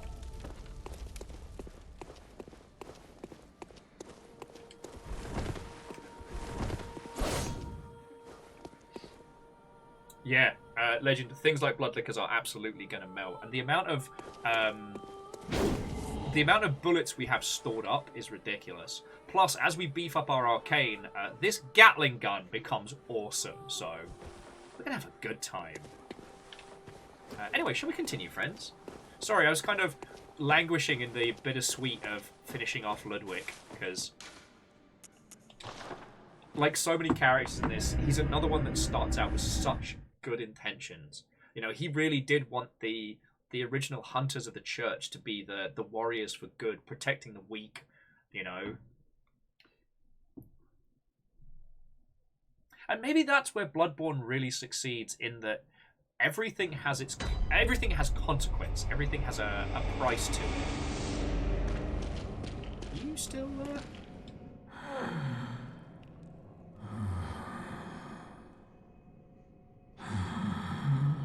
Oh, he's just having a snooze. Sleep well, mate. He's actually a severed head having a nap. You know what? When you're a severed head, it's not really a lot to... What are you got to worry about? Taxes? You're a severed head. You're fine. Shrouded by night, but with steady stride. Colored by blood, but always clear of mind. Proud hunter of the church. Beasts are a curse, and curse is a shackle. Only ye, the true blades of the church. That door is locked. That guy is not doing well. Okay. Oh, that's fucking creepy. Alright. By the power of Grayskull! Fucko! What's up? You gonna have your minions jump me?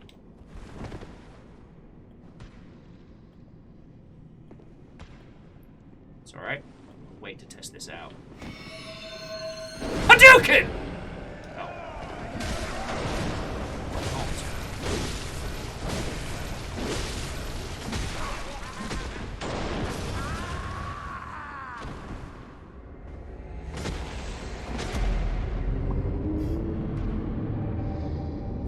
I may have bitten off more than I can chew. Note to self, beefcake up our arcane.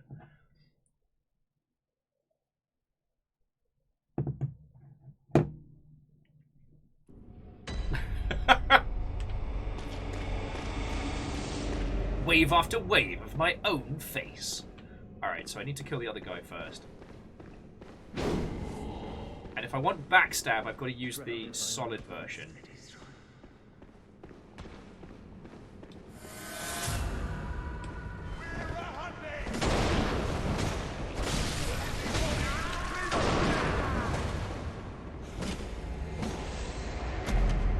Alright, I'm used to these tosses being a pushover. This is bullying.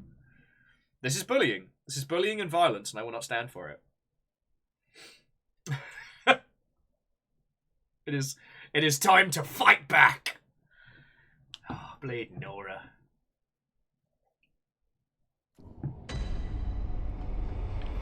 You're pushing me over the fucking line, mate!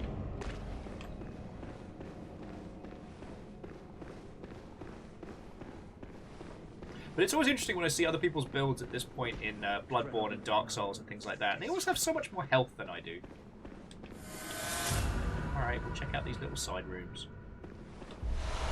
Thank you for your frenzied blood.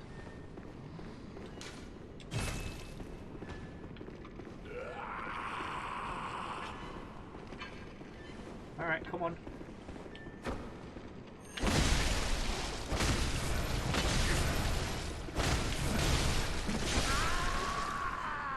Okay, so what's happened is I've gotten too used to being able to use the interrupt of Ludwig's Holy Blade.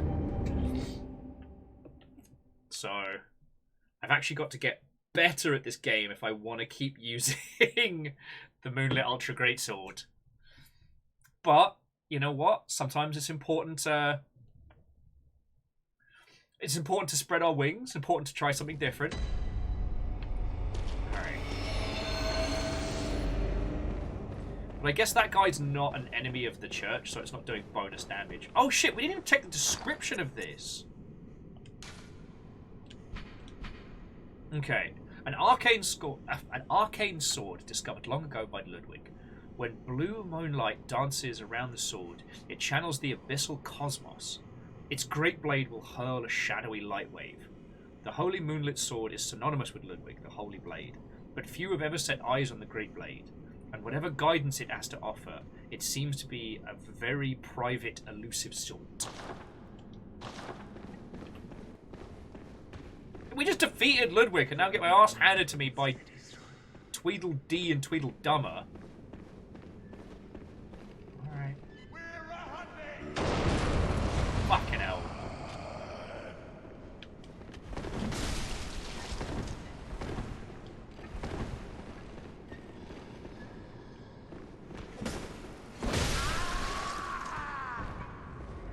I'm gonna try using my traditional sword on these dingleberries to see if I've got the strength to carry it. Because I'm used to kicking these guys up and down. So maybe I'm not ready. Keldra, I could try stabbing faster. Hendel's like, need help already? No. I'm gonna prove me worth on this one. It could be that Ludwig's Holy Blade's just heavier, and so it gives me more interrupt. And that's kind of what I've become reliant on. But also, like, this was my go-to weapon in previous Bloodborne runs, so...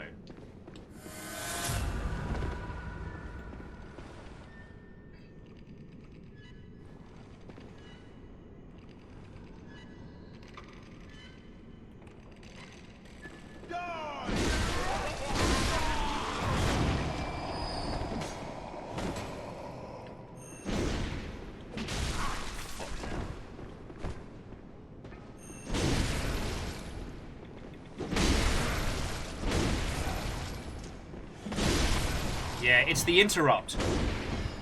I'm too used to being able to wreck their day by hitting them. I've become reliant. I've become addicted to water. And I believe we were very specifically warned against that.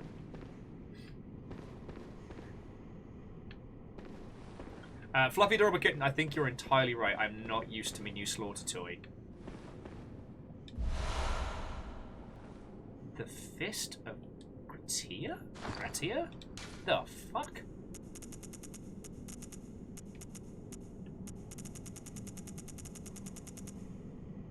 What in the bloody hell's that? What in the bloody hell's that? A chunk of iron fitted with finger holes. The hulking hunter woman, Simple Gratia, ever hopeless when handling hunter firearms, preferred to knock the lights out of beast with a hunk of iron, which would incidentally cause a heavy stagger. Gratia was a fearsome hunter, and to onlookers, her unrelenting pummeling appeared oddly heroic. No wonder this weapon later assumed her name.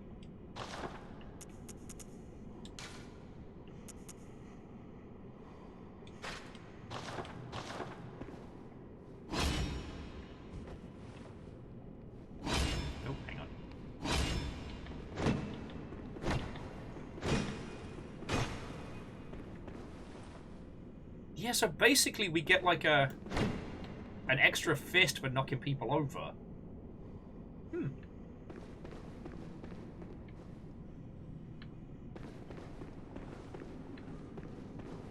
There he is. Oh, hear the pitter-patter of bad ideas.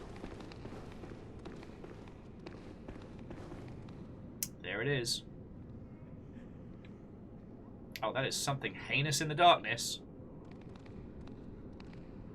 There's no way this is a bad idea. One punch grab. Alright, big rats.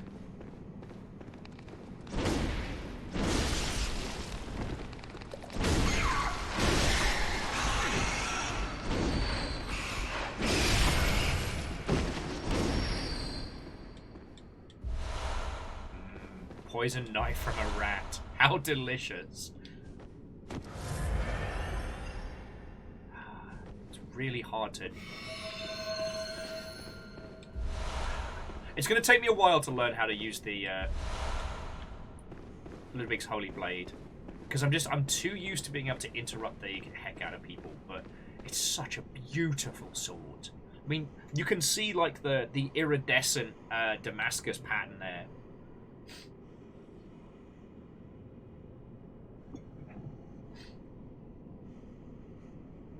And Legend, yeah, them rats have seen some shit. But you know what I love in my churches that are also bedrooms? Is just an open sewer, just right there. Just right there. Great one's wisdom.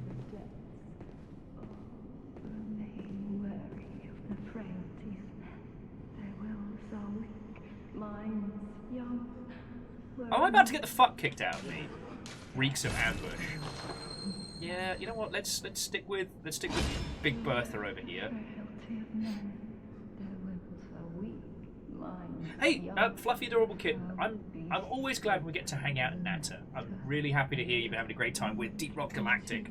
I haven't been able to play that in a while, so it's kind of nice to be able to live semi-vicariously through others. And yeah, especially considering how much of a roller coaster this week's been. What a lovely feckin' day we're having. I mean, don't worry, I'm not calling it to a close, but like to track down where the big Gundam has come from, because I don't think my reaction to it was proper. Like, it is the one kit that I would have, if I'd had the cash, I would have what's the term? I would have broke the no more new Gundams rule. Now, am I making a rod for my own back with No Grey November this year? Absolutely. But... Sorry, excuse me. But it's so fucking cool. And it's so fucking pretty. Oh, did I do a legit squee? Okay. That makes me feel better. Okay. So this is probably an ambush, but let's test it out. Ah, fuck. These are Ludwig's hunters. Feel a little bad for it, but...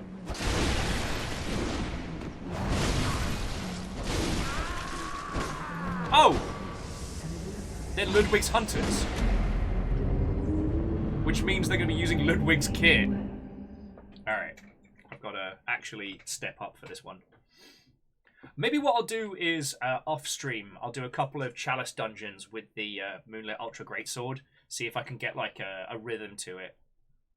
Because I don't want you all to have to just watch me get wrecked by tiny baby threats.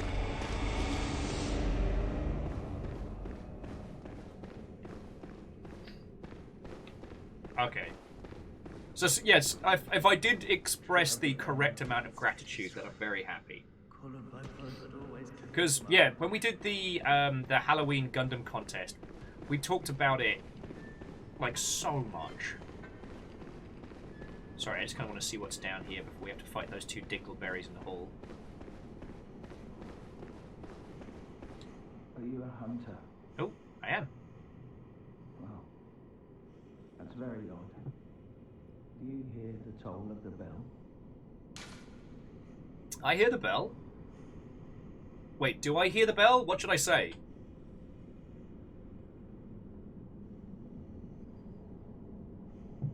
Oh, okay. Sorry. Uber Dan was like, oh, we hate seeing that kind of content. It's not hella amusing or anything. God. Friends, I nearly caved and just played feckin' Rain World all today. Because... Ding ding, 2 bells. 2 bells! Ding ding. Don't encourage me, Keldra. You know the rule. Don't encourage Will. Only leads to exuberant enthusiasm. But also, Keldra, thank you for the bits.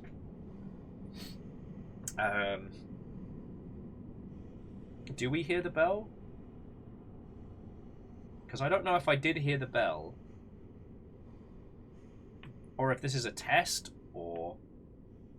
Uberdan's like, I don't remember anything involving a bell question. Bloodborne's definitely one of those games that makes me panic, because there is a chance to be wrong. And in Sekiro, we absolutely missed out on a section to bipolarism. Watto and welcome. So here's a weird thing. I have heard so many times from trusted sources. Take advice from Ghostbusters. If someone asks you if you are a god, say yes. You know what, Bacon? That's a good point. But no, so I've heard multiple times that we're supposed to be getting Bloodborne on PC, that it is a port that is happening. And then every time those announcements are supposed to come out, nothing. And I don't think the people telling me that are pulling my leg. I don't think they're bullshitting. So I'm real curious as to what's going on there. You know, the Horizon Zero Dawn PC launch seems to have gone very well and is solidifying Sony as having like a good foothold in PC gaming. And this would be the next step. So, I don't know. But I will say, again, Keldra and Bacon, thank you for the beats. Yeah, you know what? Ghostbusters rule. We hear, if someone asks us if we hear a bell, we hear a bell. If someone asks us if we're a god, we're a god. If we can speak Spanish, si senor. Liar. Fuck. Such pettiness will be your undoing. The beast you seek will not be found here. Go back to your hunt. And if you have the chance, put this night behind you. Places better left untouched. Secrets better left alone. Only a fool would so brazenly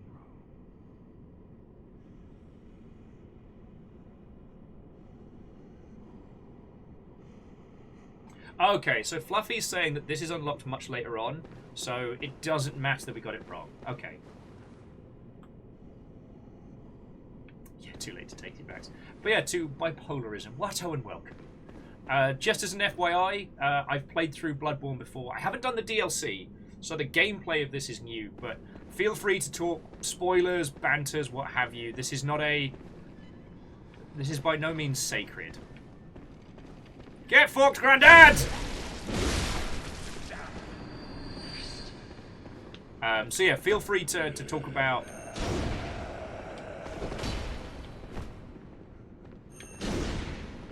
I hate it when I get the timing wrong, but I love seeing their coat whoosh up.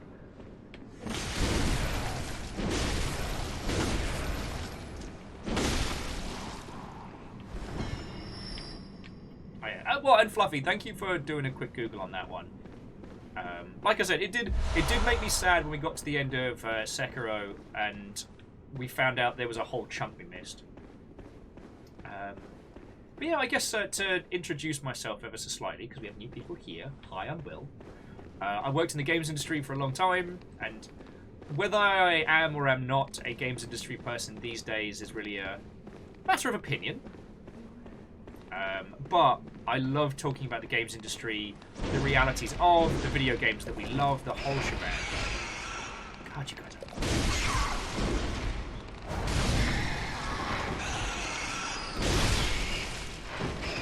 More like heinous mutant hamsters than rats.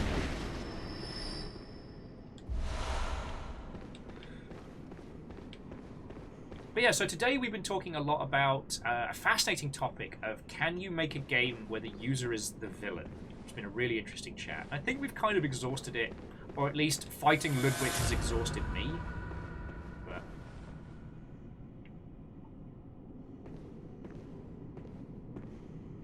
see if I can sneak up on him with my big sword.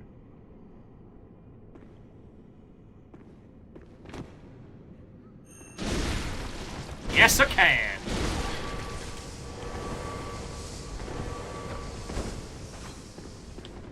The Wallace and Gromit redirect is a legitimate strategy, by the way. Fucking hell! I take it back. The Wallace and Gromit strategy did not work. I mean, props to that lad for stabbing me enough. Fucking hell. So Dustin, we fought Ludwig and won. And now I'm fighting some of the Ludwig hunters, and they are giving it the absolute worst. Dispatcher was saying, in a Twitter perspective, being a hunter in Bloodborne is kind of being a villain. I mean, we've kind of danced around this a lot, but whether you are or are not the villain in Bloodborne is a fucking fascinating talk. And it does really depend on the ending you choose. But the situation of Bloodborne is not born of selfishness or of desperation in the same way as, like, Dark Souls. You know, Dark Souls 1, the state of everything is because of the king desperately trying to hang on to power to try and, in their mind, initially protect the realm, but eventually just descending into madness, burning his own knights alive to keep himself going. Like, gets fucked up. In this, the Holy Church and Byrgenwerth were both seeking to better everyone, and in doing so unleashed a whole bunch of bullshit. The Eldrick, the old one that maintains the Hunter's Dream, where we hang out with the doll and, what's his name, Creepy Von Wheels. Okay, bear in mind, the church is sus, but they're not founded out of villainy. You know, a large proportion of the suspect stuff the church does initially is to cover up the beast plague, which they accidentally unleashed by trying to give everybody the good drugs.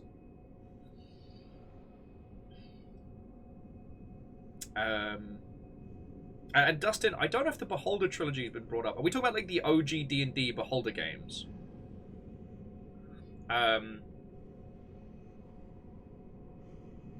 Sorry, it was Dispatch.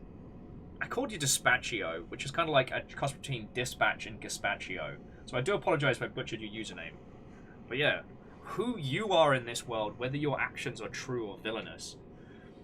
One of the things we did talk about in a previous session of Bloodborne is how you are very much being controlled by forces.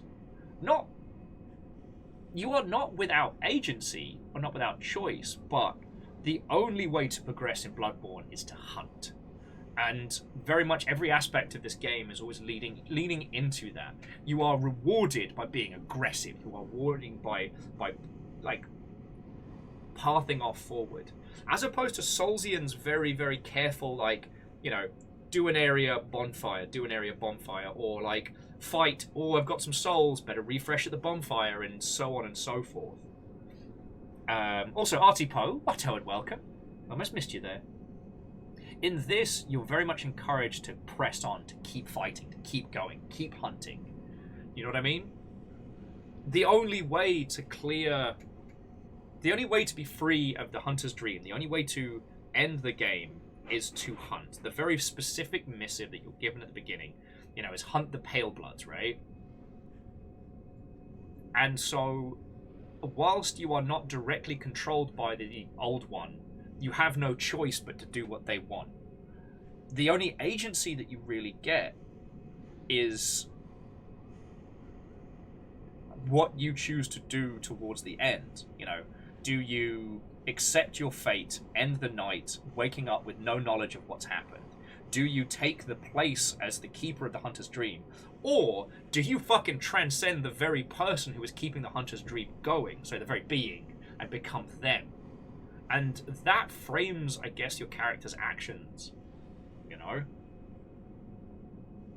Unlike with Dark Souls, your character will stay in the Hunter's Dream ad infinitum if you just leave them there. I mean, thematically. Obviously, like, gameplay-wise, we want to keep going and we want to keep playing. So, you know, player agency takes a big part in that hunt. And the fact that Bloodborne feels at its best gameplay-wise when you're attacking leans into that thematically. But in Dark Souls 1, your character can become hollow, can forget who they are, become a shambling zombie that, you know, forever looping their path. Or, at least to my understanding, that's what's implied as your humanity reduces and you become more and more of a gaunt skeleton. But in this, death just brings you back. There's no condition in which you are freed of the grasp of the hunter's dream until you've done your mission, you've done your job. And we meet other hunters throughout this that have gone through that.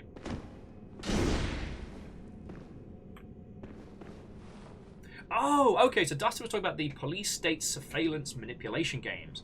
Beholder, Beholder 2, Beholder 3. I don't know if we've streamed those, so we might need to come back to that for discussion.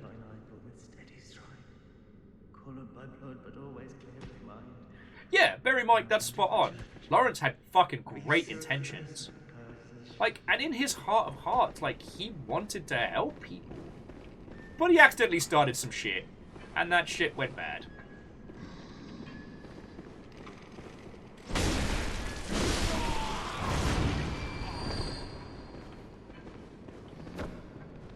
There we go.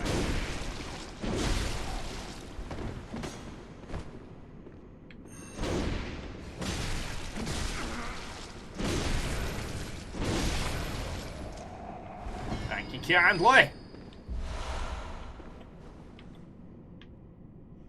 But jumping back, so RC Pro was saying, most of them feel very, they know not what they do, in the sense where everyone is trying their best, but their best led to more problems. Yes! There was always consequences to the choices that all the characters of Bloodborne have made, but very few actually set out to do evil. You know, the Vile Bloods are pretty much the only out-and-out evil group. And, you know, surprising no one, the opulent monarchs are the baddies in this one.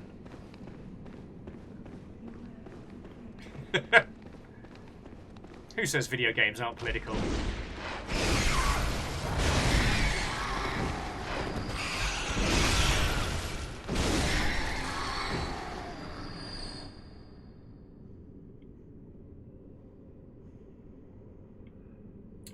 Uberdan, you're not talking about the beefcake knuckles, are you? Because we just got those. There. We just got beefcake knuckles.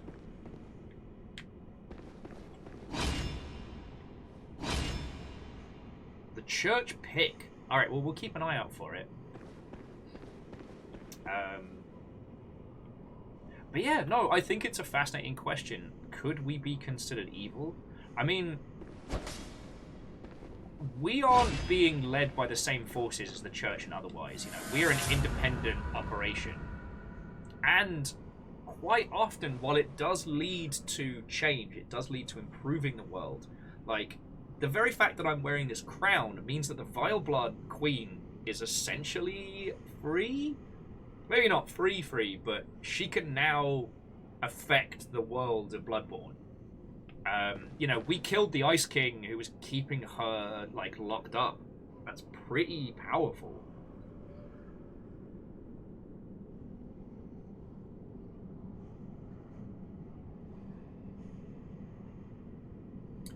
See, Fearless, I would disagree, at least by what I've read.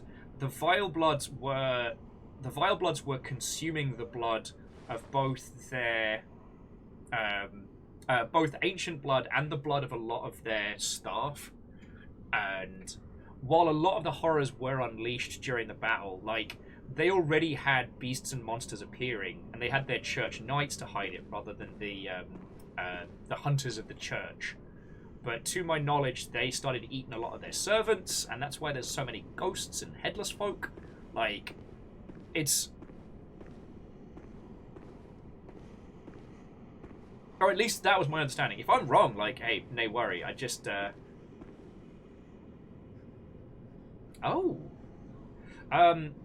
Dispatcher is saying that Seek the Pale Blood was actually written by us, according to the Japanese version.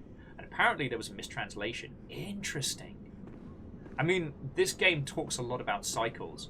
And the fact that New Game Plus, you're essentially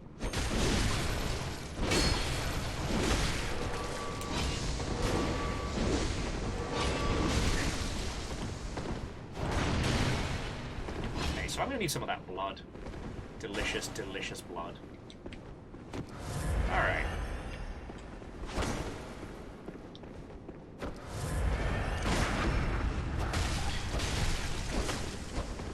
Oh man, I've never succeeded in doing a gun parry before.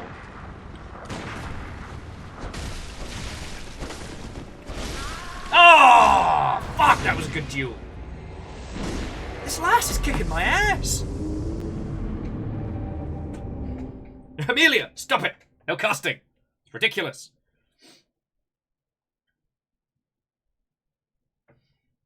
But yeah, no, the whole story of cycles in this, that especially when we talk to Crow Assassin Lady, who's super cool, the person who's trying to kill Crow, and how she's talking about that, you know, she was in the hunter's dream once. We aren't the only ones who've gone through that.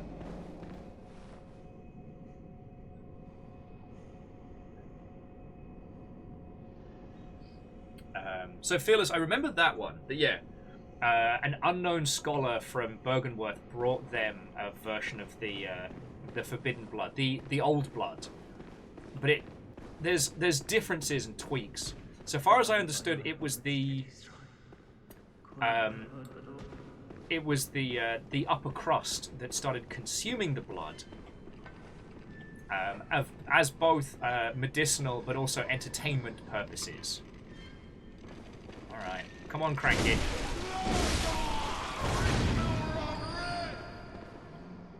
Alright, you big bastard. Alright. Yeah, shuffle faster, mate. Shuffle faster. Alright, get my timing down. There we go, that's what we're after.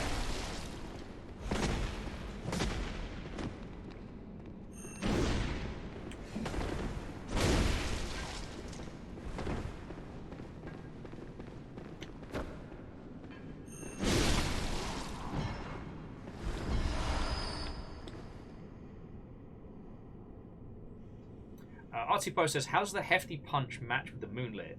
Since you were saying the moonlit has less stagger and the punch has pure stagger. You know what, Artipo, I could try combining the two.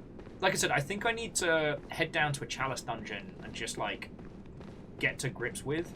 I've become so used to being able to interrupt people with this great big weighty slab of metal that I don't know... You know...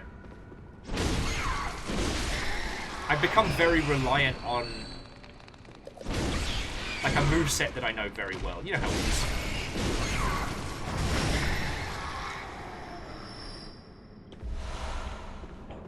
Free poison knives. Free poison knives.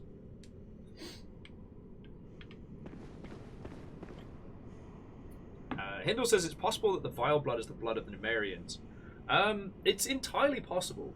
I remember that the weird Bloblian alien people, that was from Numerian spinal fluid. And that apparently, you know, there could be different strains of the blood having different effects. Oh no, Artie Poe, I fucking love talking about this, you know?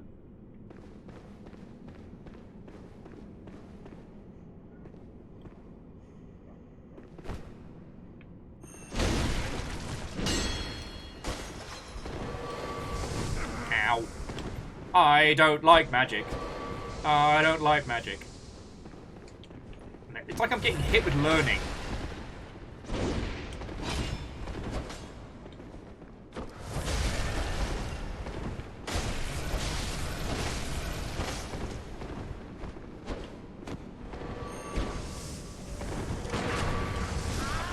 Oh, you did not just Hadouken me!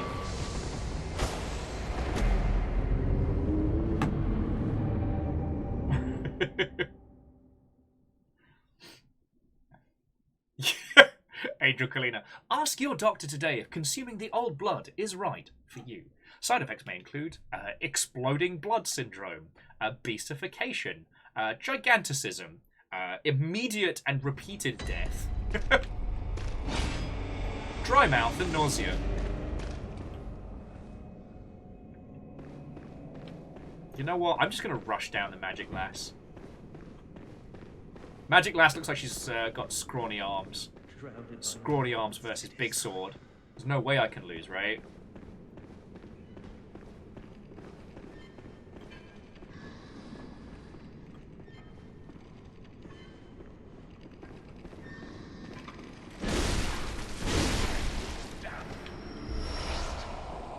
Damnable beast! This turn's finished! Yeah, come on. Oh, look at me, I'm a grumpy, great, big man. How's that working out for you? Dingleberry.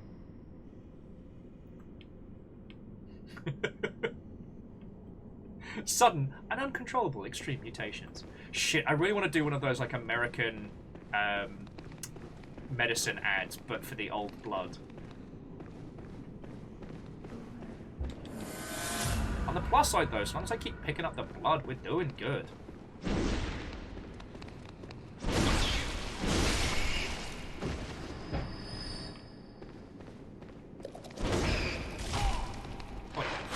Oi!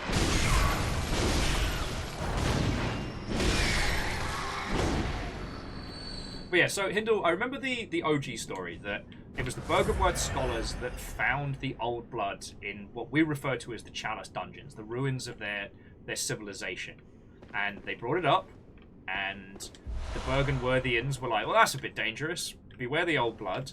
And then Lawrence was like, yeah, but what if only sort of beware the old blood? And, well, the rest you know is history. But it's interesting to see that different things that came out of discoveries from Bergenworth resulted in very different outcomes. Alright, so let's go hit a nerd with a big sword. Oh, that was...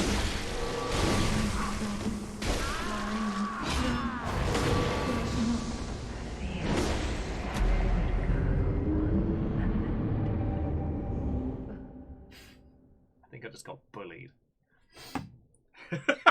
Beware the old blood. More like, wear the old blood, am I right?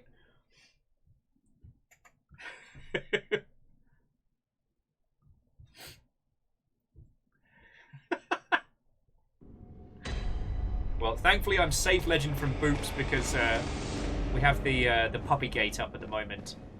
Amos likes hiding behind me when he's got to get his feeties cleaned because he doesn't like getting his feeties cleaned. So we've got like a little fence gate up by the streaming space. Oh. No, I think at this point I've definitely either got to accept help or we've got to come back to this area later. I'm kind of in two minds. Oh god, I hate it when it does that. Bloodborne. I need you to lock onto this guy.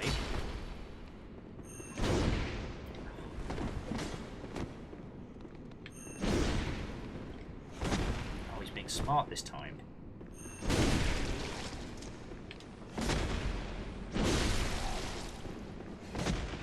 God, I love this sword. And then it's hard not to love this. Bathed in green light. Good times.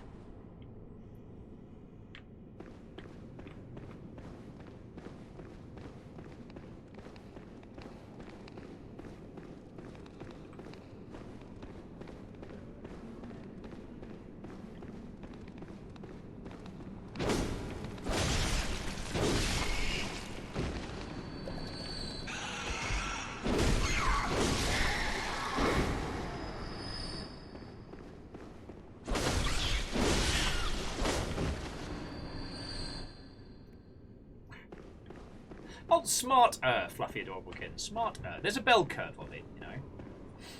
Okay.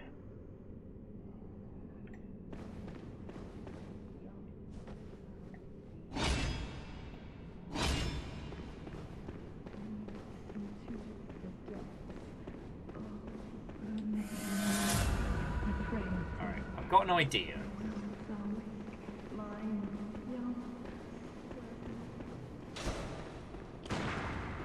See if it works. Yes, right.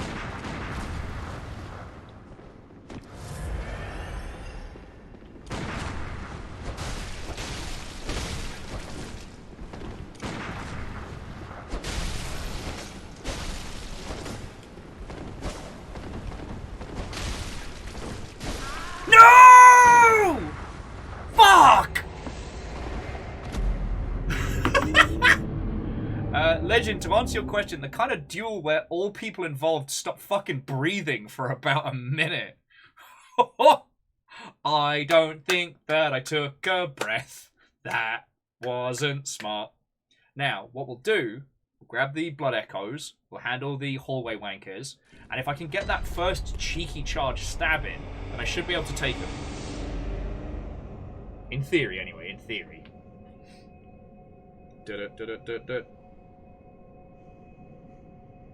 Nope. Terribly sorry, terribly sorry. And we are okay.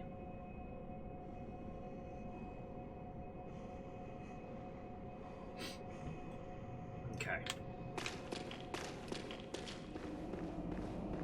Yeah, and Morad, that was very exciting. And very much the epitome of what the hunter duels feel like high speed, high impact.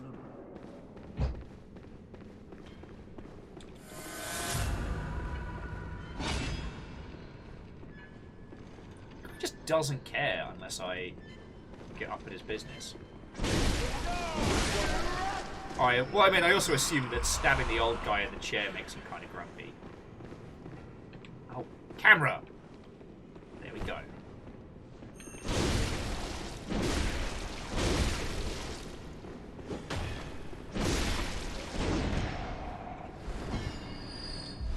Also, we have acquired a lot of blood echoes. So I think our plan was a solid one. Cheeky stab, run down the hill, and then get violent. Also, do you know, I've been thinking about this a lot, because I've been watching somebody play Dark Souls 3 for the first time, and I think that the inspiration to fashion, and I love the idea that you can win easy if you ignore style.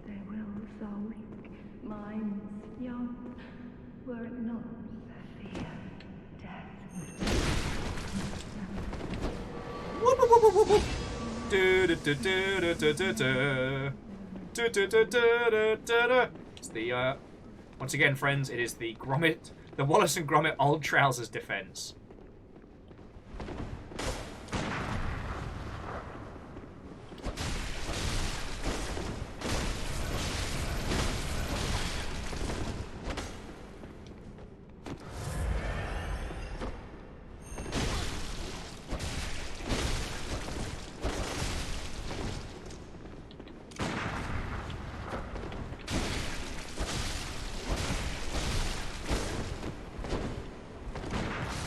Oh, you fucking bad word! Shot me in the tit.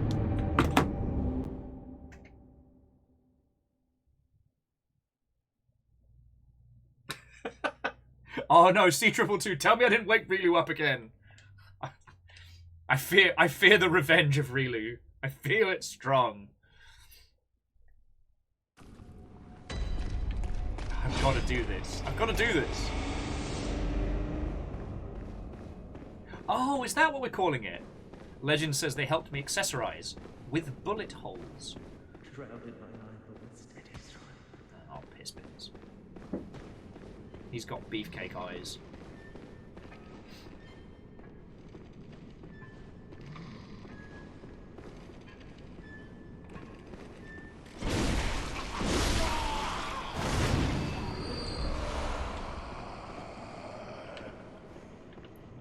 Stores.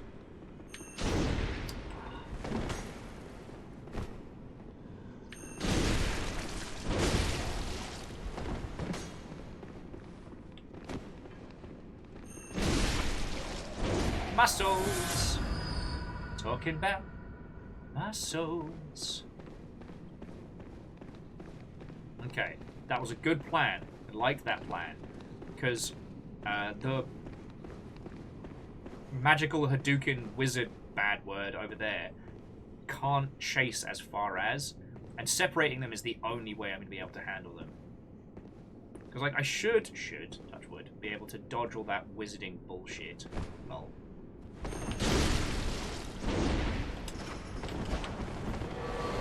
Yeah!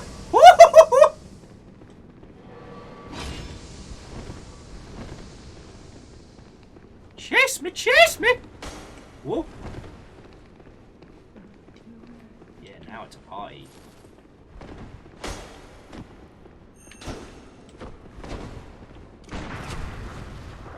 Okay, firstly, that's rude. Secondly,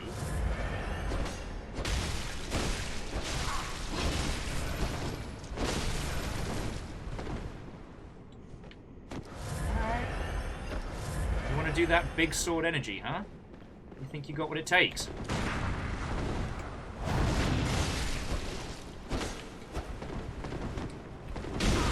Oh, fuck you. No!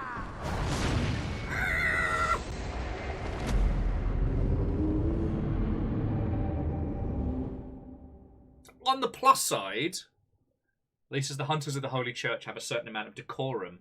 From playing so much Rainworld this bloody week, I'm just getting so used to the scabs just patting my corpse or throwing me around or getting just chewed and eaten as I die.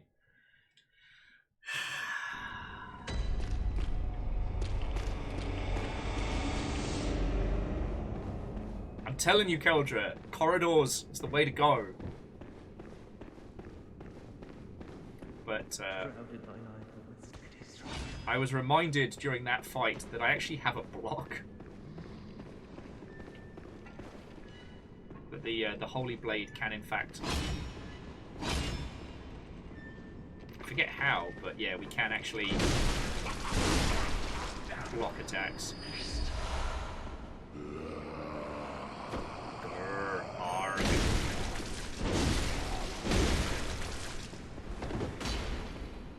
Yeah, how's that working out for you, mate? Job's done. Kind of fall in my crotch there. Wasn't enjoying that, but okay. Remember, friends, soft body physics on this does allow you to throw these corpses around like there's no tomorrow.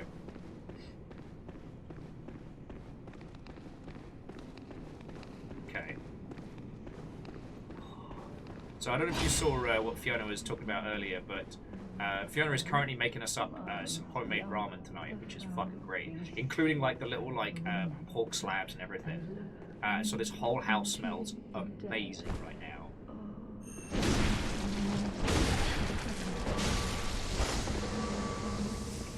Miss me! Miss me!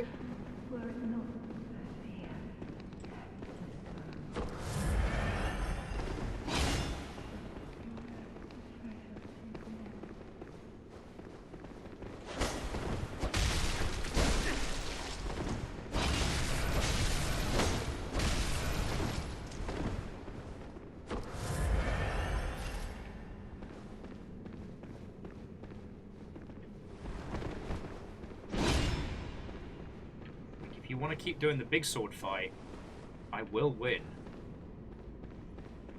Oh, shit, the bed.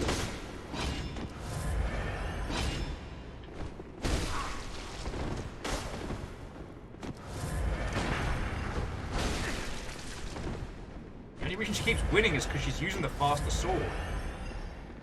I've been too used to being the beefcake in this fight.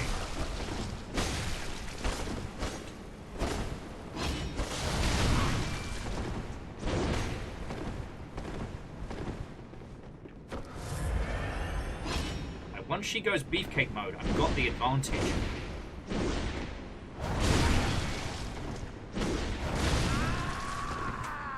Why do I even say words? Why do I even go blip, blip, blip, blip, blip, blip, blip, blip, blip, blip? As soon as she has a big sword, I have the advantage. Splat. Oh, look at me with my big 1000 IQ. Once I use my big sword, I can't be stopped. Oh no, if it isn't the immediate consequence of my running my mouth.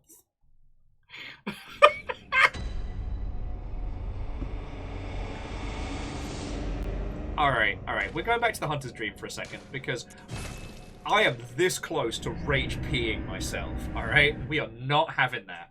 I am not going to be the first person to piss themselves live on Twitch. That is not... You would not be the first. Pretending you would be the first. Well, the problem is, everyone would see it on my face. I wouldn't be able to hide it, you know? Okay, so friends, I'll be back with you all in just a second. To be continued. Me and my big fucking mouth.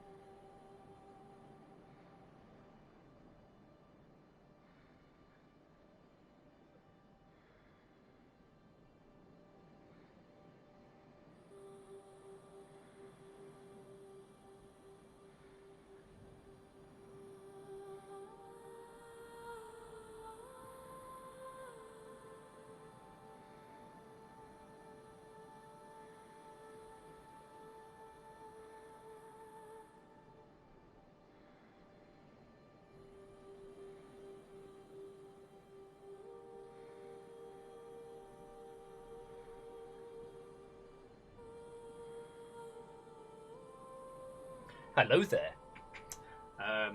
So, friends, we may have to. Well, I'm going to have another couple of tries at these church hunters, but we may have to bring our adventures to a close. Mainly because Fiona has informed me that I currently have crazy eyes. General Kenobi. The classic call and response. And considering how much this week has been, only doing a casual 5-hour stream isn't a terrible thing. But I reckon we've got to beat these Mother Hubbards, otherwise I'm not going to be able to leave it alone. The only thing to be doing right now is to kick ass on through, right? So I got my liquid death. It's just sparkly water that looks like fancy booze. Cheers all.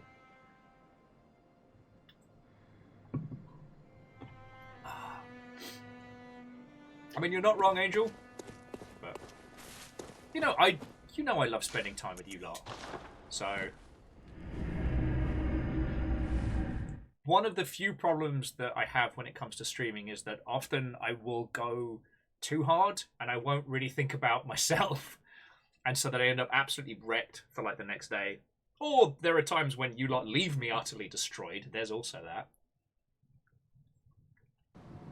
Did you know feeling things can be exhausting? I didn't until I met you lot. And also I have a great big Gundam to fawn over as well. Shrouded by night with steady stride. Well, Legend, that is entirely up to your lovely selves. And also, we're going to try and potentially track down the gifter of the Gundam.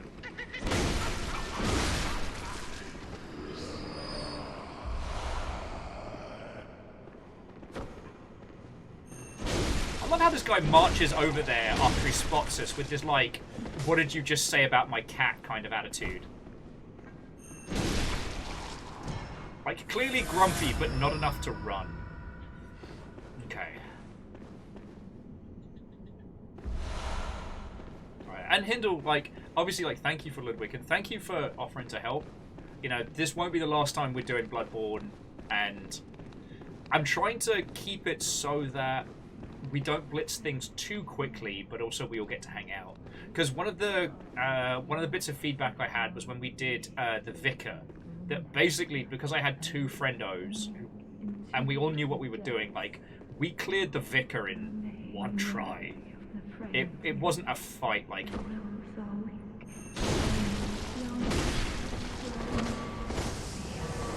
Woo!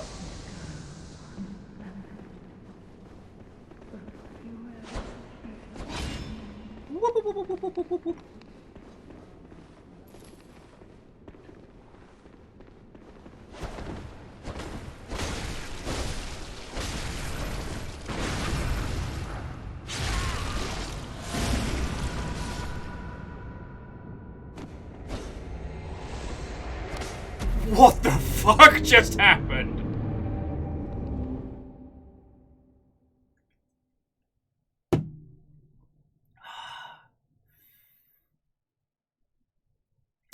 Whew.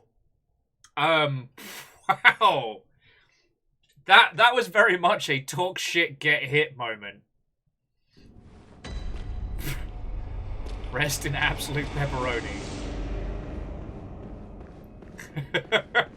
Good hunters. Oh boy. Also, every time we keep walking past that door, it sounds like one of the comedians from Big Train. And considering that Peter Serafinowicz was in Dark Souls 2, that does make a weird sense.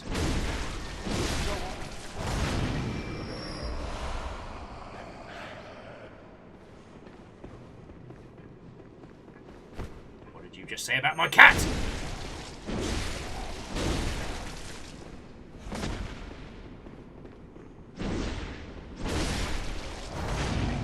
Well, Fluffy Adorable Kitten, have an incredible rest of your weekend. It's been lovely chatting with you. And I do love the idea of the Nightingale build you suggested. I mean, I'm just excited to start either of them. But now So at the moment, I'm currently working on the Pale Rider Cavalry. Which, as I said, like, online, feels like being made to care about somebody's OC. And the OC is immediately good at everything ever, all the time, and has no downsides. I'm currently working on a Gundam rollout, which is at a clear white, which may yet be basically Decalapalooza. And I've got the O broken down, ready to do a paint job on, which I may actually do like either a gold or a metallic blue on that one.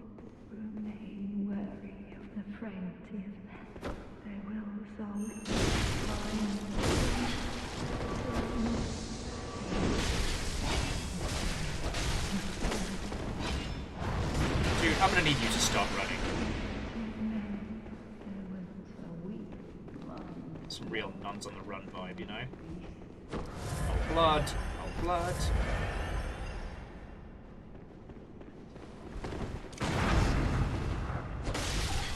Fuck.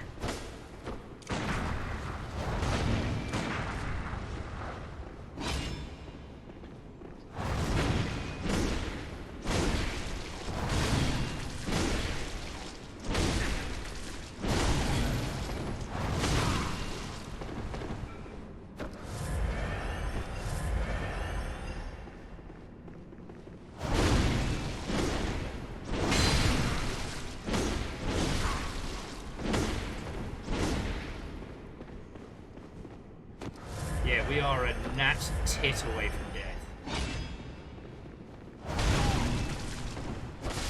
There we go! Fuck you!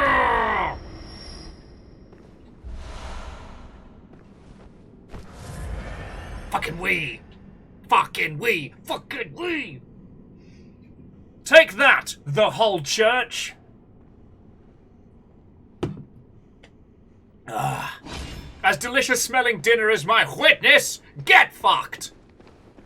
Alright. And now...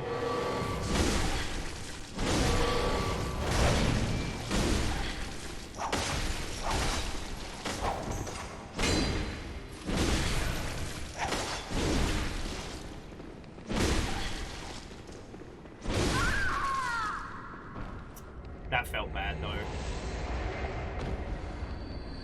That didn't feel like a good win there. That felt like a bad win. Basically, because she was in such close proximity, and the whip cane ricochets off of pretty much most walls, she couldn't get big swings in to keep me at distance. Whereas this thing, while it still bounces, it cleaves. That felt bad. That didn't feel good. I don't feel like I won there. Okay.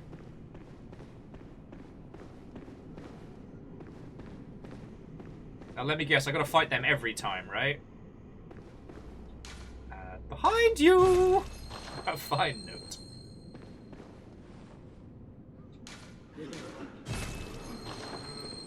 Pitiful reality.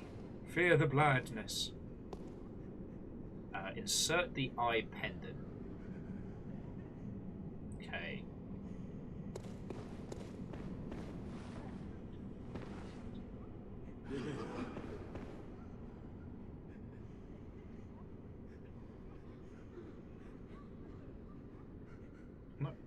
Now, are we going up to the next big fight? Should I bank? Because we've got like 60k in echoes. Should we go spend those before I get my arse handed to me?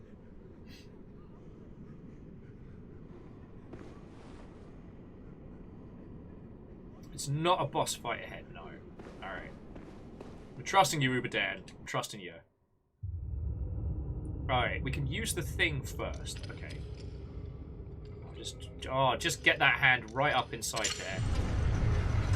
That's totally safe. Also, so that's a carving, right? 3 priests leaning over a withered corpse of such.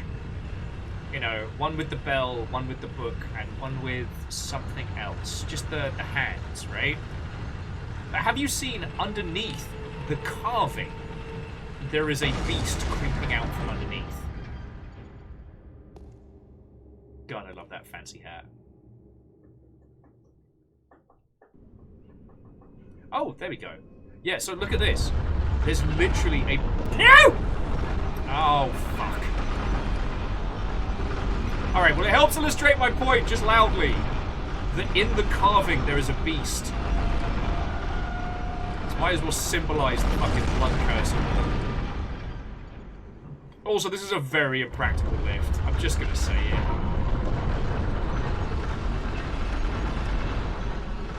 Lifts can take you down places too. In the words of Sir Vanillian Ice, one must get up to get down.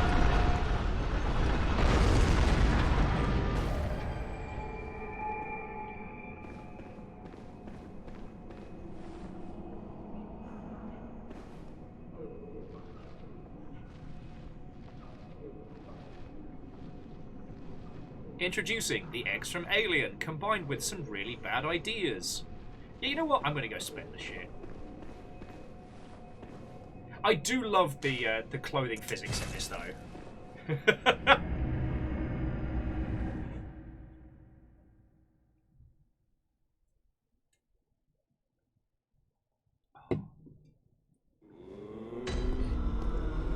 Oh, you're almost saying take the elevator down. Okay. I thought you were just mocking my failure to actively succeed at using elevators. I must. What is it? Very. Let me. Channel them echoes.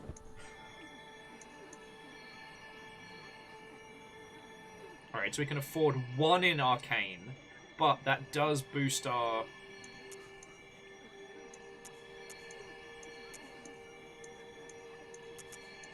It does boost the Holy Sword up to about the same strength.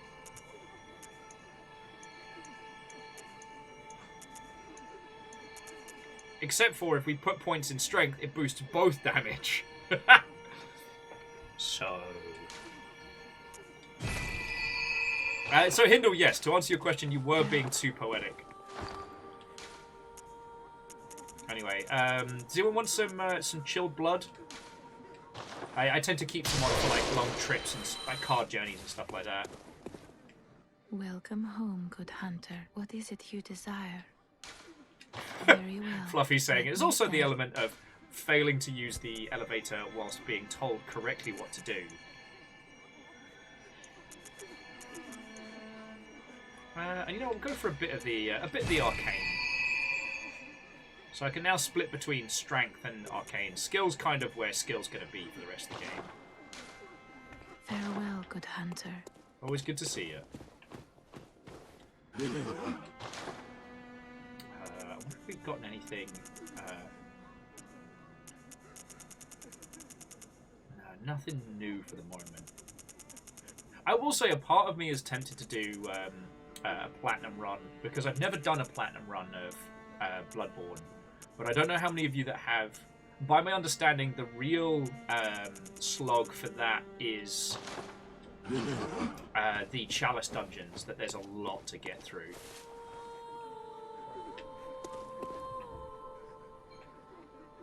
But I don't know, as personal missions go,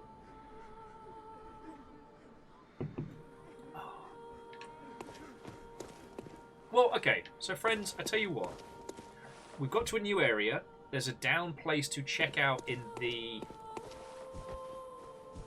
There's a down area to check out on the elevator, and one of the goals of this run, we now have the Moonlit Ultra Greatsword, which I need to get, I need to get to grips with before I'm ready to start kicking ass. But it's such a beautiful weapon. Like, and it's got this big super Hadouken and this like charge up slash.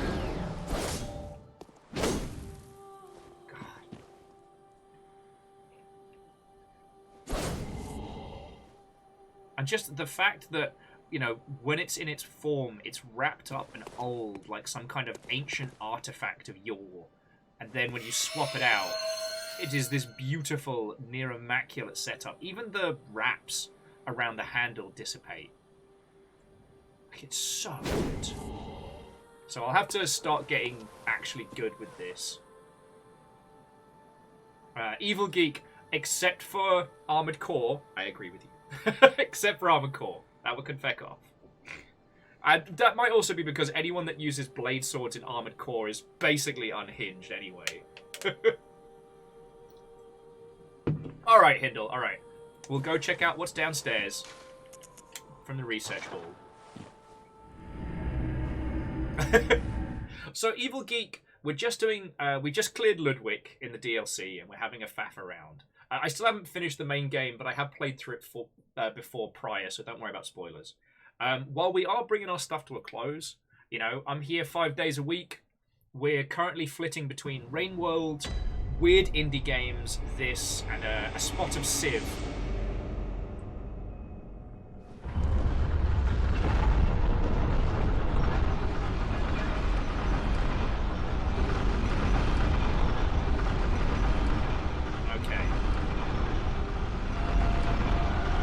And Sea of Thieves on Fridays. Thank you, Numbers.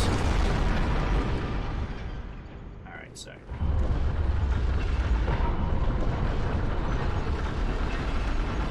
Holy fuck!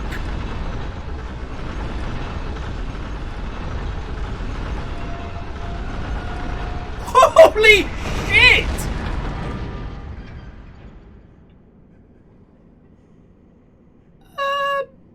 Well...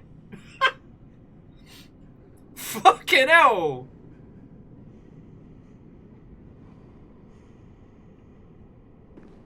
Well, there's a lot to unpack here.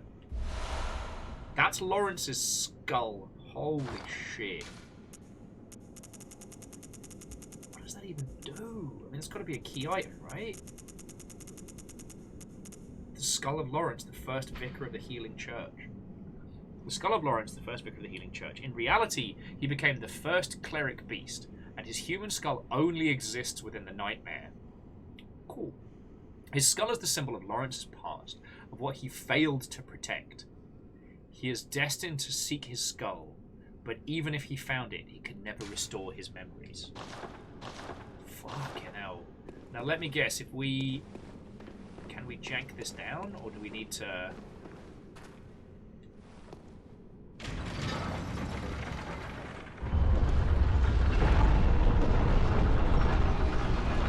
I mean, we already spent our Blood Echo, so we're all good. Well, sorry, Evil Geek, I apologise for double pitching at you. It's been a week. It's not been an awful week, but it's been a week. Nothing but secrets here. Oh man, I fucking love secrets.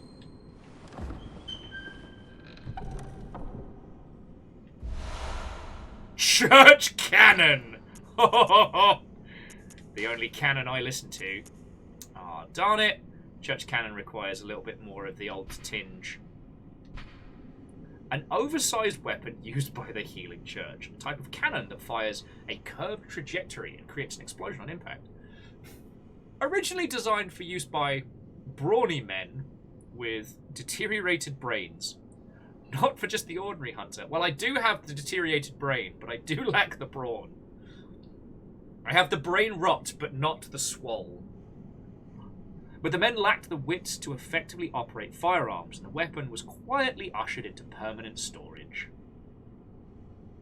That was a very polite way of them saying, yeah, we made big stuppids, and the big stuppids had a thing going on. Don't tell me there's another bit under this.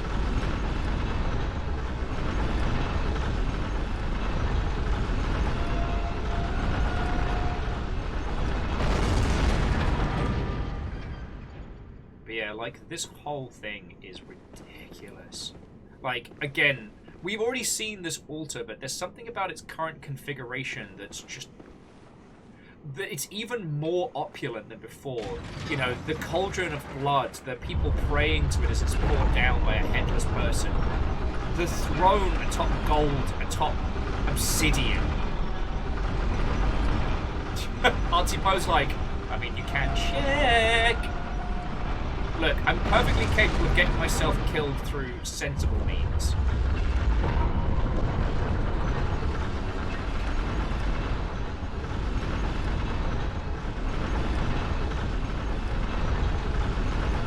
Right, fancy.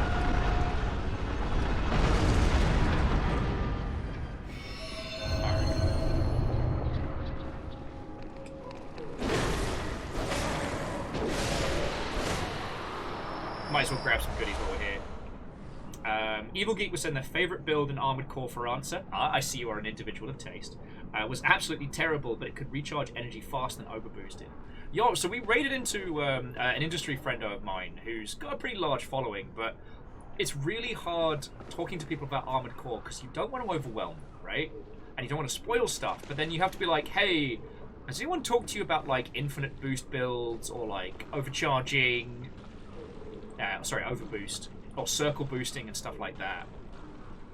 Because you don't want to spoil it, but things get fucking wild in Armoured Core for like top tier builds. Now, I understand it's a bit basic, but I love with all my heart White Glint. It's one of my favourite mech designs. So I just... Anyone seen my eyes? I'm afraid I've dropped them in a puddle.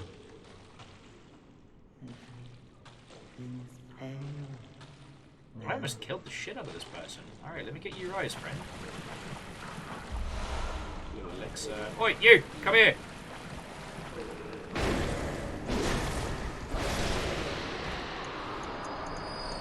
Okay, probably shouldn't be dancing around in poison quite like that.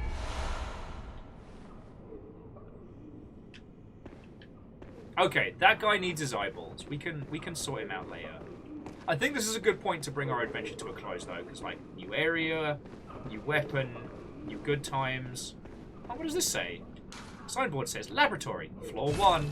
Oh, good. This is the nightmare of the experimentation that hunters did. I'm sure nothing evil happened here.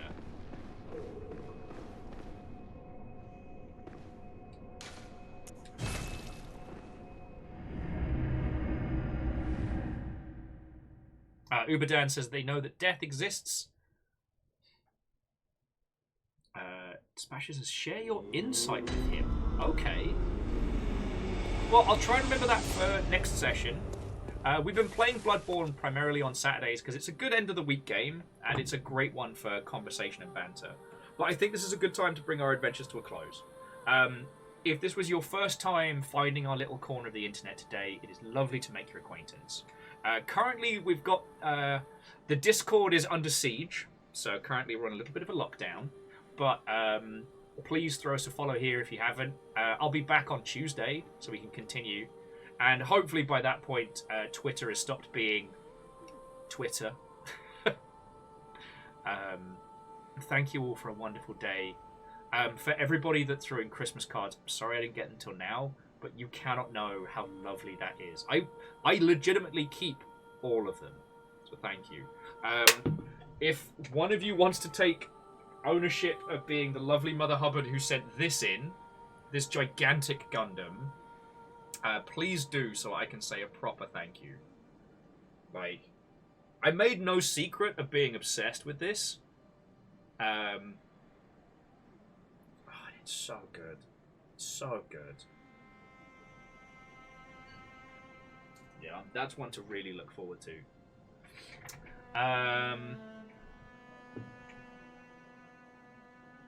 Oh no! Fearless, the eternal curse. Got my ass handed to me a few times today.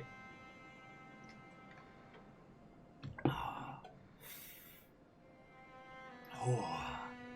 This has been a wonderful day. Thank you all for exceptional conversation and company and the whole shebang. Yeah. I'm going to roll credits in just a second, but again, to the Nyan Cave, thank you for bringing in a massive raid. Hopefully I provided some, like, after-stream entertainment.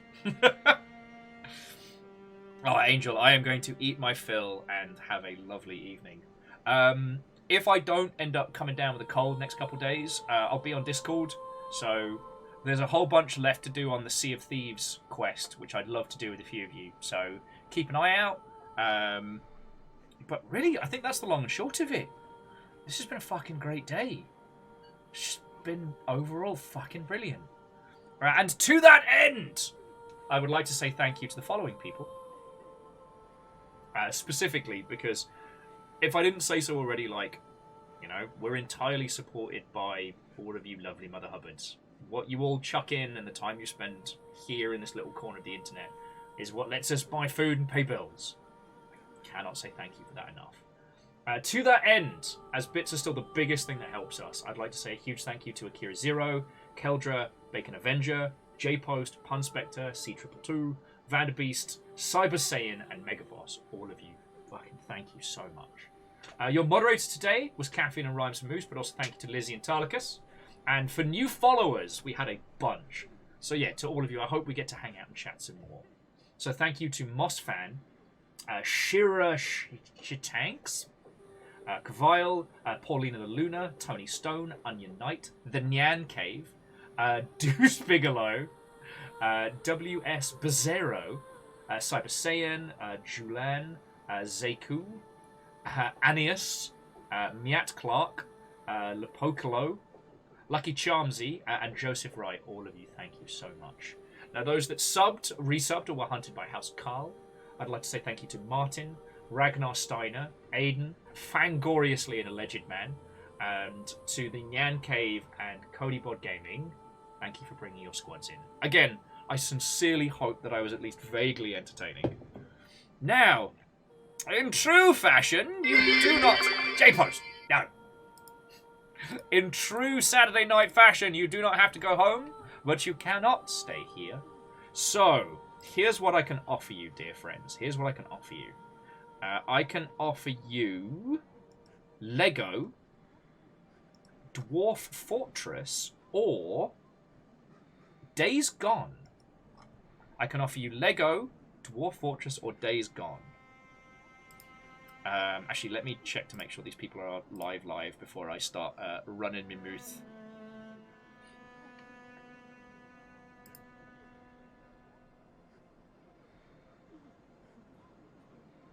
Oh, the Artipo. Lego is in the construction of. See, this is the problem about streaming professionally, dear friends, is that you get to this point in the night, and these are all streams that I will personally go and see. So on one, my good friend Sapiens, who is like a games industry fucking legend, is building the Lego Hulkbuster. Rudism is currently working on a Dwarf Fortress, and the Waffle House Warrior, as in the person who did the chair parry, is currently playing through Days Gone. And like, how are we supposed to choose? You know, 3 legends, 3 interesting games, because Days Gone, well, narratively is a bit of a wet fart, you know.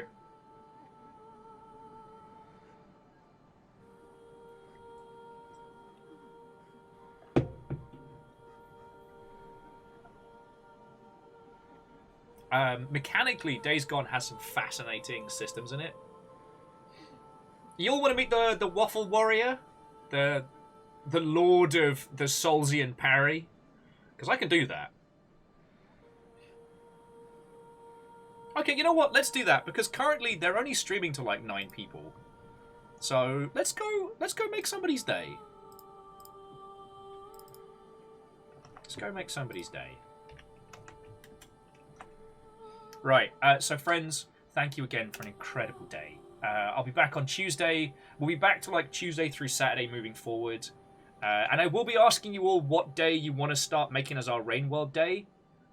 But yeah, we've got a lot of cool stuff coming up. And we have more exceptional games than we have time to play. So, yeah.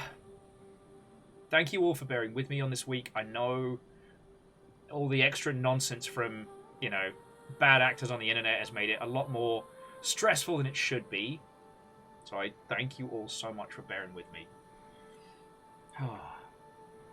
Yeah, and I think that's about it. Yeah. So, good hunters. Fight well. Have a lovely rest of your weekend. Blep us on Discord. And just thank you. Alright? God. It's official. I don't know how to end streams, and I'm a feelsy Mother Hubbard, so yeah. Right. Let's have a lovely rest of the evening, and to be continued. Good night, friends.